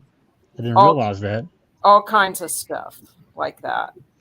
Just if we maybe at some point we could go through one of the two Varuna records that we have. I think we have Terry Williams, and then I think we have Mike, the neighbor of Adara Gardner, who was her drug dealer. I think his also got admitted in, if I'm not mistaken. Is that right, Rhonda? Yes, I believe though that was yeah, Mike's for sure. Yeah, I know I'm Terry Williams is in there too. So And I'm Terry surprised Williams. I'm surprised Brian Bass didn't get Tabitha Barnes Verona records. yeah, me too. Yeah, Yeah, I mean, I don't know. Once again, 13 cases you're trying to yeah. Yeah. for trial Yeah, get for your 13 cases. Get your arms around it. Yeah, I understand. Figuring out how it all fits together. Yep. Yeah. I mean, I know I sound like I just keep making excuses for him, but I try to imagine how long it took me to wrap my brain around this case, and if I had to try Yeah. to put it together and defend someone, I think I would probably suck. I would have demanded separate trials or something different because there's no way. There's just no way. Sorry. It's too much information for even two, maybe even three lawyers to handle without a horde of paralegals and clerks. Yeah. No way. Well, Yeah. not to mention the jury. I mean, That too. Yeah.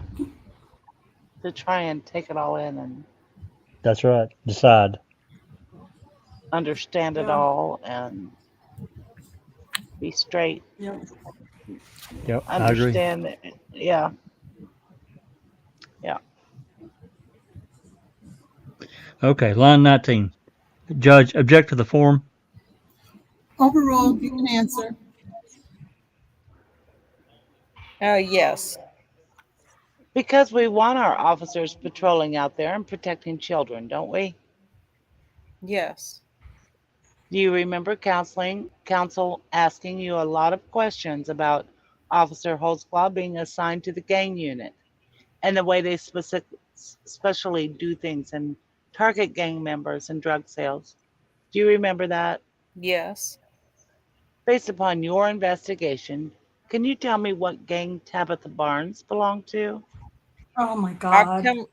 Oh my God, that's right. I've You come across just none dumbass. that she belonged to. Can you show me a field interview card that whenever Officer Holtzclaw was assigned to the gang unit, these special red ones, that he filled out saying, I suspect 1530 Northeast 15th Street is a drug house that's associated with gang activity, and Ma Barnes is running the show there. Did you find anything like that? Judge, again, object to the form. Also assuming facts not in evidence. I never said that she was a gang member. I said he was trained by a gang unit. Object. All right, I'll sustain it as to the form. Oh, jeez. Was Officer Holtzclaw assigned to the gang unit at the time he was contacting Tabitha Barnes at 1530 Northeast 15th Street and putting $20 bills in his back seat? No. Remember counsel asking you questions about Officer Holtzclaw acting totally appropriately in telling Mr. Williams that what I'm going to do is not arrest you. I'm just going to harass you every time I see you. Remember that? Yes, except he didn't say that. He just No. and No. as he And point also, sorry. as Adams pointed out, he didn't have any basis. I mean, I guess he could have arrested him depending on the restrictions of his sex offender registry for living too close to a school or a park, but children once again weren't in the house then, so And Gigger making this big deal about the gang unit and $20 in the backseat. So what? He didn't have to Yeah. suspect anybody from being in a gang. If that's how he chose to try to snag guilty people, then that was his way. He wasn't hurting anybody. He wasn't doing anything illegal or violating anybody's civil rights. So he He can didn't do have to that be. if that's what he wants to do. Yeah, he didn't have to be working a gang unit and to No. use that. Well, It was there something are a he lot of learned, tactics. it worked for him. There are a lot of tactics police officers use that are not trained at the academy. Right. Yeah. Yeah. And I yeah, bet you any money fortunately Rocky and knows unfortunately. about that. I bet you any money Rocky knows that. Little Sure he Oh does. yeah. Oh, of course he does. He's liar. just a lying piece of Yeah, shit. because you know why he knows about it? Because who's his partner now in sex crimes? It's Rob High, even though we don't hear Yeah. much about him. Right. Who was Daniel in a stint with in gang unit? Rob Right. High. Yep. Who arrested Yep. Daniel with Rocky Gregory? Rob High. Rob High. Huh. Yep. What else was That's Rob High doing since we didn't hear his name very much in this case? That's interesting that he would be involved in never the heard it. arrest. Yeah. Yeah. Oh yeah. Yep. Hmm. Okay. Oh, yeah. Oh, Did you well. learn evidence in your investigation that, in fact, Officer Holtzclaw did go back on subsequent events and have contact with Mr. Williams at that location? Yes, but I think that's really supposed to be no. Go ahead. And subsequently, when he now knows, do you recall approximately the time period that he came back later? April 8th is the date. Not at that location, people. She No. was in Texas, right? And Yep. he The house pulled was boarded over. up. Right. And he pulled over Williams and whoever that other guy was that Yes. somewhere away from there. Just Yep. in the northeast sector, but I'll have to pull that up. I just But- came across. Yeah, but it wasn't at Tabitha's house. No, it was not. That he came back later. Yeah, that's bullshit. Giger knows it too. Mm-hmm. Yeah. And his first contact was on March 25th. Yes. And on that's the day that Officer Holtzclaw said, I don't want to see you around here anymore. You better not be around this house because I'm concerned about what's going on. Right? I mean, he says yes, but I've never seen that written anywhere. Those No. words. He's just making shit up No. right now. Yeah. They All both right. are. So on April 8th, is there an arrest record of Officer Holtzclaw now arresting Terry Williams because he is still at an address he's not supposed to be at? No. He wasn't On there. That April pisses me 8th, off. did you find a report made in Varuna system where Officer Holtzclaw says, I came in contact with this individual on on March 25th, and because I wanted to give him a break and yet protect my community, I told him to not be here anymore. I don't want to find you here anymore. Judge, again, object to the form. Sustained. Argumentative. Did you find any Sarcastic. reports made by Officer Holtzclaw documenting his contact with Terry Williams? No, Did he get a case number in Varuna? no, Did he call the detectives? no, On April 8th, when he found him approximately 2 weeks later, did you find a police report that he made saying, now here he is again? no, Did you find a field interview card where he said, I've contacted him twice in this location and told him not to be here? no, Did he arrest him? no, Did he in fact hassle him? yes. Approach, Your Honor. Yes. Oh, Judge, at this point, I'd like to introduce the exhibits that initially you said that a relevant nexus had not been established yet for the April 8th contact with Terry Williams, and I would like permission to introduce those exhibits at this point. I don't know that I officially offered them. I don't remember. Scott, do you remember if you objected at that time? I did. I object. Okay, so I should have left them up here. I have them on my desk. I objected that they weren't dis- um, disclosed in the pretrial report 10 days prior to. I'm sorry. They absolutely were. They've been part of this investigation from the beginning, and I can find the discovery receipts to show it. The Not April those, 8th. the April 8th ones. I'm talking about those. We do have the other ones. no, the set judge, Mr. Adams, objected on the basis of relevancy. I thought these were the April 8th. No, these are April 14th, April 24th, and April 26th. For the record, it's 181, 182, 183, 184, 185, and 180. I don't object to those. Make the record again what you're going to show him. Okay. Oh, Detective Gregory, before cross-examination, I had showed you State's Exhibit 180 through 185 inclusive. Do you remember seeing those? Yes.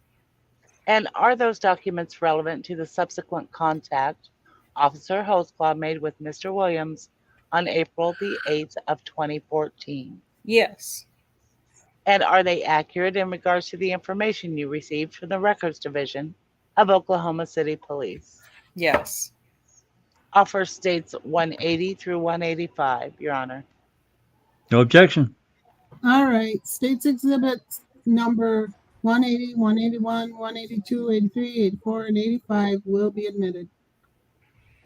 Approximately 2.5 weeks after his initial contact, whenever Mr. Williams was told to not be around Northeast 15th and Jordan, the state's exhibit number 180 shows that to Charlie 45 on April the 8th, 2014, and this time I think it's regular time, 4:58:49 p.m. was at 0 miles an hour at that same intersection and location. Yes. The house isn't on the intersection, is it? yes. Is It's that on the corner consistent? of the- It's on the It is on corner. a corner? Oh, okay. Yeah.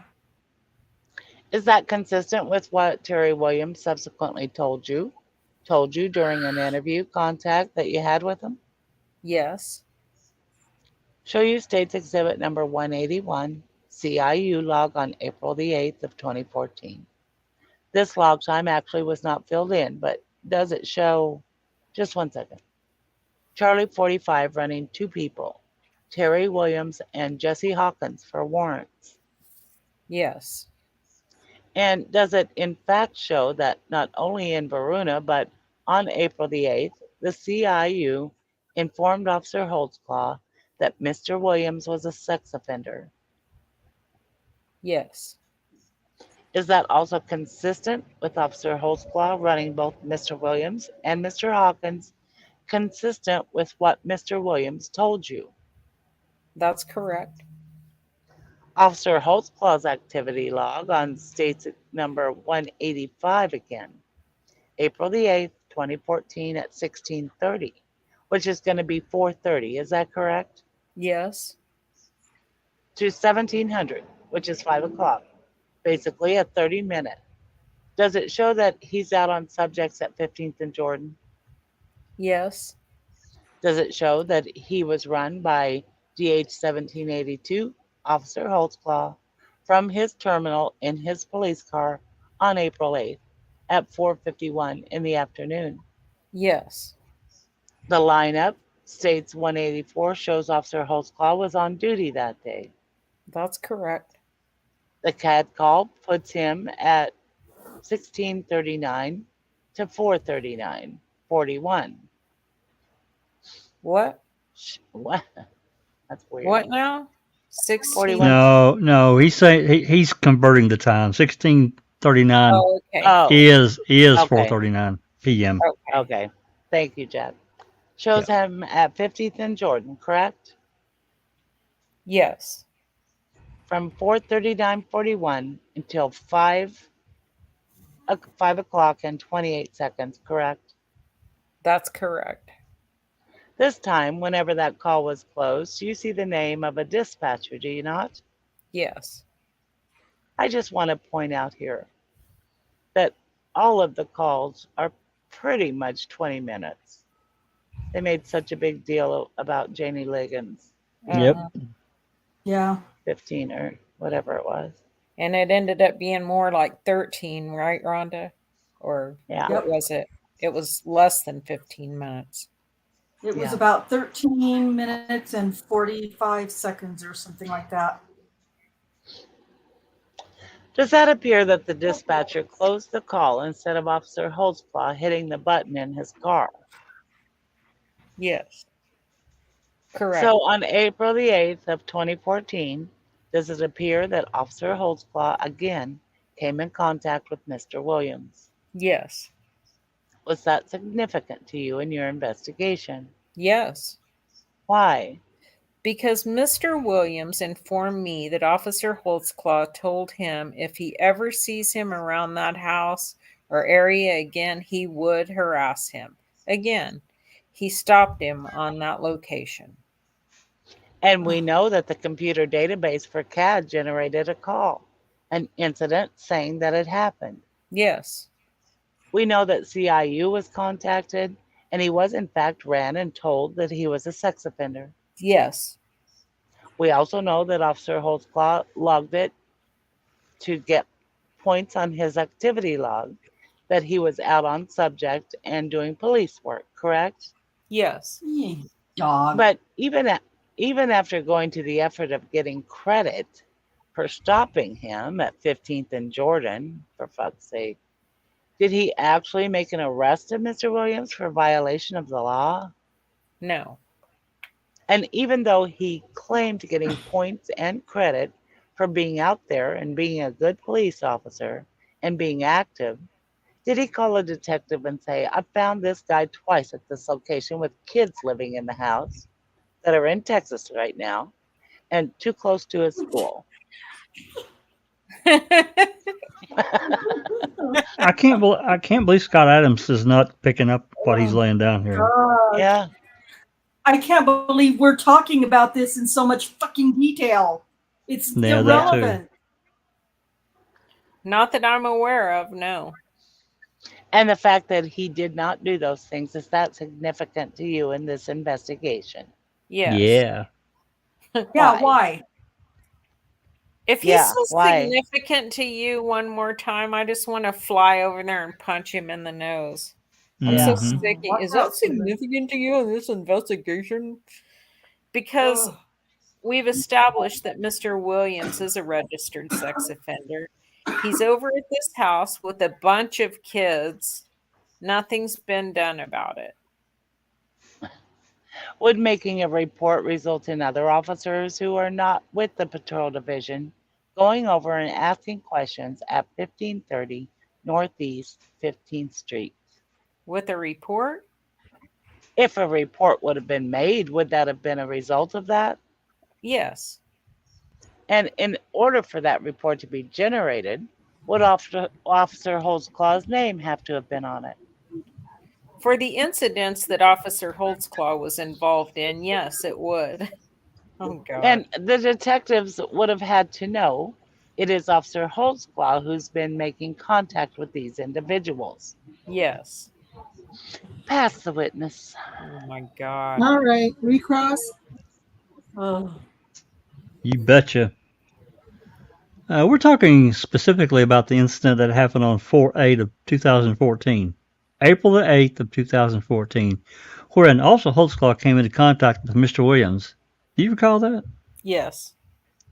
We have introduced about 8 pages of documents here showing that, in fact, Officer Holtzclaw did come into contact with Mr. Williams on April the 8th of 2014.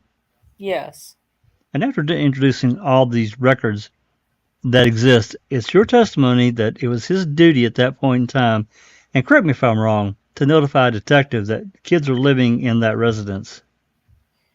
And a registered sex offender was there, yes. Yes, and this is again April the 8th of 2014. Yes. But would you agree with me that as of April the 8th of 2014, Miss Barnes had boarded up the house and she moved to Texas, correct? From what I gathered. I'm kind of unclear on when she actually left. Sure you are. Good Sure you are. Lord. She told you the next day, fucker. Right? He's And he's supposedly living there? Well, he's such a brilliant detective. Like one of the best in the world, right behind Kim Davis. Yeah, So brilliant. I'm not really sure when she left. I didn't really check. Is that important? Well, I'm unclear. well, and if this is your case, this is your girl, you need to know every damn detail, and not there should not be a reason for you to say, I'm not really sure when she left. You better find out. Well, they're all this banking on the fact that she was scared. She's scared of Officer Holtzclaw, so she had to board up and leave the next day. And now I don't really know when she left. She All leaves the next day. She's going to be gone for a month. She's going to be gone for 3 months. She never moved out. Yeah. She just I mean, all these different stories. Come on, man. Yep. All right. She testified under oath in front of this jury that she moved on March the 27th, or the very next day, on March the 28th. She boarded up her house and moved to Texas. Did she not? She did say that. So then were no kids living there on 15th and Jordan at that time, correct? Pursuant to her testimony. I'm not for sure who was there at that time. You stated you also found it unusual that Officer Holtzclaw didn't place Mr. Williams under arrest on April the 8th of 2014. He caught some points for coming into contact with him, but he didn't catch enough points by placing him under arrest. Do you remember that? Yes. Well, the truth is there's nothing he could place him under arrest for because he didn't even find him in the house, did he? That's correct. He was out wandering around on the street when Officer Holtzclaw approached him. I don't think he was on the street. I thought he was at that location from what I recall. He was drinking an alcoholic beverage with another buddy of his, correct? On the street or in the yard? It was in the yard. It was not. It was on the street. How about in our community? You can have an alcoholic beverage at your residence. There's a difference between in the street or up in the yard on the porch. Okay. Can a registered sex offender have alcoholic beverages? Yes. Okay. So what was he supposed to place him under arrest for? As far as the arrest on that date, it would all depend on whether Tabitha, from what she said, she told me that she did move subsequent after. Hang on, my computer's about to die. Oh. Oh. Okay. After that last incident. Now, she did testify to the fact that it was the next day, but if she actually meant the next day or the time period. So I'm unclear on when Tabitha actually moved. My testimony. Well, About not doing something he should have when you don't even know. right.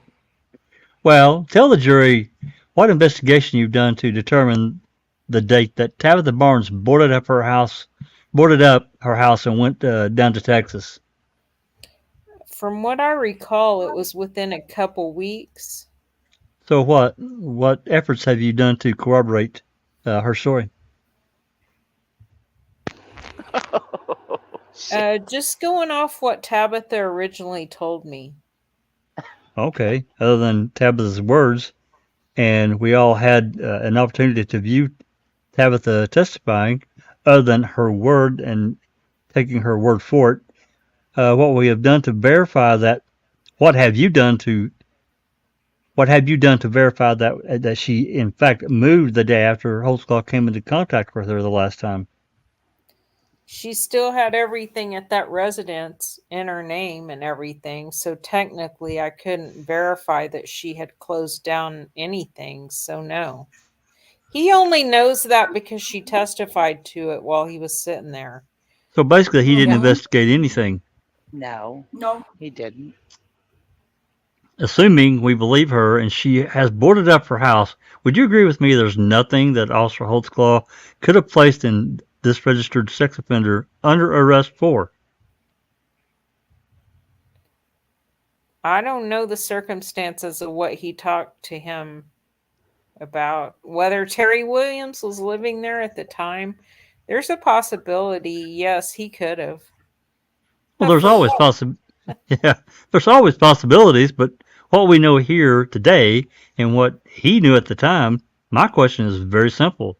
What are you suggesting raised the alarm that Terry Williams was not placed under arrest on 4/8 of 2014? Depends on the circumstances involving that situation. It's possible he could have arrested him. It's possible that he couldn't have, right? Yeah, it's possible that his hair was purple and orange and Yeah. blue too. Right, that's right. Possible. Jesus. Now Anything- you've Anything's possible. yeah. Is that your line for line 24? Sorry, or your answer for line 24?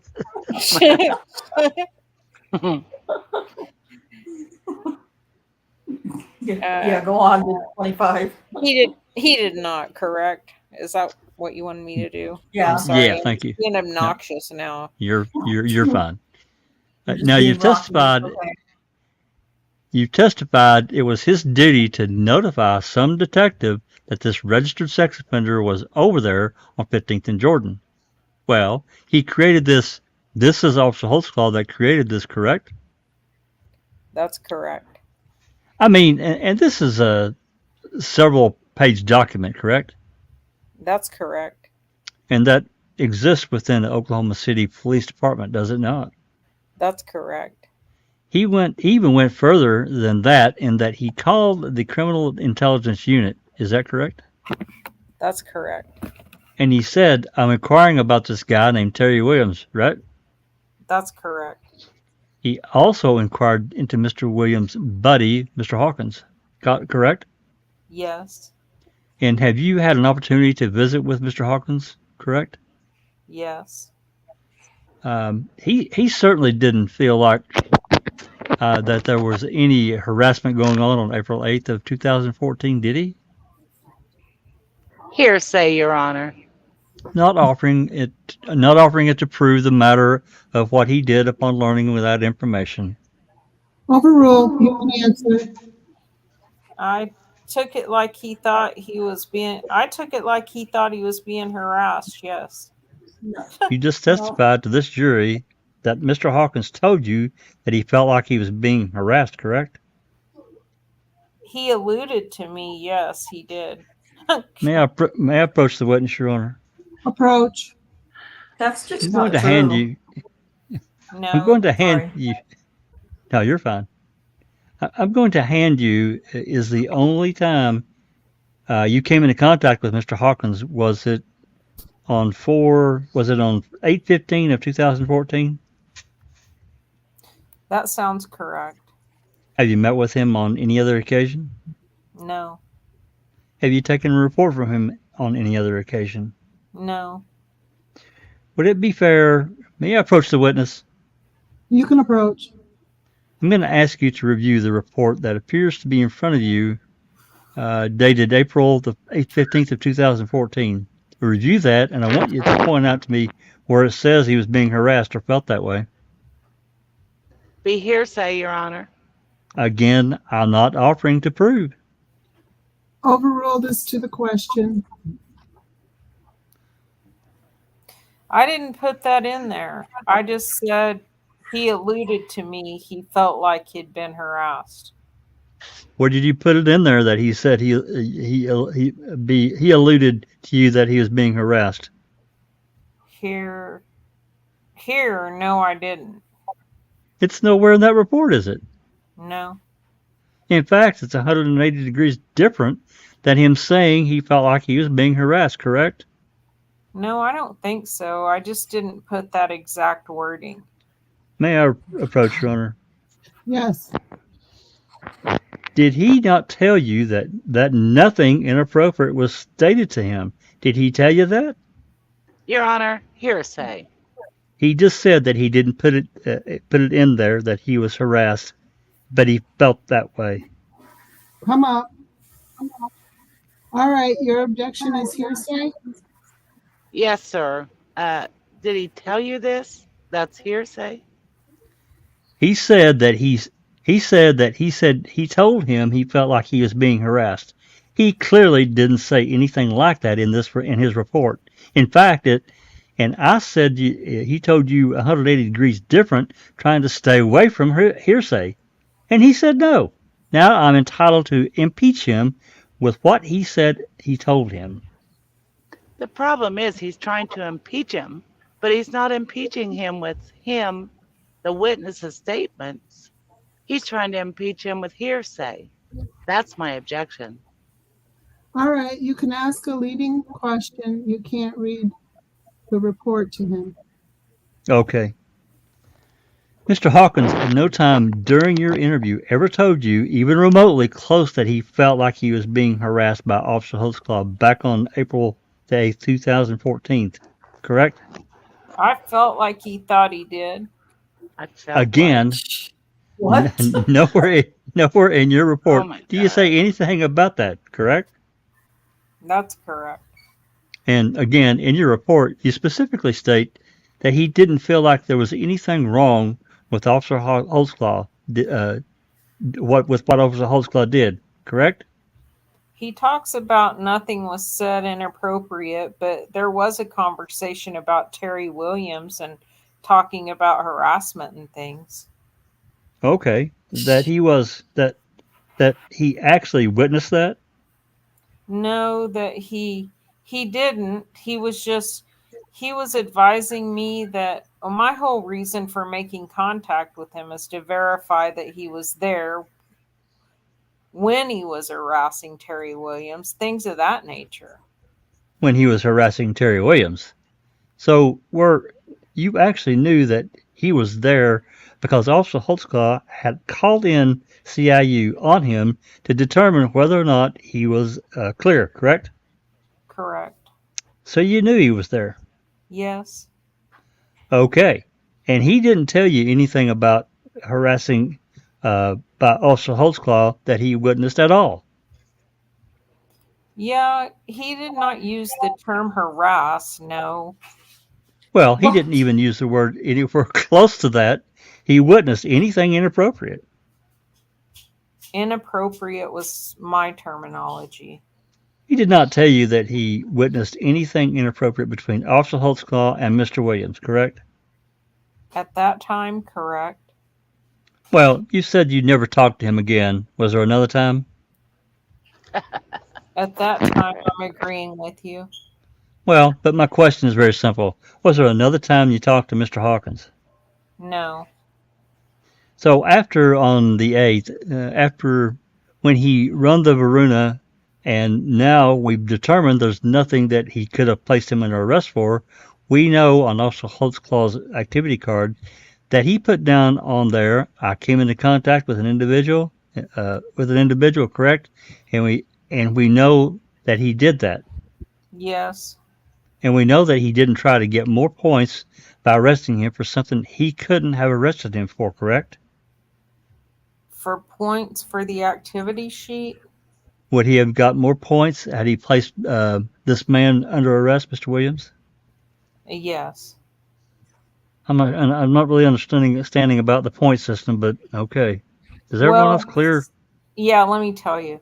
So, on their activity sheets, they had to have so many points in a shift, and each activity is assigned different points.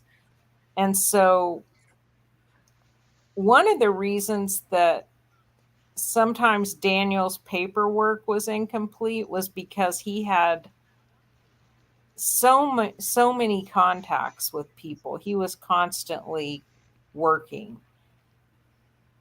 Most officers just do what they had to do Right. and skate. But how Daniel skated, it was my understanding, is by not documenting things after he had gotten all of his points.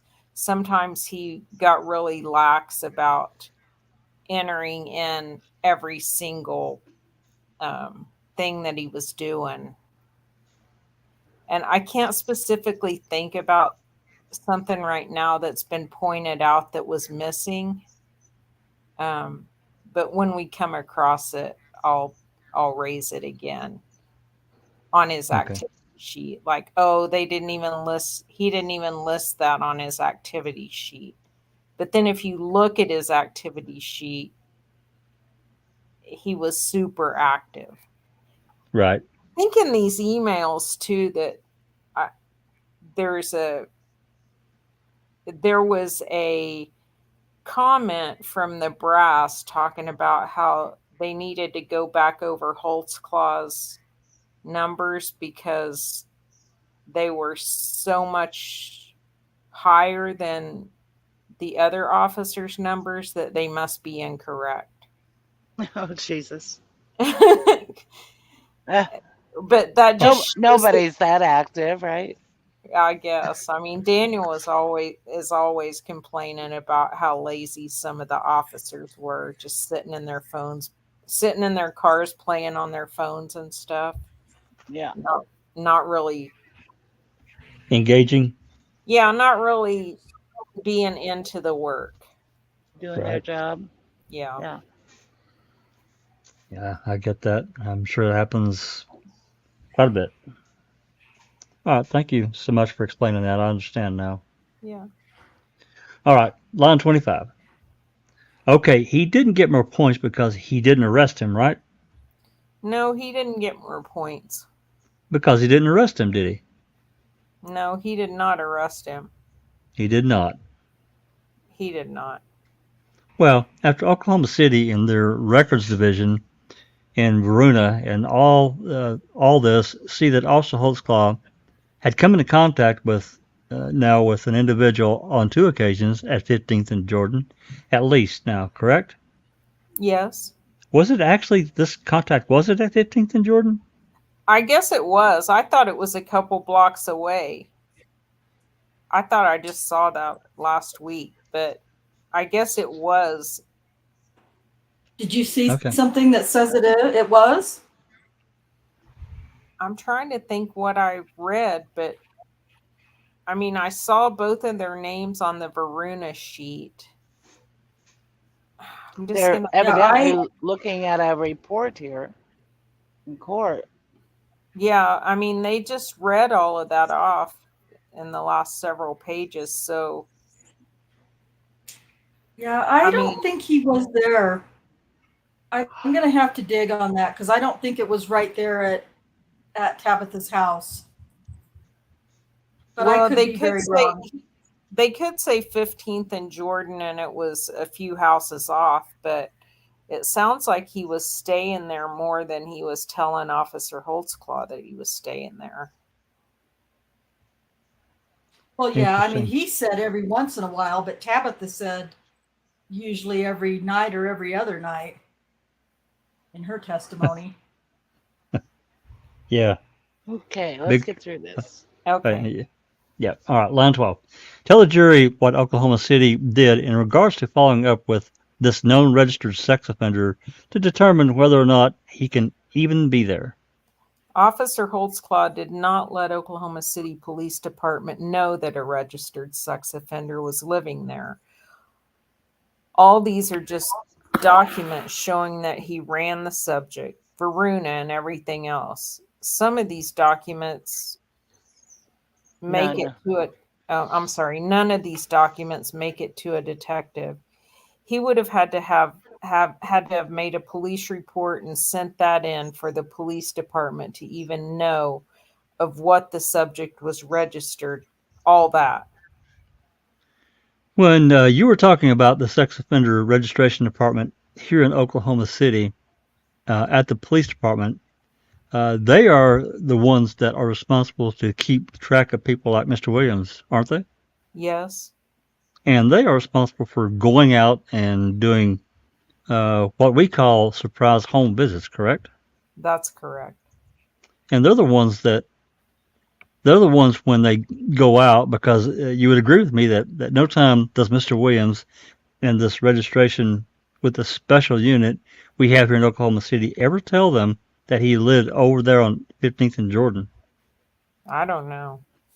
Well, have you reviewed his records to determine whether or not he listed that as where he stays?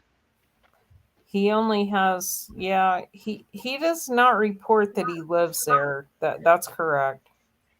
Okay. So the sex offender registration is the one that is required to keep tabs on that guy, not Officer Holtzclaw, correct? Yes.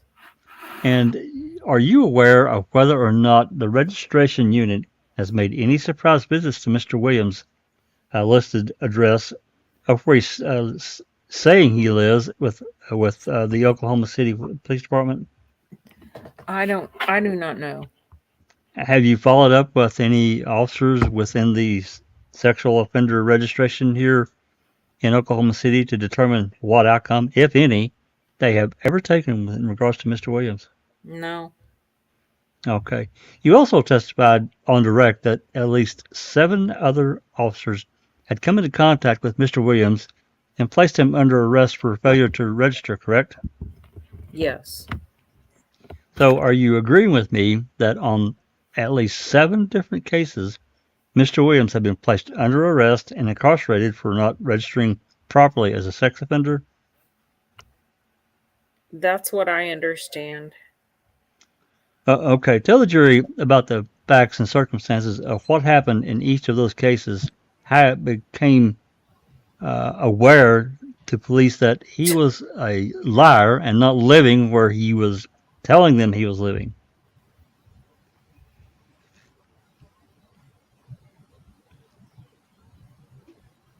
Oh, sorry. Relevance as to all these other cases, Your Honor. Overruled. Tell the jury about these 7 cases, how it came to their attention. I don't know. Well, you know for a fact that surely in this case you went back to determine, because now you're claiming that Officer Holtzclaw didn't do his job. So tell us about how these 7 times that Mr. Williams lied to the police and was arrested for failing to register, tell us any fact, just one little tiny fact about any of them? As far as that had nothing to do with my investigation in reference to the sexual assault on Tabitha Barnes. You don't think Why do that you Terry keep Williams has talking any? about it? Sorry. Exactly, and how important it is. You don't think that Terry Williams has anything to do with your investigation? Well, he does, but he wasn't around when she was sexually assaulted. Well, do you know that for a fact? Accordingly, yes, to my investigation. According, and your investigation consisted of talking to Ms. Barnes, correct? Yes. Did you ask Mr. Williams if he was around? He was not around, did not witness this. Well, you listened to Miss Barnes' child the other day testified he was there only one time, and one time only. Do you recall that? I believe so, yes. And you listened to Miss Barnes saying he stayed there quite often, every other day, correct? I believe so. Big difference? Well, from a child to an adult, yeah, there's going to be some difference, yes. Jesus Christ. Well, okay. So we have an adult saying every other day. We have a child saying only one time only, correct? That's correct. Well, Mr. Williams would know how many times he stayed over at Tabitha Barnes' residence, correct? Correct. What did he tell you how often he was living there? I don't recall. I think he wasn't staying there full time. I don't recall how often. But during your investigation of this case, you learned that Terry Williams was claiming that he was staying over at Tabitha Barnes' residence, correct? Yes. Tell the jury about the report that you made to the sex offender registration people about him being a liar and living somewhere other than what he's told. When I came in contact with Terry wasn't staying over there. They were on again, off again. So by the time I became involved, Terry was staying in a different location. Isn't that convenient? Well, did you ever contact the sexual offender registration people and tell them, hey, Mr. Williams is a registered sex offender. We've got a absolute hardcore proof that he was staying over at Miss Barnes' house, and he doesn't list that anywhere on the records with us. Y'all need to take a look at this. Did you ever tell them that? That would have been several months prior. It's when Officer Holtzclaw came in contact with them. That was current. Several months had passed by the time I even came across Terry Williams. So the answer is no, you did nothing. No, You're agreeing with me. I'm agreeing. Pass the witness.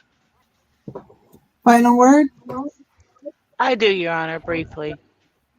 Do you remember Mr. Adams asking you, is it the detectives and the sex offender registration unit's responsibility to go and find people and make sure they're at the address they say they're at? Yes. Whenever someone comes in and registers, that person, the offender, tells the registration unit where they're living. Yes. And those are the addresses Mr. Adams was talking to you about, correct? That's correct. Are the detectives in the registration unit dependent upon patrol officers who come in contact with the individuals at other locations?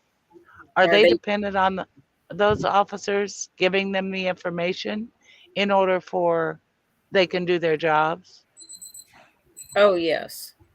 Object to the form. Overruled. Did you say yes? Yes.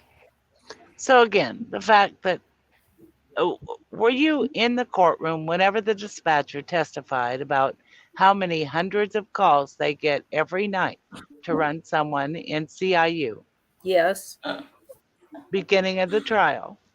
Yes. And the purpose of this log is to not document a police report, but just to assist in saying an officer called in and... Again, Your Honor, object to the form. Sustained. Okay, you tell us what this is for then. Do these go to the detective, and why do those dispatchers fill these out? They do not go to the detective at all. It's for their own records. Is that the same for Varuna, or is it different? No, it's exact same. Okay. Is it same for the CAD information system, or is it different? Nope, does not go to the detective. It's for the same. Are the detectives dependent upon patrol officers to give them information that they can use to try to figure out if a violation of the Sex Offender Registration Act or any other crime is occurring in Oklahoma? Absolutely. And if the officers don't do that, if they don't get a case number and make a report, is there any way that the detectives in the Oklahoma City Police Department are going to know about it? No detective would ever find out unless the assistance of the officers. Oh, God. What the fuck? Are you aware that the registration law in Oklahoma, in order to actually make a case on someone, they have to be at a location more than just one time and one event? Yes. In this case, did Officer Holtzclaw have information that Mr. Williams was at this location for a period spanning over 2 weeks, or at least at two different times during that 2 week event? Yes. Would that be relevant to your opinion to a detective in trying to make a case as to is someone really staying there for an extended period of time? That would be correct. Did Officer Holtzclaw tell anyone about that as far as you know? No. Do you remember counsel asking if whether or not Officer Holtzclaw could have arrested Mr. Williams that day? Correct? Yes. All right. Do you know what the conversation was and what Officer Holtzclaw asked Mr. Williams about how long have you been here? Didn't I tell you to leave? Was any of that information documented anywhere? No. Is that the type of information you were referring to whenever you said it would depend upon the circumstances and what Officer Holtzclaw learned? Judge, again, object to the form. It's all leading. Sustained. Whenever you said it would depend on the circumstances, what were you saying? What type of information and circumstances were you telling Mr. Adams that it would depend on whether or not Officer Holtzclaw could have arrested him? Depends on the conversation.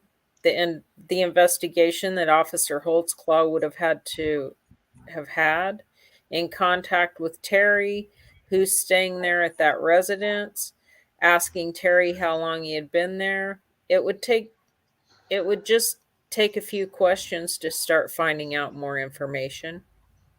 But as far as when Miss Barnes left and when she didn't leave, as far as what he knew and what he didn't know, the detectives don't know that, correct? No, that's correct. And why don't they know that?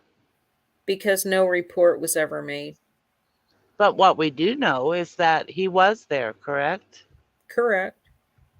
Did Mr. Williams tell you that this officer was hassling him about being there? Judge, again, object to the form. Sustained. Did Mr. Williams tell you that? He just Judge, again, sustained it. this the same. Yeah. Sustained. Okay. Did Mr. Williams, whenever you interviewed him, give consistent information about those two events? Yes. Did Mr. Williams, whenever you interviewed him, give you consistent information about the fact that Tabitha Barnes had told him about Officer Holtzclaw sexually assaulting her? Yes. If Officer Holtzclaw would have arrested Terry Williams on April the 8th of 2014, is it standard protocol for a detective to go to the jail and begin an interview with the accused? No. Counsel, approach. Okay, we're getting way off the recross about protocol of interviewing at the jail if somebody's arrested. So specifically narrow it down to what the recross would be. All right. Detective, if Mr. Holtzclaw would have arrested Mr. Williams, would that have resulted in a detective coming in contact with him? Yes. Object to the hypothetical, Your Honor. Overruled. Did you say yes? That's correct. If he would have arrested him for failure to register or offenses associated with being too close to a school or living with children, would that have been the context of what the detective would have asked him about in regards to him being in the house with Tabitha Barnes? Same objection, Your Honor. Overruled. You can answer if you know. That's correct. It would. Would that have given Mr. Williams an opportunity to talk to a detective and tell him the things he eventually told you about what was going on with this officer at the house? Yes. Judge, again, object. Sustained. That's all. Come up, counsel. Mr. Adams, do you have anything else that you want to tell us about? No. Leave your notepads. Sorry. All right. God. Oh my. Oh my God. I guess not. Wow. I don't need to admonish. Good Yeah, point. they do have notepads, right? They have notepads, scanning. Oh my God, But, I'm ready to get out of here. but are they allowed to take their notepads to jury deliberations? That's the key. I Yeah, I can't don't see know that that they yet. wouldn't be. I couldn't understand that they wouldn't be able to. Well, some states don't allow it. They'll allow you to take notes, but they won't let you take your notes into the deliberation room. That's Yeah. true. That's so weird. We'll I have to know. go to the instructions and see. Yeah. Yeah. Oh my gosh, it's 10 o'clock. I'm out of here. Yes, it's very late, so we're not going to spend a bunch of time saying goodbye. I just appreciate everybody who has stuck around in the chat for so long and been so supportive. Thank you to the readers on the panel. And we'll be back next Thursday with probably back to the timeline and beginning another accuser. So we're going to skip all the goodbyes this time. And until next time, peace out. Good night, John Boy.